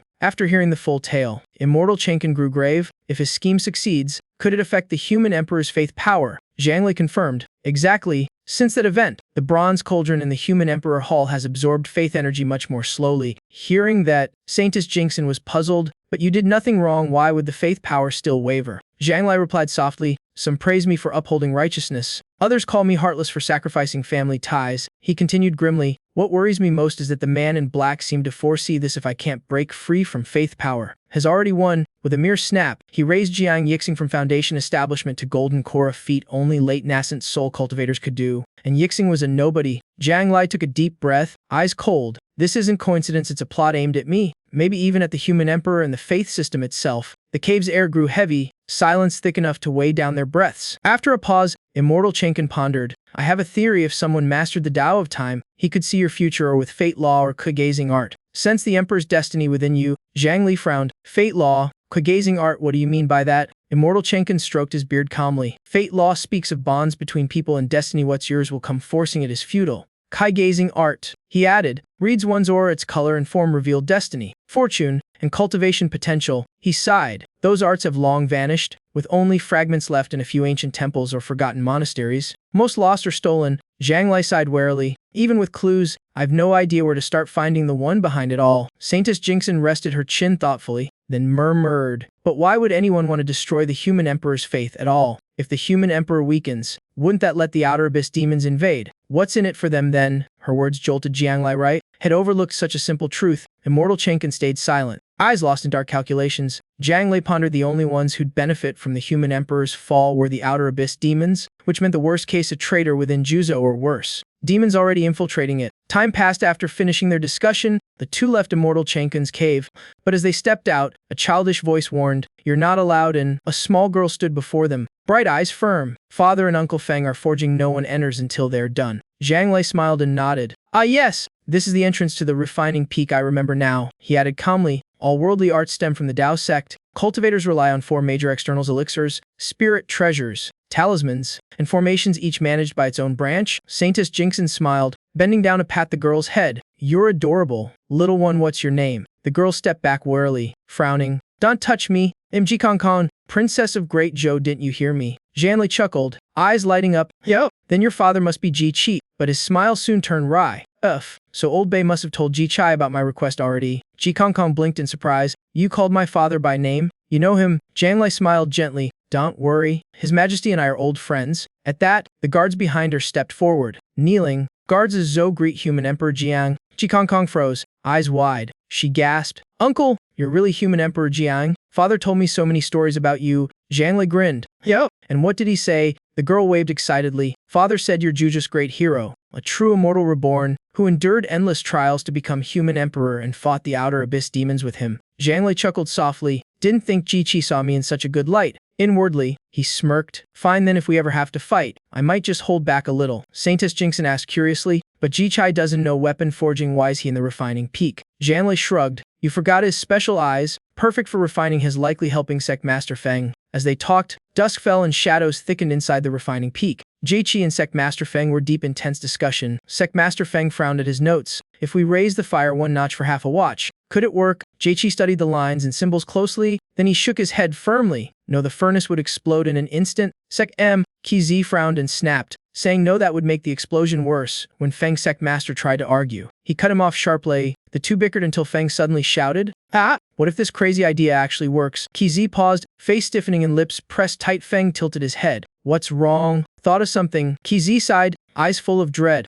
"I just realized I'm about to get beaten up in the near future." Feng blinked. "But you can see the future, can't you just dodge? What's there to fear?" Qi Zi replied coldly, voice sharp as a blade. Then he turned and walked off, muttering he couldn't stay, leaving Feng staring after him in dismay. But Feng cunningly grabbed his arm. Laughing and offering a freshly made pill, Qi Zi yanked free and refused through clenched teeth. Right then, a loud crash shook the place as the outer door was kicked open. Qi Zi sighed, realizing he was deep in someone else's turf and totally out of luck. When Jiang Lai stormed in, Qi Zi paled, begging, not the face, but got only a sinister grin and a raised fist. Far away, Bai Huangtu stood tall on the grand dais, eyes sternly scanning the arena. His booming voice declared the grand ceremony of artifact appraisal and exhibition open. Instantly, all eyes turned to the radiant platform where a jade-green spirit beast glowed between 3 great cultivators. The Mies cheerfully greeted the crowd, announcing this major event hosted by Tao Sect. He then introduced the artifact showcase, which was really a fierce power showdown. Meanwhile, a vague thought crossed Jiang Lai's mind, making Jing Xin frown in puzzlement. She glanced at him,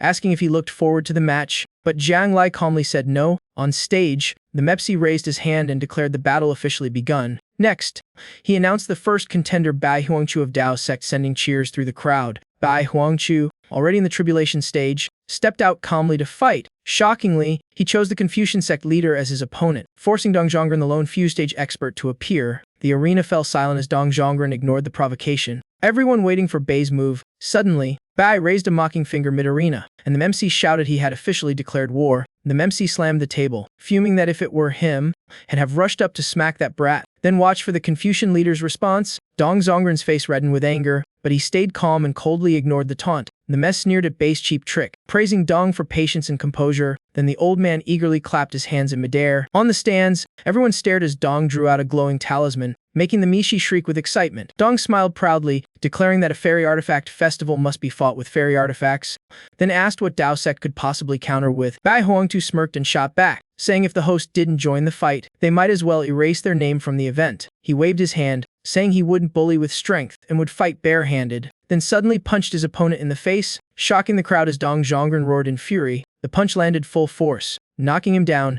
and the MC angrily accused Bai Huangtu of a sneak attack. The MC scolded him for striking before the match began, shameful for one at the tribulation stage. But Dong Zhongren leapt up, furiously wrote "Get lost," and slapped it on his opponent. The Messi nearly exploded, shouting that Dong Zhongren had activated the Great Scholar script. Everyone waiting in suspense. Unexpectedly, Bai Huangtu laughed, tearing off his robe before all eyes, stirring the entire arena. The robe fluttered down while he stood firm, unharmed, as if he'd planned it all along. The Memsi gasped and praised this as an eye-popping duel impossible to look away from. In the guest seats, Zhang Lei calmly clapped, leaving Jing Xin beside him utterly puzzled. The Mems quickly warned spectators not to fight over the fallen robe. It was actually a rare Dao sect artifact. After calming everyone, he swiftly got back to narrating the ongoing battle. Just then, Dong Zhongren wrote another new word and slammed it onto Bai Huangtu's body. As expected, Bai Huangtu peeled off yet another robe, making the MC scream in disbelief at his wardrobe count. But then the Misi's tone shifted. Something strange was happening. Everyone held their breath as the discarded robe began to glow and stand up. Brimming with battle aura, the MC screamed in horror. The robe seemed ready to fight its own master. He urged the audience to look at the big screen for a clearer view. The glowing word battle appeared, and the EC explained it could turn anything into a warrior for its master, stunning the crowd. Dong Zhongren seized the moment, furiously writing 3 war characters in a row. As soon as they were written, they blazed with light and began to take shape. In a flash, they became 3 golden armored gods, each exuding terrifying power. The Misi excitedly invited Xiao Zhang to analyze the situation for the viewers. Xiao Zhang calmly explained these were Confucian guardian spirits, manifestations left by ancient sages. When the war glyph is written, the guardians appear to defend the sect's symbols of Confucian might. The Meps narrated with gusto. Bai Huangtu was now trapped by 3 golden gods, the rebel robe, and Dong Zhongren himself. The fight grew fiercer as Bai Huangtu was struck hard, staggering in the arena's center, yet the Mist casually munched melon seeds, assuring viewers that Kojavi's respawn system would keep fighters safe. Suddenly, Bai Huangtu leaped up and countered, kicking away the robe and 1 golden god. His next blow smashed straight into Dong Zhongren, throwing the arena into chaos. The mech sighed, lamenting the brutality and warning young viewers to look away immediately. Meanwhile, Dong Zhongren stayed calm, wrote a new word, and slapped it on himself. Instantly his body fully recovered, while Bai Huangtu cast Dao arts to summon a massive river in midair. The river roared in, but Dong Zhongren wrote the word autumn, making the entire flood vanish instantly. They clashed again. One unleashed spells like a storm, the other countered with divine characters, creating a fierce stalemate. Suddenly, Dong Zhongren wrote death and slapped it on Bai Hengta's forehead, leaving the audience frozen. The Mepsi panicked, shouting that Bai Hengta's soul had been forced out of his body. That soul lunged at Dong Zhongren's spirit, and everyone held their breath for the outcome. Both flared with killing intent but then froze. Realizing this was just a friendly match, they stepped forward and shook hands amid thunderous applause. Yet the handshake dragged on oddly long, veins bulging on Bai Hengta's forehead. The Mepsi noticed something off and shouted that something shady was happening. Turns out, Dong Zhongren had secretly hidden a fragment of word power in his opponent's hand. Both yanked their hands back, eyes wary, stepping apart to guard themselves. Fireworks burst above as the Misi excitedly declared the first round over to roaring cheers. At that moment, Jing Xin looked at Jiang Li, curious why he seemed oddly pleased. Jiang Li kept a straight face, curtly denying it. She pressed on, asking who would win if those two kept fighting. Jiang Li calmly said that even with immortal energy and full strength, Dong Zhongren lacked battle experience. The gap was too wide. He simply couldn't match Bai Hengta's level. Jing Xin argues that immortal energy should make up for their realm gap. Jiang Li nods, saying yes, but only if it's a special offensive artifact like the Mountain Stone of Peng Lei Immortal Eisel. He adds that if Mo Ye Yu, the island master of Peng Lei, wields the Mountain Stone, even Bai Hengtu might struggle to resist. Just then, a clear female voice teases, "Does the human emperor value me that much?" Mo Ye Yu steps forward amid awful gazes. Pure and lofty in demeanor, she smiles gently, saying it's a great honor to be praised by the human emperor. Zhang Li laughs politely, saying he's merely being honest, not flattering. Then he subtly asks whether the island master intends to challenge the Buddhist sect's heaven-suppressing dharma, or perhaps she's after the Rui Gold, the national treasure of the Qianyuan Empire, or maybe it's the famed Gu Jingjian of Great Zhou. Mu Yu approached with a sly smile, saying she'd fought Hulu Rui many times, but this time wanted to test if Gu Jingjian could really mess with time. She invited Ciji to spar. He smiled coolly and accepted, ready for her move. Still, CZ secretly calculated that their cultivation levels were perfectly matched for a fair duel. The two stepped onto the stage, their auras bursting out as Muyavu drew a dazzling artifact. Jing Xin gasped it was none other than the legendary Mountain Stone. That immortal weapon is famed for never missing its mark. Even a shard can cause serious harm. Missy asserted that with Mu Ye's fusion realm and the Mountain Stone in hand, Almost no one on Earth would dare challenge her, but then Jiang Li sighed, saying even the famed monk Kong Hu, once struck by the mountain stone, nearly died, proof of its terrifying power. Across the field, Qizi slowly drew his own artifact, eyes sharpening in focus. It was a plain iron sword, yet strange ripples shimmered along its blade like waves of time. Mei Wu flicked her wrist and tossed the mountain stone lightly toward Qizi. Though graceful, the moment it left her hand, the stone roared forth like a storm with crushing force. Qizi stayed stern, pouring all his spirit into the trembling sword. Just before the stone struck, an invisible force from the sword spread out and halted its flight. The rock froze midair, trembling slightly but unable to move an inch forward. The crowd gasped. None expected Qizi to block the mountain stone so effortlessly. Jingxin gawked, exclaiming that Qizi's sword had slowed time around the stone. A relic that terrified countless cultivators was stopped by a single swing. The host explained the Gujing sword was forged from a time current brought back by great Just ancestor before Ascension, yet no one ever truly understood how to wield that power. Zhang Lai cut in, declaring it the sword's true ability to manipulate time itself. He said Qizi had shifted the mountain stone out of its timeline. It now flew so slowly it'd take years to reach him, powerless yet unstoppable. Then Mei Wu raised her hand softly and called, "Return!" Instantly, the mountain stone spun back and landed peacefully in her palm. Qizi seized the chance, activating his sword art. A flash of lightning like steel grazed Mei Wu's shoulder as she dodged. Wincing, she spun and leapt aside, barely evading his relentless follow-up strikes. Before she could regain balance, another sword beam hit, throwing her off rhythm. Mei Wu froze, eyes coldly locked on Qizi, mind racing through strategies. Then realization struck. He could see her moves before she made them. The real terror wasn't the Gujing sword, but Qizi's eyes that foresaw the future. Seeing her disadvantage, Mei Wu jumped back high, keeping distance to switch to ranged attacks. The mountain stone in her hand glowed and split into hundreds of shards, forming a blinding halo. In an instant, the shards turned into a stone storm raining upon Qizi as Mei Wu coldly dared him to block it all. Qizi remained calm, gently waving the Gujing sword as if sculpting the very space around him. Suddenly, the fierce stones slowed, caught in invisible vortices twisting their paths. They floated midair, creeping forward as if time itself had stretched endlessly. Mei Wu halted, eyes gleaming. He had opened a personal domain where time warped around him. Within that still realm, Qizi asked coolly, "Island Master, how's the power of the Gujing sword?" Mei Wu paused, then nodded, admitting defeat with genuine respect. Landing gracefully, she spoke respectfully, saying he had held back. Her mountain stone wasn't at full power. His sword strike, though precise, hadn't caused real harm, proving Qizi had shown restraint. From afar, Jingxin gaped, wondering how Qizi's sword could predict every move of Island Master Ma. Zhang Lai calmly replied that Qizi had foreseen the challenge and used his Chongtong to glimpse the future and prepare formations. Then he used the Gujing sword to leave sword energy anchored in the past at specific moments. When the duel began, those sword strikes emerged exactly according to the preset timeline, so it seemed he foresaw her actions, but in truth, they were echoes of the past reborn. Jingxin gasped. That was terrifying indeed. Zhang Lai smirked, saying Mei Wu lost only because she misunderstood the Gujing sword, while her mountain stone was actually peerless celestial grade.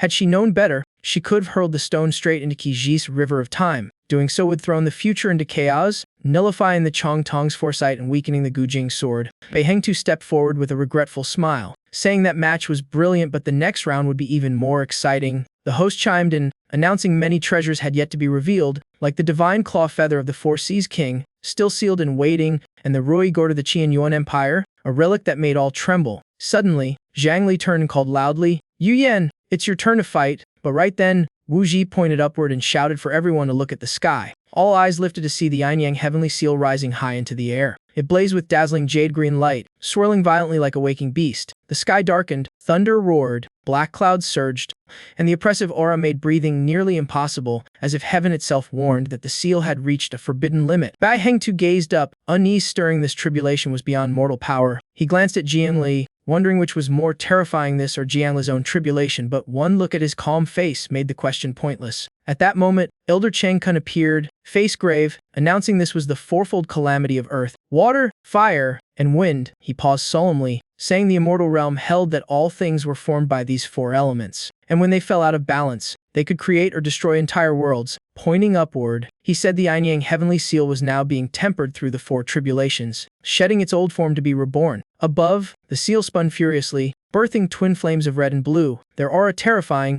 The red flames suddenly plunged to the ground, leaving a blazing trail of light. Where it struck, stone melted and the land erupted into molten lava. The blue flame descended softly, opening a glowing pit like a gateway to another realm. Trembling, Jingxin exclaimed that even the remnants of these four tribulations could destroy heaven and earth. Unthinkable. all eyes fixed on the ever-shifting yin-yang heavenly seal.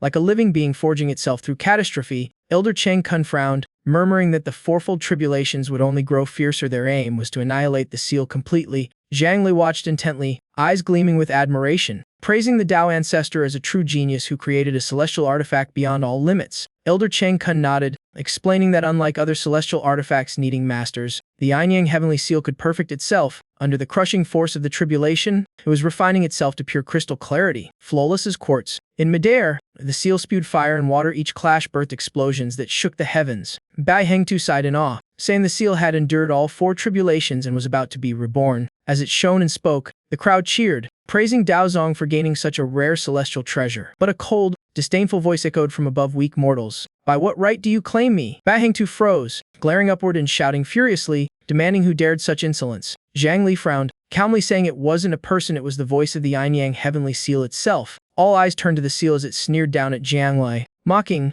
"A perceptive one, aren't you?" Saintess Jingxin stepped back trembling, asking if that thing had just spoken. Then Huang Du frowned, demanding to know who it was, for no treasure should be able to speak. The seal burst into laughter, declaring itself the yin-yang heavenly seal, freezing the entire space. Elder Chang Kun approached, examining closely before murmuring it had refined itself 8 times, and this was the 9th. Raising his head, he trembled, saying a celestial artifact that refines itself 9 times gains sentience. What he thought myth now stood before him. The seal laughed proudly, praising his insight. The old immortal bowed respectfully, addressing it as senior brother. His heart trembled if it possessed true awareness. Its rank surpassed even the Tao Patriarch, leaving him a mere student. He softly congratulated his senior for reaching the supreme realm and invited him to Dao Zong if he so wished. The thought chilled him. How terrifying would a sentient celestial artifact truly be? But the seal calmly replied, thanking him yet saying it desired only one thing.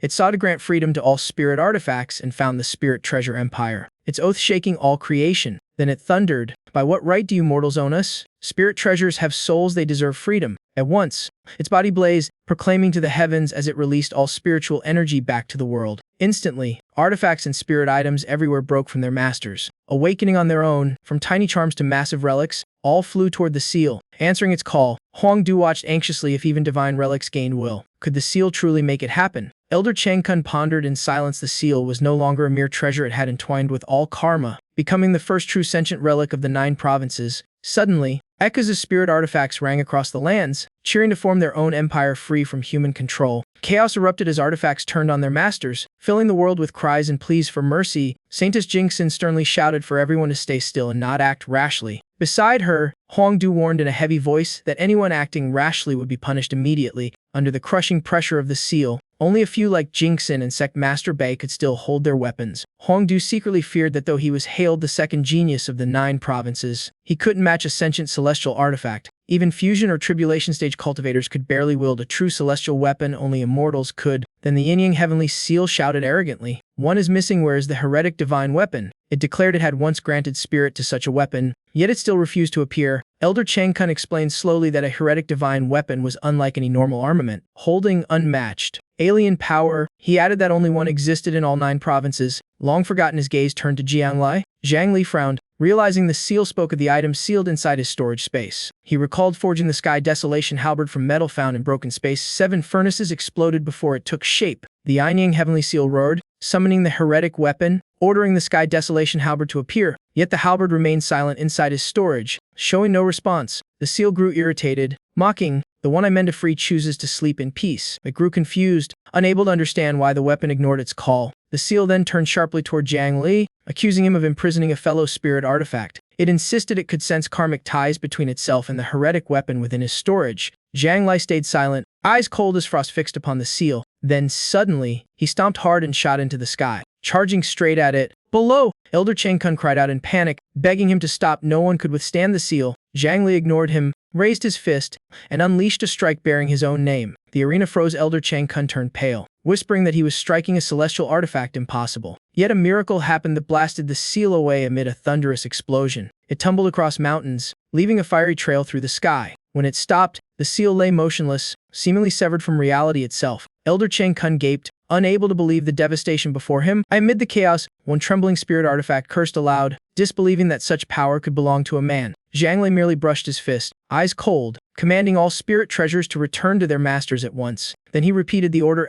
All artifacts were to return and undergo reforging. His voice deepened. Everyone back to your place immediately. He warned that any who disobeyed would be thrown back into the forge without mercy. Yet the artifact stood defiant. Unmoving, Zhang Lai sighed inwardly. Peace, it seemed, would require force today. He knew that left unchecked, the 9 provinces would soon fall to rampaging spirit treasures. While Qiji watched silently, too afraid to interfere, the young man thought to himself that even if he wished to help, only Jiangli had the strength to shoulder this. At that moment, Ruyus Mountain Stone roared, "Defeat the human emperor, and well found our own dynasty." Instantly, the spirit artifacts erupted, some shouting, some fanning the flames, all turning against Jiangli. Jingxin coughed lightly, calmly analyzing that they were strong. The seal was wounded. Charging now meant certain death. Huangdu quickly agreed, pleading with the celestial weapons to stop and preserve themselves. But the mountain stone ignored them, roaring as it lunged at Zhang Lai, who simply raised his fist, ready to strike. Before he could move, the stone vanished like smoke, leaving an eerie unease behind. A heartbeat later, it reappeared behind him, launching a surprise blow. Light exploded, swallowing Zhang Lai's form in an instant. The ground quaked as shockwaves rippled through the sky. Jingxin and Hongdu were thrown back. Only Elder Chang Kun remained standing, trembling, the spirit altars cracking. She looked toward Jiang Li, fear clear in her eyes, uncertain how injured he was. Through the haze, calm voice rose, utterly fearless. Using the Sky Tower's spatial power to warp space? Are you? Clever trick. Zhang Lai spoke as he crushed the mountain stone in his grip, ignoring its desperate cries. It could even move. Nearby, Dong Zhongren wielded his brush arrogantly, writing the word seal to bind Zhang Lai. Believing victory his, Zhang Lai arched an eyebrow with a faint smirk. Yo, you plan to nail me in place. Taking the chance, the mountain stone slipped free, unleashing its fastest move. One breath turns to 3 stones. Zhang Lai's body split into 3, all striking at once to shatter the freshly drawn rune. He replied coolly, "Such a flimsy seal can't hold me." Seeing his allies fall, the immortal sword gritted its teeth and resolved to use its ultimate technique to traverse the river of time and witness Zhang Lai's fate. Acting instantly, it dove in the temporal stream, only to freeze, muttering in shock. What is this? Within the current, Zhang Lai's image stared straight back at it, those cold eyes making the blade tremble. The sword's heart pounded in panic. Why was Zhang Lai inside the timeline staring at it? When suddenly, the Sky Desolation halberd descended like thunder. The impact made the immortal sword's eyes widen in disbelief. How could that halberd be here? Before it could react, the halberd pierced it clean through. Exploding in lightning and fury, the sword's body spun away, crashing into the river of time. Scattering radiant ripples, it flailed helplessly in the whirlpool, crying that it was being dragged back into the past. In a flash, the blade glowed and morphed into a fish. Lamenting, "Again, I've turned into a fish again." Still, it struggled stubbornly, shouting, "One day you'll swim back to shore and become a sword once more." Then, the sky fell eerily silent as all chaotic energies vanished. The treasure gourd trembled, voice cracking, "Where's the Gujing sword? How did it just disappear?" While the mountain stones snarled that it must have fled. Meanwhile, Zhang Lai hovered in the air, 2 more clones splitting beside him, terrifying the treasure gourd, which muttered that he was beyond belief, then drew a deep breath and invoked its ultimate calamity: earth, water, fire, wind, and even the heart demon tribulation itself. Waves of tribulation thundered. Chants echoed. Lightning crashed as if to crush the heavens, yet Zhang Li merely raised his hand, his fist punching through the lightning, dispersing the storm as if it never was. He glanced around coolly, eyes so sharp that the treasure gourd gulped but still shouted. Not done yet. Confucianism still has a final move. Zhang Li inhaled calmly, thinking that though he trusted his strength, a celestial artifact's power was always unpredictable. He drew a treasure from his storage ring, tone calm yet tinged with interest. Can't guarantee victory, but let's see. Below, Hongdu gaped, forgetting even to breathe. Before him, Zhang Lai's avatar wielded a longsword, focusing his mind and cleaving straight at the will of the celestial artifact. Layers of Buddhist, Taoist, and Confucian energies spiraled around him, glowing in sacred radiance. The sight made Hongdu feel as if he were witnessing Zhang Lai's fusion stage glory once again. Back then, though not yet the human emperor, his body and power already reached world-breaking heights. He had been that strong bare-handed, now armed with the Sky Desolation halberd. His might was beyond imagining. Hongdu stammered, "I'm certain only Jiang Li now can speak as an equal to the celestial artifacts." But the relics showed no fear, surging forth together, the dragon pearl boasting defense, the gentleman's sword flaunting its peerless edge. Zhang Li only cast them a lazy glance, like an adult humoring unruly children, then gently swung the Sky Desolation halberd. A blade of light ripped across the heavens, slicing through countless relics in an instant. Explosions thundered as the dragon pearl screamed, body stiffening his stronger than the dragon clans themselves. At that moment, Dong Zhongren secretly hurled talismans at Zhang Li, muttering death and burn to incinerate his spirit. But Zhang Li's manifested body dissolved instantly, performing golden cicada shedding to reemerge unscathed. His whole body flared with golden flames as he murmured, "Baptized in fire, reforged in gold, good enough." The talisman monk turned pale, his charm trembling as ink bled down his fingers. Zhang Lai raised his sword to end him, but the man was blasted away. Shouting indignantly, Still alive, he tumbled back, the word calm glowing on him though his mind was chaos, muttering that unless the celestial spirit's will was shattered, he couldn't stop. Suddenly, the sky tower appeared arrogantly from afar, its voice booming, "Now it's my turn to shine." Zhang Lai only watched silently as the sky twisted, birthing a massive black hole that devoured all spiritual energy nearby. The sky tower howled, aura raging, "Block this if you can, I refuse to believe you can endure more." Zhang Lai met it with a casual, almost bored look, raising his sword as killing intent surged. Then came a deafening blast, space tore apart, shockwaves erasing everything in sight. The strike sent the sky tower spinning upward like a struck baseball, tumbling through the clouds. On the ground, Ryu gaped, eyes glowing. The human Emperor Jiang truly defeated a celestial artifact. From above, Zhang Lai said calmly, almost amused, "Decent strike but still weak." The sky tower shrank in fear, body trembling, screaming. "A few more hits and it'll split in half, my cultivation ruined." Zhang Lai smirked, gripping the sky desolation halberd. "Too bad, this halberd's tougher than my own fate." In another corner, the mountain stone and the treasure gourd exchanged hopeless looks inside. "That's it, our story ends here." Suddenly, Zhang Lai froze, sensing a cold killing intent watching him from somewhere unseen. He scanned the area warily, spiritual sense expanding, but found nothing in the quiet void. Instinct urged him on. He raised his halberd high, eyes flashing like lightning. Then he hurled it. The weapon shot forth like a comet, tearing through layers of space and sending waves rippling across the heavens. Moments later, the sky desolation halberd vanished, the ripples faded, then it reappeared right behind Zhang Lai, catching it midair. Zhang Lai's eyes gleamed in doubt. This feels just like when I first crossed time." Suddenly, the Anyang heavenly seal emerged, clutching its still glowing wound. "Furious, I just recovered, and you forced me out already?" It snarled. "Fine, then I'll curse you with eternal ruin. The karma of the 9 provinces is in my grasp. Prepare for endless misfortune." Elder Cheng Kun's face drained. Instantly grasping the meaning, Jiang Li was about to be dragged into a web of catastrophic karma, from spiritual energy collapse to vanished cultivation, to being hated and sealed by all, reduced to his weakest self again. Zhang Lai raised his hand, frowning slightly. Strange, so this is karmic power. Yet no matter how long he looked, nothing changed. The world remained perfectly normal. The seal screamed in panic. "Impossible, why can't I see your karma?" It trembled, stammering, "All things bear karmic marks, yet you alone are empty." Standing outside the 9 provinces, Zhang Lai didn't bother replying. His eyes hardened as he lunged straight at the seal, dismissing all talk of void karma. His sword flared. Every swing sharp and merciless battle was all that mattered now. Strike after strike crashed down, driving the seal back as his cold voice rang out. This time, in the one attacking, their clash exploded violently, shaking reality itself. Cracks split across the seal's body, leaking radiant spiritual light. It screamed in pain, the sound mingling with the hiss of shattering essence. Pride gone, the seal burst into tears, wailing, "I don't want to play anymore. You're bullying me." The other artifacts all began sobbing too, their cries echoing pitifully. "So mean." Zhang Lai stood frozen, unsure whether to be angry or laugh. Elder Cheng Kun sighed, saying softly, "They've only just gained sentience. Their minds are like 6-year-old children." He shook his head. "They love fun and freedom." Yet before they could show off, Zhang Lai gave them a lesson they'll never forget. The seal quickly shouted, "Little tower, lead the brothers out. Retreat now." It triggered a hidden formation. Light flaring as space fractured into cracks, the relics dove in at once, vanishing in a blink, leaving strange glowing words before Zhang Li unidentified world detected. Soon after, morning sunlight streamed through a small window into a quiet room far away. A disciple entered to report, "Sect Master, since the celestial artifacts left, all other spirit tools have stopped rebelling." Hongdu only shook his head heavily. "We can't rest easy yet, this isn't over."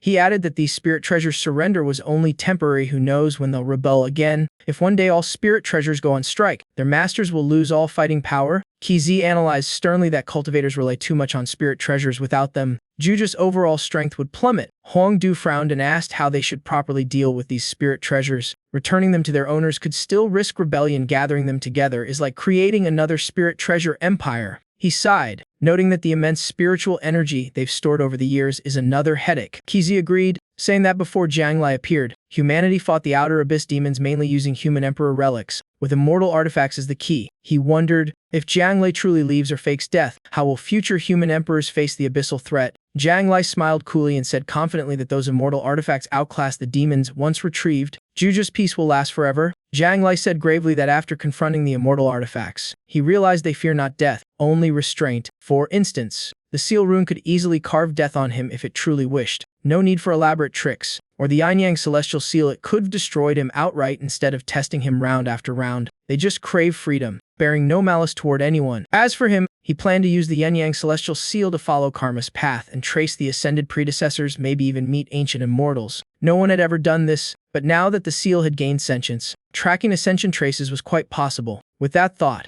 Zhang Lai calmly summoned the system. "Can you take me to that unidentified world we saw earlier?" he asked. The system instantly responded, showing coordinates and the cost and origin points for teleportation. Zhang Lai nodded and said decisively to everyone, "I'll bring them back." Huang Du was stunned and asked, "Bring them back? But how? From where?" Zhang Lai replied lightly that he had recently comprehended part of the Tao of space and could now trace the spiritual residue they left behind. Hearing this, one disciple gasped in astonishment. Jing Xin, Qizi, and Huang Du all exclaimed, "Really? You grasped the Tao of space? That's nearly impossible." Zhang Lai stroked his chin and smiled lazily. "It's nothing special at worst. I can travel a few worlds." Huang Du nodded, convinced that Zhang Li wouldn't speak without solid ground. Qizi agreed, saying if he could truly reach other worlds to find the immortal artifacts, success was almost guaranteed. For back then, before the immortal realm split apart, it connected countless worlds, Zhuzhou being one of the mightiest. Even ascended beings rarely return one success in a century shows how vast the distance truly is. Suddenly, Qizi warned everyone to be careful when returning the immortal artifacts. Avoid disturbing weaker worlds. Huang Du stepped forward and handed Zhang Lai a treasure, saying, "Take this, I forged it during the fusion stage." Zhang Lai asked curiously, "What is it?" He replied, "An interworld communication talisman I made after my tribulation breakthrough. In theory, it can transmit messages across space.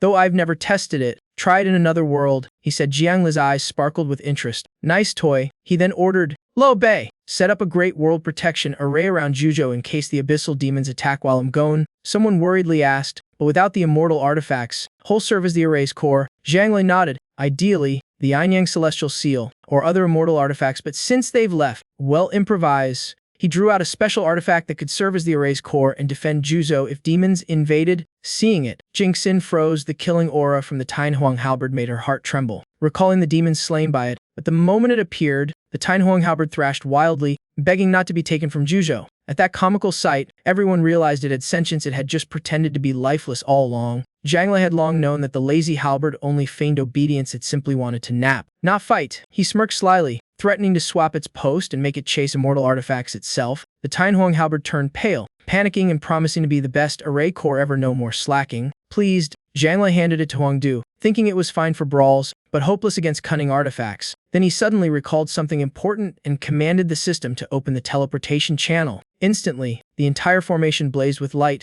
energy roaring across space. Before leaving, Zhang Lai advised Huang Du to try training in another world once he reached the tribulation stage. Huang Du asked where to go. Zhang Lai smiled mysteriously. "Just climb the stairs a few more steps, you'll see." Without hesitation, Huang Du obeyed, striding firmly upward. Passing the barrier, he asked curiously, "And then?" Zhang Lai below replied coolly, "Nothing at all." He stroked his chin, guessing only they could see the passage. Others couldn't reach it even if they tried. Then the scene shifted. Mountains curved gracefully, clouds drifted like strokes of a celestial painting. Suddenly, beam of blue light swept the sky, waves of spiritual power rippling through heaven and earth. Zhang Li and Huang Du landed atop a mountain, standing tall amid clouds and roaring winds. Zhang Li said solemnly, "The protective array is complete. Zhuzhou is safe while we're gone." With that, he soared upward, bidding farewell. Huang Du looked up wistfully. Ironically, no divine merit descended. Zhang Li gazed at the starry sky, smiled, and ordered teleportation for the whole team. Then he strode into the air, like a wandering hero departing the mortal world without hesitation. In the blink of an eye, Zhang Li arrived in a strange world. Its aura utterly alien, but the sight before him left him stunned. Everything defied imagination. Planet of pure technology stretched out, packed with advanced weapons. Silver towers gleamed beneath his feet. Looking around, Zhang Li felt like an ancient relic lost in the future. Yet he wasn't fazed. He just smirked, admiring the world below. Impressive, he thought. These humans are truly advanced. He was surprised to find the spiritual energy here still abundant, only slightly weaker than Zhuzhou. A rare planetary balance. Thinking so, he landed on a building casually, planning to grab some local specialties, but another thought struck him. Before he could act, a comm signal blinked and crackled. It had to be Huang Du calling. Zhang Li frowned, grumbling, "What's that old Bei messing up this time?" But this time, it was Jing Xin's worried voice asking if had arrived safely. Zhang Li chuckled lazily. "Relax, I'm fine. It's even more interesting than I expected." On the other end, Huang Du cut in, tattling to Jing Xin that Zhang Li was only mean to him but sweet to everyone else. Mid-conversation, Zhang Li's gaze froze on a giant iron box moving without spiritual power, utterly baffling. He muttered, "Do people here live that high up? Wait, that iron thing looks human-shaped. Heavens, what is that?" As things got noisier, he cut the call for some peace. He sighed inwardly. It felt like leading a pack of retirees on an interdimensional tour. Taking a deep breath, Zhang Lai refocused. It was time to plan his first move. Though unsure how vast this world was, he guessed it far larger than any single continent. Its terrain resembled Juju's flat land masses rather than floating spheres. Ancient records told Jiangli the cosmos held two world-types, isolated planets, endlessly distant from one another, and flat continents, massive realms, hundreds of times larger than a lone planet. From observation, he confirmed this was a flat continent world. Finding the yin-yang celestial seal here could take a lifetime. Before he could strategize, sobbing echoed in his mind. The seal wailed like a child who'd lost its toy. Startled, Zhang Li frowned, muttering, "Where?" His eyes narrowing, the seal whimpered that it had been bullied and missed its master, while Cheng Kun just watched like it was theater. Zhang Li appeared behind it, voice calm but skeptical, asking if it had cried nonstop since arrival, then added dryly, "So, 5 days. Enough. Stop." The seal panicked, bolting away, wailing like a wrong kid but didn't get far. Zhang Li flicked his hand, seizing in midair, coldly saying, "You're coming back to Juzhou." Ignoring its protests and shrieks of monster, yet it kept thrashing, crying that it didn't want to return. It wanted to find its master and vent its fury. Zhang Lai raised a brow, puzzled. "You mean the Tao Patriarch is in this world?" The seal puffed up proudly, claiming it had followed its master's karmic trail. This world was no coincidence. The Tao Patriarch must be here. Then it bragged about how its master once cherished it endlessly. Jiang Lai replied coolly, "And now I'm holding you two just as lovingly." He released it to float, asking, "You've cried for 5 days and your master still hasn't appeared." The seal muttered weakly, "Maybe he's in seclusion." Zhang Li frowned. "Didn't you say you can sense karma? Why can't you locate him?" The seal mumbled, "Since leaving Juzhou, the karmic link's grown faint." It kept pleading, saying it only wanted to reach the last trace of its master's karmic residue. Zhang Li pondered, asking, "Could it be you're sensing the Tao Patriarch's belongings, not the Patriarch himself?" The seal protested fiercely, insisting the Tao Patriarch was truly here, leaving Zhang Li sighing and telling it to recheck carefully. Its reply nearly made Jiang Lai collapse. The very ground seemed to quake at its words. The seal confessed it had planned to cry across the whole continent, but Jiang Lai stopped it halfway. Jiang Lai rubbed his forehead and sighed, saying that if the Tao Patriarch wanted to meet, had have appeared already. Clearly, he didn't want to. Stunned, the seal asked what to do. Jiang Lai calmly said he had enough cultivation to help trace the Patriarch's path. Yet he couldn't fathom why the Tao Patriarch, who'd ascended to the immortal realm, would appear here in Xi Chen. Even immortal Cheng Kun, if he wanted to retire, should have gone back to Juzhou, their true homeland. Jiang Li's intuition told him the Tao Patriarch knew something about the immortal realm, or that a great calamity had struck it. According to Cheng Kun, the immortal realm was meant to block the outer abyss demons. Now that demons roam freely, it must be in ruin. Hands behind his back, Jiang Li said firmly, "If we find the Tao Patriarch, you're coming back to Juzhou with me." The seal nodded without hesitation, but deep down, it smirked slyly. Once it found its master, no one could command it again. To find him, they first had to understand this world. Its towering, intricate structures looked impossibly advanced, yet what puzzled him most was that everyone here wore identical uniforms, faces blank, moving like machines. When Jiang Li landed on the street, no one even looked up, as if flying people and floating weapons were normal. Closer inspection showed everyone wore smooth silver bodysuits. A sweep of his divine sense revealed intricate electric circuits inside. He nodded slightly. These suits reduced fatigue, regulated temperature, and boosted stamina, but what intrigued him more was the planet's overall tech level. Thinking that, he looked up,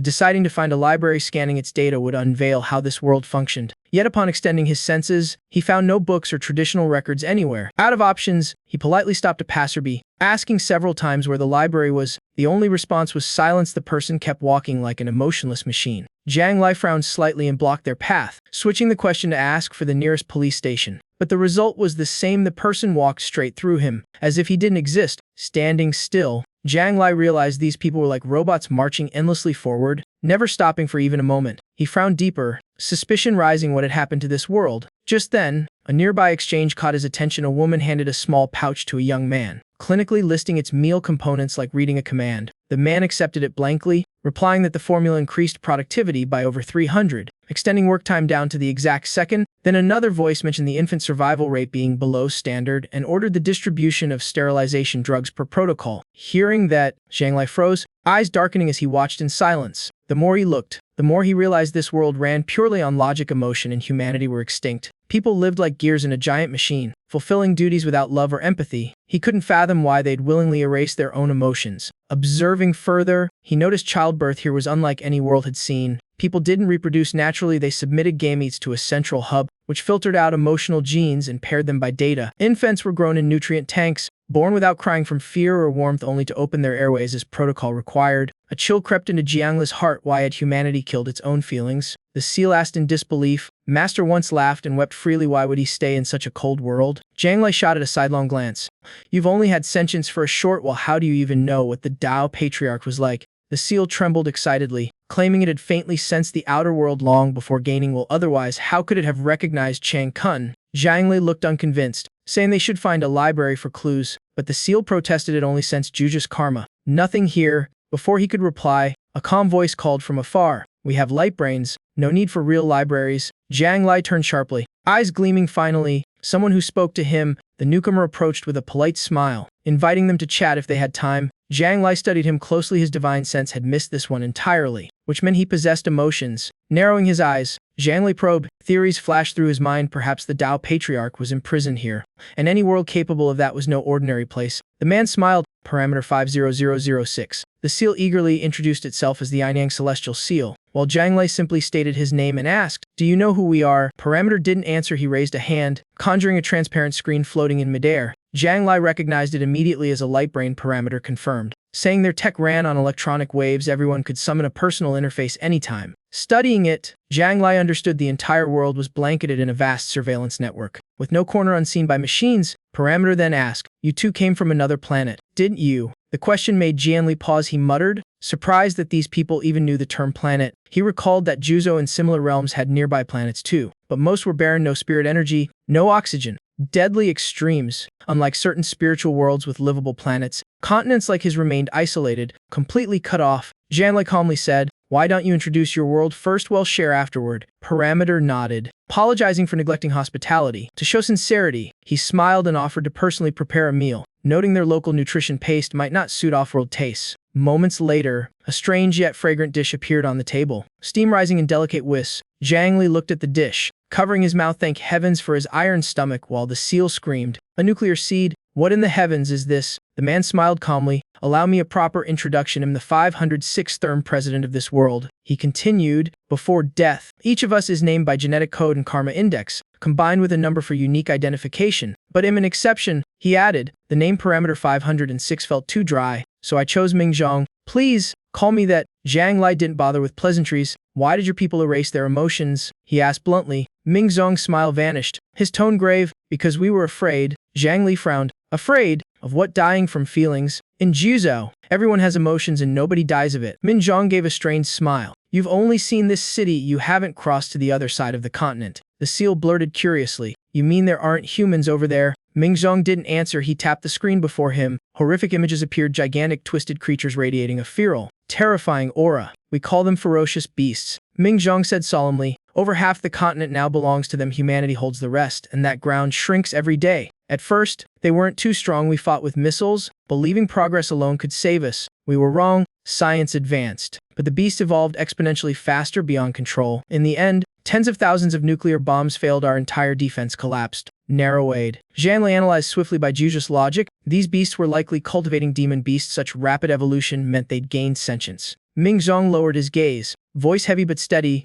"At this rate, humanity will soon be erased. We realized science can't leap overnight. It must accumulate over generations. Blind pursuit of speed only leads to ruin. So we divided our lineage, purged emotion to devote full intellect to study and invention. When the foundation is firm, we'll restore feelings and rebuild civilization. Even art and fiction," he said, "though seemingly useless, once inspired discoveries that shaped our technology. Yet excessive emotion slows progress, thus our evolution proceeds in two distinct phases." Mingzhong explained slowly. "During knowledge accumulation, the president must retain emotions to guide, but in the silver hair era, the acceleration phase, the leader must be emotionless, pure reason for pure science. As you see," he went on, "we're still in the accumulation age. My duty is to decide when the acceleration era begins. The transition can't rely solely on formulas or machines. It needs a feeling mind and broad vision to choose the right moment. But when the silver hair era ends, all can be calculated exactly. Emotion then only breeds denial, so that era's president must be utterly devoid of feeling. Thanks to this strategy, humanity's technology skyrocketed. Super ace, optical brains, full-body mechanization,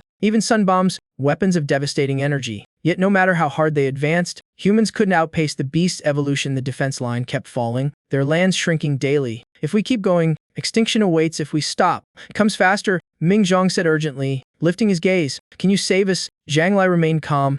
"Why not leave this continent, migrate to another planet?" he asked. He studied the screen, thinking that with such science, Interplanetary migration shouldn't be impossible. Storms or temperature shifts were solvable. Ming Zong shook his head. You don't understand. The farther we fly from the continent, the stronger gravity becomes. No one escapes. Zhang Li frowned, said nothing, and turned to leave. Ming Zong panicked and rushed after him. Suddenly, Jian Li shot skyward, his figure a blazing streak piercing the clouds. In moments, he broke through the atmosphere, soaring into vast space. The higher he flew, the stronger the gravity grew, so intense that even a tribulation stage cultivator would struggle, until 10,000 meters higher where it eased. After confirming the anomaly, Zhang Li descended. Ming Zong looked up, eyes wide in awe as if beholding a god. How can you do that? He stammered, his faith in science shattered, for Zhang Li had broken limits with bare flesh, no device at all. One leap and the millennia-old human restraint was gone. Ming Zong saw not a trace of technology on him. Beside him, the seal puffed up proudly. Anything Jiang Li can do, can too. Jian Li chuckled, saying, drink warm water and you'll be just as strong, making Ming Zong believe it and dash off to issue a national order. Jiang Li cuffed and quickly clarified, I was joking, it's pure cultivation. At the word cultivation, Ming Zong froze. That concept was ancient, long buried with the age of mechanized wars. Jian Li calmly raised his hand, eyes glinting as if awakening something forgotten. Then golden light flared around him, brilliant as the noonday sun. The surrounding aura converged into his body. That was cultivation in action. Ming Zong pointed at the glow in alarm. That's beast energy. A human can absorb it. The seal bristled. Nonsense. That's spiritual energy. Calling it beast energy is an insult. Ming Zong explained that human science had identified this mysterious force as the beast power source. He added they once believed it could strengthen humans, but tens of thousands of experiments failed. It only worked as machine fuel. The seal gawked. Don't tell me you've never heard of spirit roots, the essence that lets humans cultivate like a beast bloodline. Ming Zong blinked, bewildered. Spirit roots? What are those? Zhang Li sighed, rubbing his forehead, and explained, they can't be measured by instruments. They appear when one truly awakens. In that instant, he said softly, a spark is born, opening the gate between body and heaven. That is the spirit root. However, he added that nowadays people can test a child's aptitude at age 2 using a spirit root jade. Suddenly, a strange surge exploded through Ming Zong's body like a live current. Every muscle and joint trembled awake after a 1,000-year nap, madly absorbing new power. Zhang Li glanced over, calmly saying his spirit root had awakened and he was now a first-stage Kai refining cultivator. Ming Zong clenched his fists, amazed that his strength doubled after absorbing just a hint of spiritual energy. Jiang Li blandly remarked that this was basic cultivation of Juzo and asked how much he understood. Ming Zong took a deep breath, realizing they weren't aliens but beings from another world. Juzo, home of immortals. Suddenly anger filled him. Those feral beasts had driven humanity to abandon emotion and survive only through technology. He reflected that the gap between their worlds and Juzo was an endless abyss. He then bowed deeply, sincerely begging Jiang Li and Qin Yin to help humans destroy the beasts. Qian Yin jumped up eagerly, claiming Jiang Li wasn't needed, he alone could handle it. Jiang Li just sighed softly, saying they should at least visit the beast's territory to see for themselves. Yet inside, he guessed that the Dao ancestor might be imprisoned within the beast's domain. Overjoyed, Ming Zong ran off to start the engines, saying he'd fly them to the front line. Hope filled him against Jiang Li, a great Ascension powerhouse. Those beasts were like flies. Jiang Li coolly placed a hand on his shoulder, smiling that vehicles were unnecessary. In an instant, his figure shot skyward, dragging the two along like a whirlwind. Ming Zong screamed as their aircar now seemed turtle slow. Lightning flashed across the sky, turning it into a blazing inferno. Below, thousands of battle robots fired nonstop, their beams raining down like electric storms. Upon arrival, Ming Zong explained those were humanity's two most advanced weapons. One was the sun shell, exploding with millions of degrees, incinerating hordes of beasts. The other was the annihilator cannon, firing invisible energy that disintegrated targets to atoms. But those weapons drained vast energy and only worked at close range, letting humanity barely hang on. Worse still, their numbers were few while the beasts multiplied endlessly. So even with many kills, defense lines couldn't hold for long. Some powerful beasts still roared defiantly across the battlefield. Zhang Li surveyed coldly. Most beasts were at the fusion realm, with a few reaching the terrifying divine transformation level. Ming Zong ordered to fire, and the massive annihilator cannon began charging. A colossal beam then shot out, tearing through the sky toward the beasts. The flash swallowed them whole, leaving only drifting ashes, yet the ground shook violently, splitting open as something enormous stirred below. In the explosion's heart, a massive beast still stood, cracked but unfallen. Instead of dying, it roared even louder, its violent aura flooding the heavens. Ming Zong panicked, shouting how that thing could survive both sun shells and the annihilator cannon. Qian Yin suddenly warned, not good, it's evolved. Jiang Li calmly said the previous beasts were divine transformation level, but this one had reached fusion realm. He explained that fusion meant perfect unity of mind, will, and Dao no longer divided. That stage, body and spirit merge, no external force can break them, rendering the annihilator cannon useless. Moreover, A fusion cultivator can fly through space and bathe in sunlight. Unharmed human sun shells are nothing. Ming Zong shivered, realizing the fusion realm surpassed every human limit. Curiosity burned in him. If fusion was that strong, how terrifying must tribulation and great ascension be? Janlei smiled slightly, springing upward, saying simply, "Let's go take a look." As they approached the horde dense as ants, he sighed. Could they understand me? Ming Zong shook his head firmly, saying they were mindless and couldn't communicate at all. Zhang Lai frowned. Beasts at core formation had intelligence, so how could fusion ones be empty? Before he could ponder, a giant roared and charged like thunder.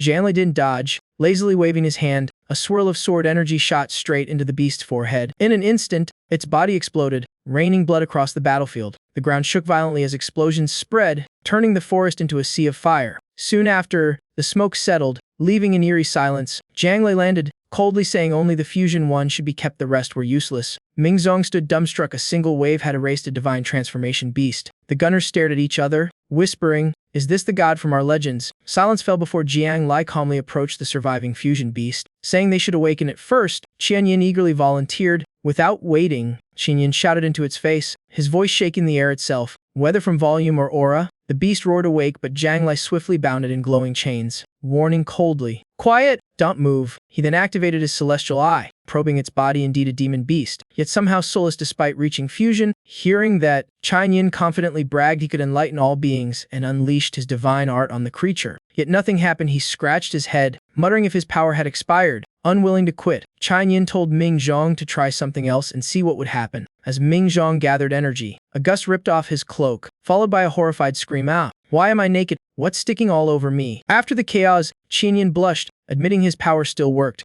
Just with horrific side effects, Ming Zhong had turned into a girl. Amid the mess, Zhang Lai stayed calm, not even glancing over, lost in thought as he studied the bound beast. Deciding not to speculate blindly, Zhang Lai opened his communicator to request aid from Juzo. The screen lit up, revealing Honda's mischievous face and his trademark half-smile. He laughed. "Yo, you even found the yin-yang Xinyin already?" Zhang Li frowned, pointing at the beast, and said coldly, "Enough jokes, check what's wrong with it." Hongta's grin vanished as he nodded to scan it. Zhang Lai placed his hand on the beast's forehead, channeling spiritual energy as its inner flow became visible. Suddenly, black-purple mist leaked from its body, exuding a chilling demonic aura. Hongta's face went pale. "That's a mark of the outer heavenly demon domain." He explained that once, a celestial demon used the dissolution art to drive cities insane. Infected victims lost reason, attacked everyone, and spread madness. This beast was contagious but showed the same demonic pattern. Zhang Lei nodded, confirming the match. The outer demon domain had indeed interfered. Still, he wondered how this strong world hadn't fallen already, then guessed that human emperors, divine relics, and tribulation stage cultivators must be barely holding balance. Huang Tu sighed. Even Juzhao, pinnacle of the immortal realm, barely survived the demons, yet these humans still resisted. They were far from ordinary. Ming Zhong could only gape in confusion, wondering if they'd misunderstood something big. Zhang Lai cut in, his tone low. The strangest part was that the demon domain affected only beasts, driving them to attack humans but never targeting humans directly. By the way, Zhang Lai introduced his companion as the human leader, Commander No. 506 Ming Zhong, and on-screen was Bai Hong Tu, Sect Master of Dao Sect, a tribulation stage powerhouse. Ming Zhong cheerfully greeted, "Sect Master Bai." An honor, Hong Tu smiled back, while Ming Zhong reeled inside. He was facing someone who'd transcended heavenly tribulation. Zhang Li wasted no time, saying sternly that this beast was the strongest creature they'd encountered, likely a new breakthrough, and humans here had never even heard of the outer demon domain. Huang Tu shouted in disbelief, "What? A fusion stage is their strongest?" Then he chuckled awkwardly. "That's off. If demons sent just one fusion beast, they're trolling us. If they came to Juzhao, it'd invite the whole sect to hot pot it." Ming Zhong stood frozen beside them, utterly unsure how to react. Huang Tu then cheerfully switched to bragging mode, clapping as he praised the fusion realms might, leaving Ming Zhong speechless that a tribulation cultivator was complementing fusion power. Before the banner dragged on, Zhang Lai cut in, "There's a more important matter." Xin Yin sensed the karmic thread of the Dao ancestor, suggesting his in this world. Huang Tu kept his lazy grin, but inside was shaken. The Dao ancestor here? That was the greatest revelation in a century for the Dao sect. Zhang Lai glanced at Qin Yin and added that though no clear signs appeared, Qian Yin's intuition was never wrong. Then Huang Tu grew serious, analyzing, "Wait, if a great ascension being came here, there's no way the Dao ancestor wouldn't know. The fact we sense nothing means something's deeply wrong." He tilted his head, asking, "What do you think, Zhang Lai?" After a pause, Zhang Lai replied, "The patriarch must be in trouble." Zhang Lai added that the Dao ancestor might be directly battling the outer demon domain. Unable to intervene here, Huang Tu nodded gravely, saying, "Then it's up to you," before cutting the link, leaving a heavy silence. Jiang Lai turned to Ming Zhong and asked if these creatures were the feral beasts had mentioned and whether they only appeared here. Ming Zhong shook his head, replying that this was just a small part. The main horde lay deep within their territory, but no one knew its state. He continued that every probe sent inside was destroyed, returning almost no data. Hearing that, Jiang Lai didn't hesitate, turning decisively. Then let's go see for ourselves. Yet as they entered the zone, the air grew eerily still, like a storm crouching in silence. Beneath that calm sea, the sea of maddened beasts, howling and trampling one another. Before they could move, Jiang Lai flicked his wrist lightly, instantly erasing them all, leaving only ashes. Ming Zhong froze, jaw dropped. The creatures that had terrorized mankind for centuries vanished in one breath. But while Ming Zhong gaped, Jiang Li grew thoughtful. Every beast here was puppeted by the outer demon domain, stripped of reason and driven by blind instinct. He shook his head, noting how vast this domain was. The beasts didn't even know humans existed on the far side, thinking mankind fought mighty foes when in truth they battled the weakest cast-offs. Worse still, none had ever reached tribulation stage without intellect. Enlightenment of the heavenly Tao was forever out of reach. Then Qin Yin tilted his head, musing, "Don't you feel the spiritual energy here is unusually dense?" Jiang Lai simply nodded. He said the aura density matched Jujus, so birthing a few tribulation-level beasts wasn't impossible. But moments later, Jiang Li's face darkened, sensing a strange energy ahead. He motioned to stop. Ming Zhong asked in confusion, and Jiang Li warned, "Something very dangerous lies ahead." From the feel of it, hundreds of miles away existed a being that had become immortal, yet its demonic energies was soulless. How could it transcend tribulation without consciousness? Could this world truly birth immortals without sentience? The wind-stilled mountains stretched under a crimson dusk, the air thick like the calm before a storm. Beneath the earth, a colossal monster shrouded in dense black miasma spread corruption, birthing new beasts from its oozing body. Ming Zhong trembled, pointing in horror. There, that's the source spawning endless beasts to conquer the world. Jiang Lai narrowed his eyes, seeing a newborn lick the viscous fluid and instantly advance from QI refining to foundation in seconds. Qin Yin gaped, voice shaking. "Wait, that shape, it's a king. My master spirit beast." Hearing that, Jiang Lai snapped his head toward him. "Hold on, it was the Dao Ancestor's mount." He recalled the Dao Sect mural of the Dao Ancestor ascending with Qun Yu. Man and beast becoming immortals together, yet the monster before him seemed impossible to be the same being. Qian Yin dove down, kneeling before the colossal ox and shouting, "A king, it's me, Yan Xin Yin. Where's master?" The ox stirred, its crimson eyes locking on him, filled with hatred and killing intent. No warmth remained, only madness as it bellowed so loud the ground crown cracked apart. Panicking, Qian Yin flew up and smacked its head, shouting, "A king, calm down, it's me." But the beast only grew wilder, black mist surging as the earth trembled. Qin Yin froze, stunned by its terrifying might. Suddenly, King Nu unleashed a devastating blast, which Jiang Lai effortlessly dispelled with a casual wave. Qian Yin, not so lucky, was hurled into the ground, spinning as he roared, "What the hell? Why hit me too?" Clenching his teeth, he growled, "Fine, a king. You asked for it. I hold your karmic thread, don't make me use it." Then he began his karmic tracing art. But when he touched the link, Qian Yin went pale, stammering, "Impossible, the karma's been severed. Kun Niu, once the Dao Ancestor's beast, should still be bound to him. Yet now, all karmic ties were gone, cut clean from the heavenly Dao, leaving Qian Yin in stunned disbelief. In a frenzy, he roared and unleashed a massive attack on the ox, but glowing runes flared from King Niu's body, forming an ancient barrier that fought back instinctively. Seeing the anomaly, Jiang Li chanted, "Heavenly law, manifest." In an instant, his body expanded skyward. Towering among clouds with divine pressure, he reached out, seizing the massive horns, his form radiant like a descending god. Even so, Jiang Lai marveled the creature's power surpassed tribulation stage, worthy of a true immortal beast. Yet no matter its might, Kun Yu was finally hurled away, crashing down as the ground thundered. At that moment, the heavens rippled, a swirl of blue smoke coalesced in midair. From the glow, a small shimmering ring descended, radiating pure celestial energy. Jiang Lai caught it, eyes thoughtful. It carried immortal power that transformed instantly into spiritual energy, a storage ring for pure immortal force. He murmured, "I once heard immortal Zen Kun say every celestial descending to the mortal world brings such a ring, pure immortal energy, vast enough to last millennia." Then he realized the immense aura saturating the land came from this ring. It likely sustained the entire continent. Suddenly, a voice rumbled from below King Nu, demanding they return the ring to its master. Jiang Lai raised a brow in surprise. The beast could still speak, so it truly was the Dao Ancestor spirit beast. Kun Nu roared furiously, accusing them of stealing his master's ring, its cries echoing like a curse. Jiang Lai spoke gravely, "It's been corrupted by demonic energy. What remains is only obsession, repeating endlessly." Before he finished, Qian Yin shouted furiously, "Demand to know who dared steal his master's ring." Instantly, Kun Nu froze, then charged madly at Jiang Lai. Shouting meaningless incantations, Jiang Lai clenched his fist with a sigh. It was no longer the gentle Akung they once knew.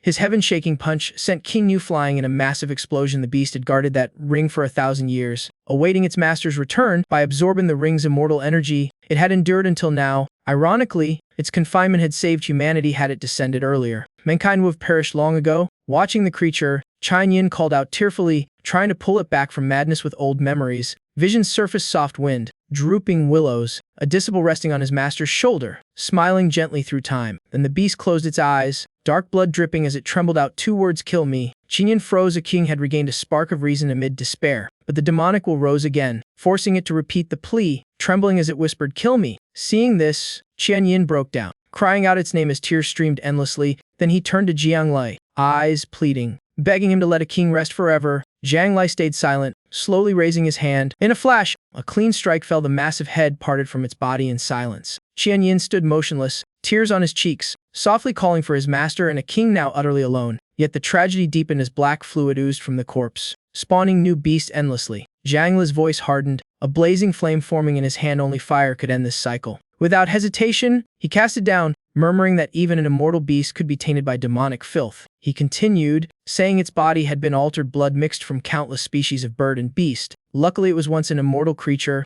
or such chaotic blood would have torn it apart long ago. The flames erupted fiercely, devouring every lingering trace. Below, Mingzhong collapsed in relief, tears spilling as he whispered, it's all burned away. When the fire died, they knew the beast's origin was destroyed. Humanity had finally triumphed. Yet Chen Yin couldn't stop crying, choking out, a king's gone, master, where are you? Jiang Lai cut in coldly, handing him the ring and ordering him to wipe his tears. They still had to find the Tao ancestor. Mingzhong wiped his own eyes, steadied his breath, and asked softly, where to now? Isn't this the edge of the continent? Before them, sunset cloaked the sky in calm silence. No trace of chaos remained. Standing at the cliff's edge, Jiang Lai gazed down and declared, jump, beyond this lies what's next. Without hesitation, he leaped first, calling back, follow me, let's see what's on the other side. At once, Mingzhong felt crushing pressure, his chest tightening as breath left his lungs. Just as he was about to faint, Jiang Lai's voice rang out, it's okay now, helping him breathe again. In desperate relief, looking around, he froze. The darkness pressed so heavily that even steel would flatten under it. He realized that without Jiang Lai's protection, he'd have been crushed the moment he jumped. But then he realized he was alone, shouting into the dark, where is everyone? Suddenly, Jiang Lai's calm voice echoed by his ear, don't worry, you're just blind, making Mingzhong sigh in relief. Then Jiang Lai raised his hand, a crimson light flaring and illuminating the void, leaving Mingzhong stunned. He hesitated, asking if this was truly the far side of the continent, land no one had ever reached. Opening his spiritual sight, Jiang Lai scanned the area and sighed, nothing but endless stone. Hearing that, Chen Yin muttered gloomily, then let's go back, master isn't here. So the group set off again, this time toward a frozen land of snow and death. As they trudged on, Chen Yin shouted through the icy wind, heart burning, master, where are you? I'm so worried. The deeper they went, the more uneasy Jiang Lai grew, analyzing that the Tao ancestor's mount had been corrupted, and his immortal aura had vanished. If that was true, then the Tao ancestor's situation might be far worse than they'd feared. Thinking so, he shot into the sky to survey the entire region. From above, the sight shocked him. The sun was surrounded by planets, twisted into a strange spiral. He immediately tilted forward, speeding toward it, eyes sharp with caution. At first, there was only empty void, but soon a single bright point drew in his gaze. Jiang Lai's eyes widened, the reflection freezing him in place. His face darkened, sorrow clouding every line. Without delay, he drew a communication talisman and connected to the Juzhou main hall. On the other end, Hong Tu and immortal Chang Kun received the feed and fell silent at what they saw. Hong Tu burst into tears, sobbing uncontrollably, pain crushing his chest. Immortal Chang Kun collapsed to his knees, breath ragged, unable to speak. Meanwhile, in the icy wastes, Chen Yin sat unmoving, waiting amid endless snow. Time passed, frost encased his body, yet his determined eyes still gazed into the distance. Then Jiang Lai appeared behind him, saying softly he had returned Mingzhong to the human realm and destroyed the fusion and divine transformation beasts. But Chen Yin lipped up, shouting that he was lying. Jiang Lai calmly replied that the Tao ancestor had likely left long ago, fighting in another world, unable to care for a king. But Chen Yin argued that he could still feel his master's karmic presence nearby, proof he had once been here. Jiang Lai replied coolly that Chen Yin's karmic sense had failed before, and this time was no different. Chen Yin turned away, yelling that he didn't believe him. He screamed that Jiang Li just wanted to quit searching and trick him into returning to Juzhou. Tension thickening like steel wire. Jiang Lai sighed, urging that staying would be useless. The Tao ancestor would return himself once had won, so they should withdraw first. But Chen Yin grew even more agitated, suspecting Jiang Li had ulterior motives, using him as the core for some grand formation. Jiang Lai stayed silent, knowing Chen Yin's mind was fracturing. Suddenly, Chen Yin cried out in horror, you've been hiding it, you've been corrupted by the outer demon domain too, haven't you? As he turned to flee, Jiang Lai seized him, voice sharp, you've gone mad. How dare you call me a traitor?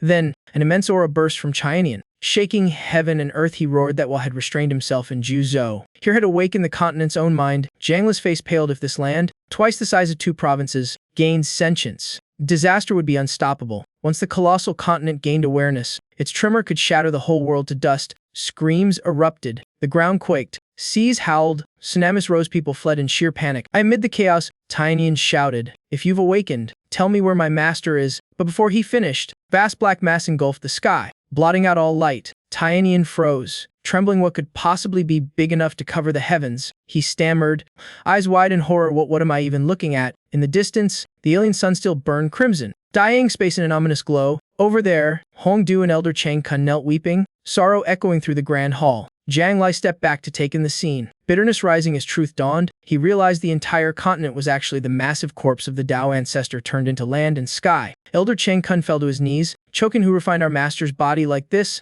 How could anyone be so cruel?" Jiang Li muttered darkly, "It must be the work of the outer demon domain. But to what end? If they could refine the Dao ancestor's body, why still slaughter life and spread filth?" It made no sense, yet he knew he couldn't tell Tinian. The boy's mind wasn't ready for such truth. Tinian stood blankly, whispering in disbelief that that's the Dao ancestor's eyebrow. "Impossible," he screamed. "What I enlightened were mere dead things. Master can't die. Has immortal..."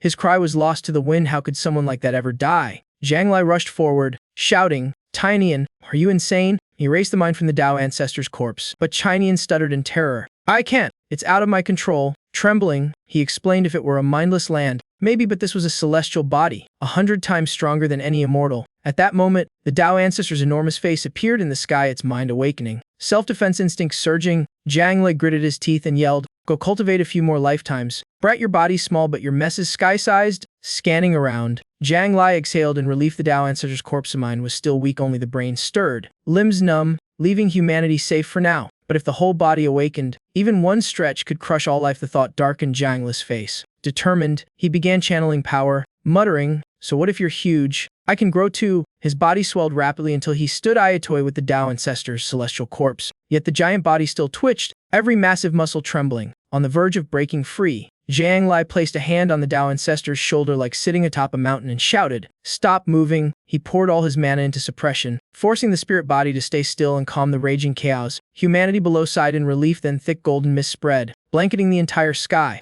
Jiang Li raised his hand, forming a seal as light flared in his palm. He struck the immortal corpse's forehead, deciding enter the Dao ancestor's soul to erase its sentience completely. Streams of his consciousness flooded into the Dao ancestor's mindscape, swirling like furious rivers. In the endless dark, a massive hazy figure slowly took shape. A hoarse voice rumbled, "Annoying, I want to destroy everything, but this body no longer obeys me." The soul roared, "Once I regain control, it'll erase all existence." Jiang Li had entered the mental realm, though the Dao ancestor didn't recognize him. He stood tall in the void. He spoke softly, "You shouldn't appear like this. Please, rest." A violent strike came roaring toward him. "Who are you? How dare you enter my mind?" Jiang Li dodged smoothly, thinking this soul retained only battle instinct, none of its past wisdom. Clenching his fist, he exhaled, "So slow, how could you ever beat me?" In a flash, one strike shattered the distorted soul entirely. He watched the Dao ancestor's image fade, leaving only dim drifting light. Jiang Li approached and gently laid a hand on the Dao ancestor's colossal eyes. He whispered, "Sleep now. Others will guard the world in your stead." Soon, the Dao ancestor's mind fell silent, its consciousness gone as if it never existed. Task done. Jiang Li turned and delivered a mighty punch to Tiny and stern yet sobering. The blow sent him crashing to the ground, body cracking, blood staining the snow. Tiny groaned. "This time, I truly messed up." Jiang Li flexed his wrist coldly. "It's settled for now, but the darkness behind this isn't over." Then he closed his eyes, entering meditation to sense the energy around him. Without delay, he summoned the support system, opening the data vault and inventory. Before him appeared countless categories, from defense devices to the most advanced tech of this world. Scanning quickly, he halted. His eyes gleamed at a familiar object nearby. It was the Dao ancestor's final message. The last words had left before death. Jiang Li smiled faintly. "Found it.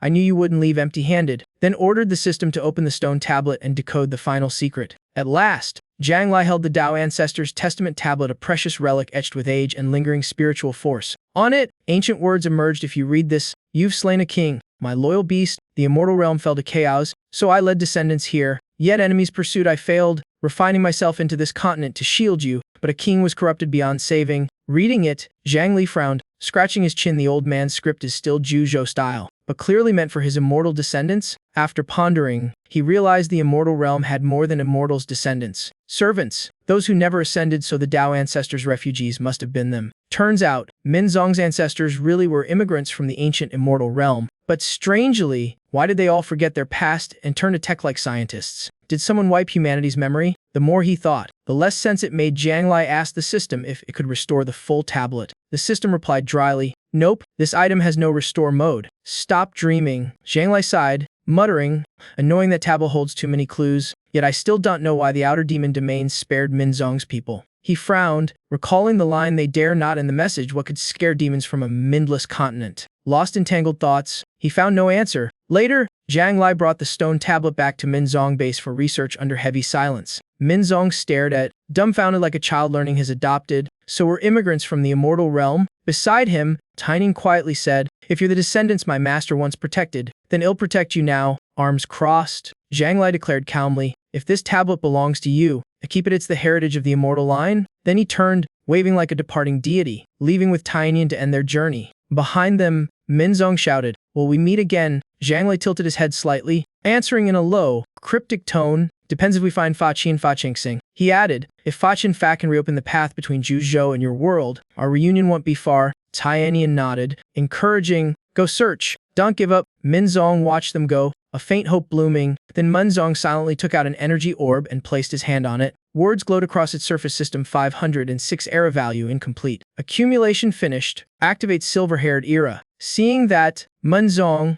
like a man glimpsing light at tunnel's end, shouted firmly, "Activate right now." And so, only Jiang Lai's remnants and a few nascent soul beasts roamed the land, while humanity grew strong enough to reclaim their lost world. Amid cities brimming with new tech, people slowly rediscovered feelings long buried under smoke and steel. Meanwhile, in a distant sky beyond the void, strange energy suddenly rippled. Massive hand tore open space itself, ripping a hole through the void as thunder roared. Jiang Lai stepped out, wary, muttering how the system's portal failed, forcing him to rip space open manually. Thankfully, Chanian was strong enough to survive the chaos. Still, he exhaled in relief. They'd finally returned to Juzhou, but before joy could settle, the barrier screamed red alert, outer demon domain detected. Jiang Lai's eyes widened. What the hell? My own home's locked me out. Just then, Qian Huangji charged out like a suicidal warrior, shouting alarms, but froze Midrun upon seeing Jiang Lai. Face stiff as stone, Tynian cheerfully waved, "Ha! Finally meeting again." But Qian Huangji only glared bitterly at Jiang Lai. "So now you're keeping her by your side."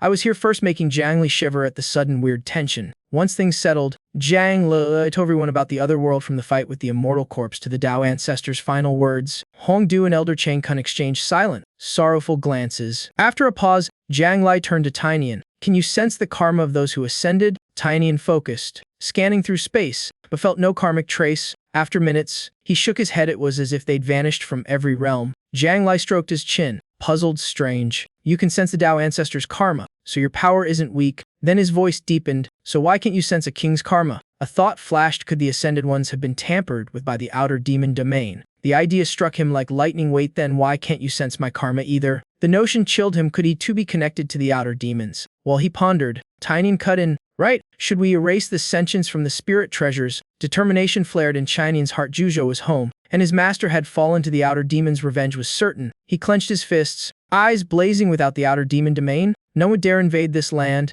Jiang Lai sighed but smiled. "Could you finally understand? You've grown." Then Tynian awkwardly explained that immortal artifacts' sentience couldn't be erased. They had true souls. He added, lower-grade spirit tools could still be purged since their souls formed much slower. Hearing that, Jiang Lai sighed again, eyes reluctant yet firm. "Erase them all. Leave nothing behind." But Huangdu objected, reminding him that Jiang Lai once said everything's a double-edged sword, sentient weapons included. He argued that though dangerous, their sentience strengthened cultivators, working together like soulmates. Then he told of a Dao sect competition where disciples with bonded spirit weapons joined real combat. The results stunned everyone. Their weapons fought in perfect sync, even taking initiative to attack. Outer disciples beat inner ones, and inners even toppled core disciples. A total upheaval. Then Huangdu proudly drew the Luyu sword, saying he let it learn swordplay on its own. The blade had indeed grown sharper, its sword aura stronger and more refined. Watching, Jiang Lai chuckled, praising it for grasping a third of old base sword essence. Triumphant, Huangdu flicked his sleeve, laughing, "All under heaven know me as the sword immortal, no false title there." Then he shot Jiang Lai a mocking look, implying, "Some people think one sword move means sword mastery."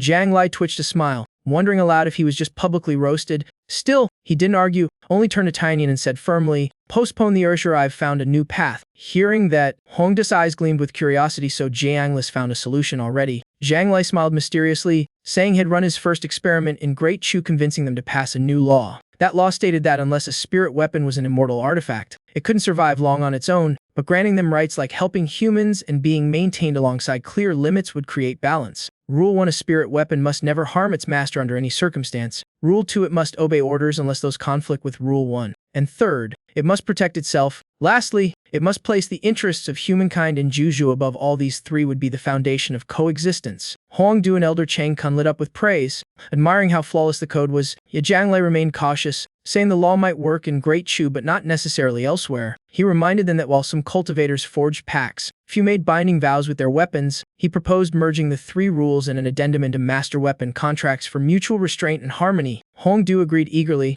eyes gleaming. If this worked, Juju's power would skyrocket. Meanwhile, in Great Chu, debates erupted. Some proposed legal regulation over sentient weapons. One argued that once sentient, spirit weapons should be treated like beasts governed by law, with both rights and duties. Others objected fiercely, saying weapons were mere objects unworthy of rights, tools at best, livestock at worst. A reformist snapped back, warning that clinging to old tradition would doom Great Chu in a changing age. That remark enraged conservatives, who accused him of insulting the founding ancestors' doctrine. Then Qiji Wei Ni spoke solemnly, had heard all sides clearly. He concluded that spirit weapons should indeed enter Great Chu's legal system to secure the nation's fate and order. He then asked the hardest question: how to draft laws fitting the nature of such sentient tools. The court split again, arguing over rights to live or kill, and liability for harm, leaving Qi dizzy. Finally, he rose, exhausted, saying they could continue without him while he went for air. Leaving the tense hall, he walked alone down the quiet corridor, feeling the rare gentle breeze. Suddenly, a teasing voice called from behind, "What's this, poisoned, or reaching your 5 stage already?" Kes' face darkened. Nearly coughing blood, he spun around and barked at Jiang Li not to speak nonsense.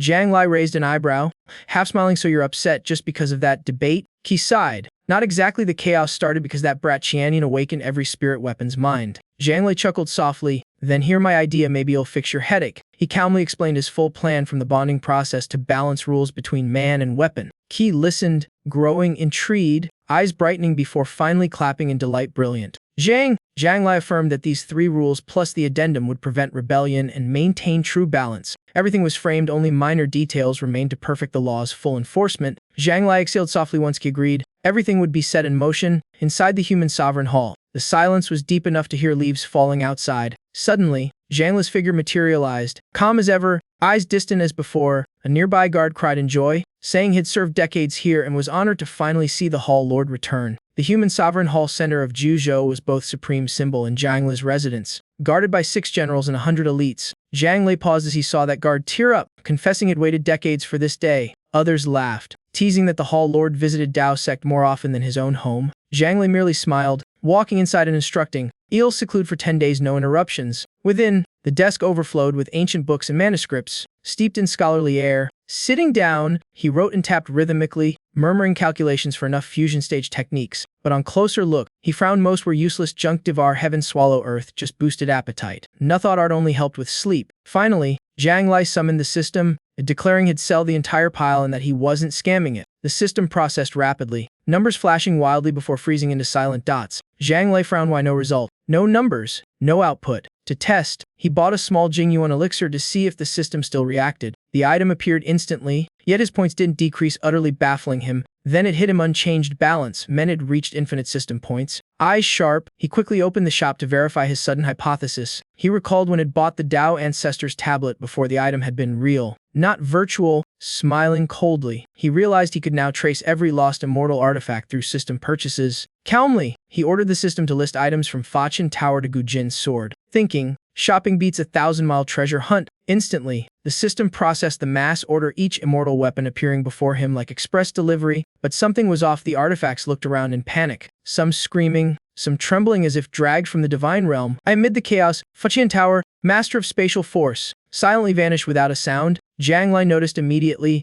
lips curling. He knew it was trying to flee. He admitted the speed was impressive, worthy of a spatial artifact, beyond even system control. Meanwhile, Gu Jin's sword stayed utterly still, seemingly hidden within the river of time where no spatial force could reach. Zhang Lai swept the remaining artifacts into his storage bag, then used the Yin-Yang Heavenly Seal to trace Fachentower's karma just as the system flashed, announcing an unrefusable quest with a reward so absurd he couldn't help but laugh. Hearing it, Zhang Lei merely raised a brow and smiled faintly, looked like a bothersome yet amusing opportunity. The next notice revealed someone had paid a huge sum to hire assassins from Qinshe Pavilion to kill him. The new mission required him to survive the assassination while unlocking a special reward, the hunt for fragments of the celestial body. Zhang Lei nodded with excitement, saying this was the first time the system had ever forced a mission on him. He concluded that in the system's logic, this task wasn't trouble at all, it was actually an immensely valuable reward.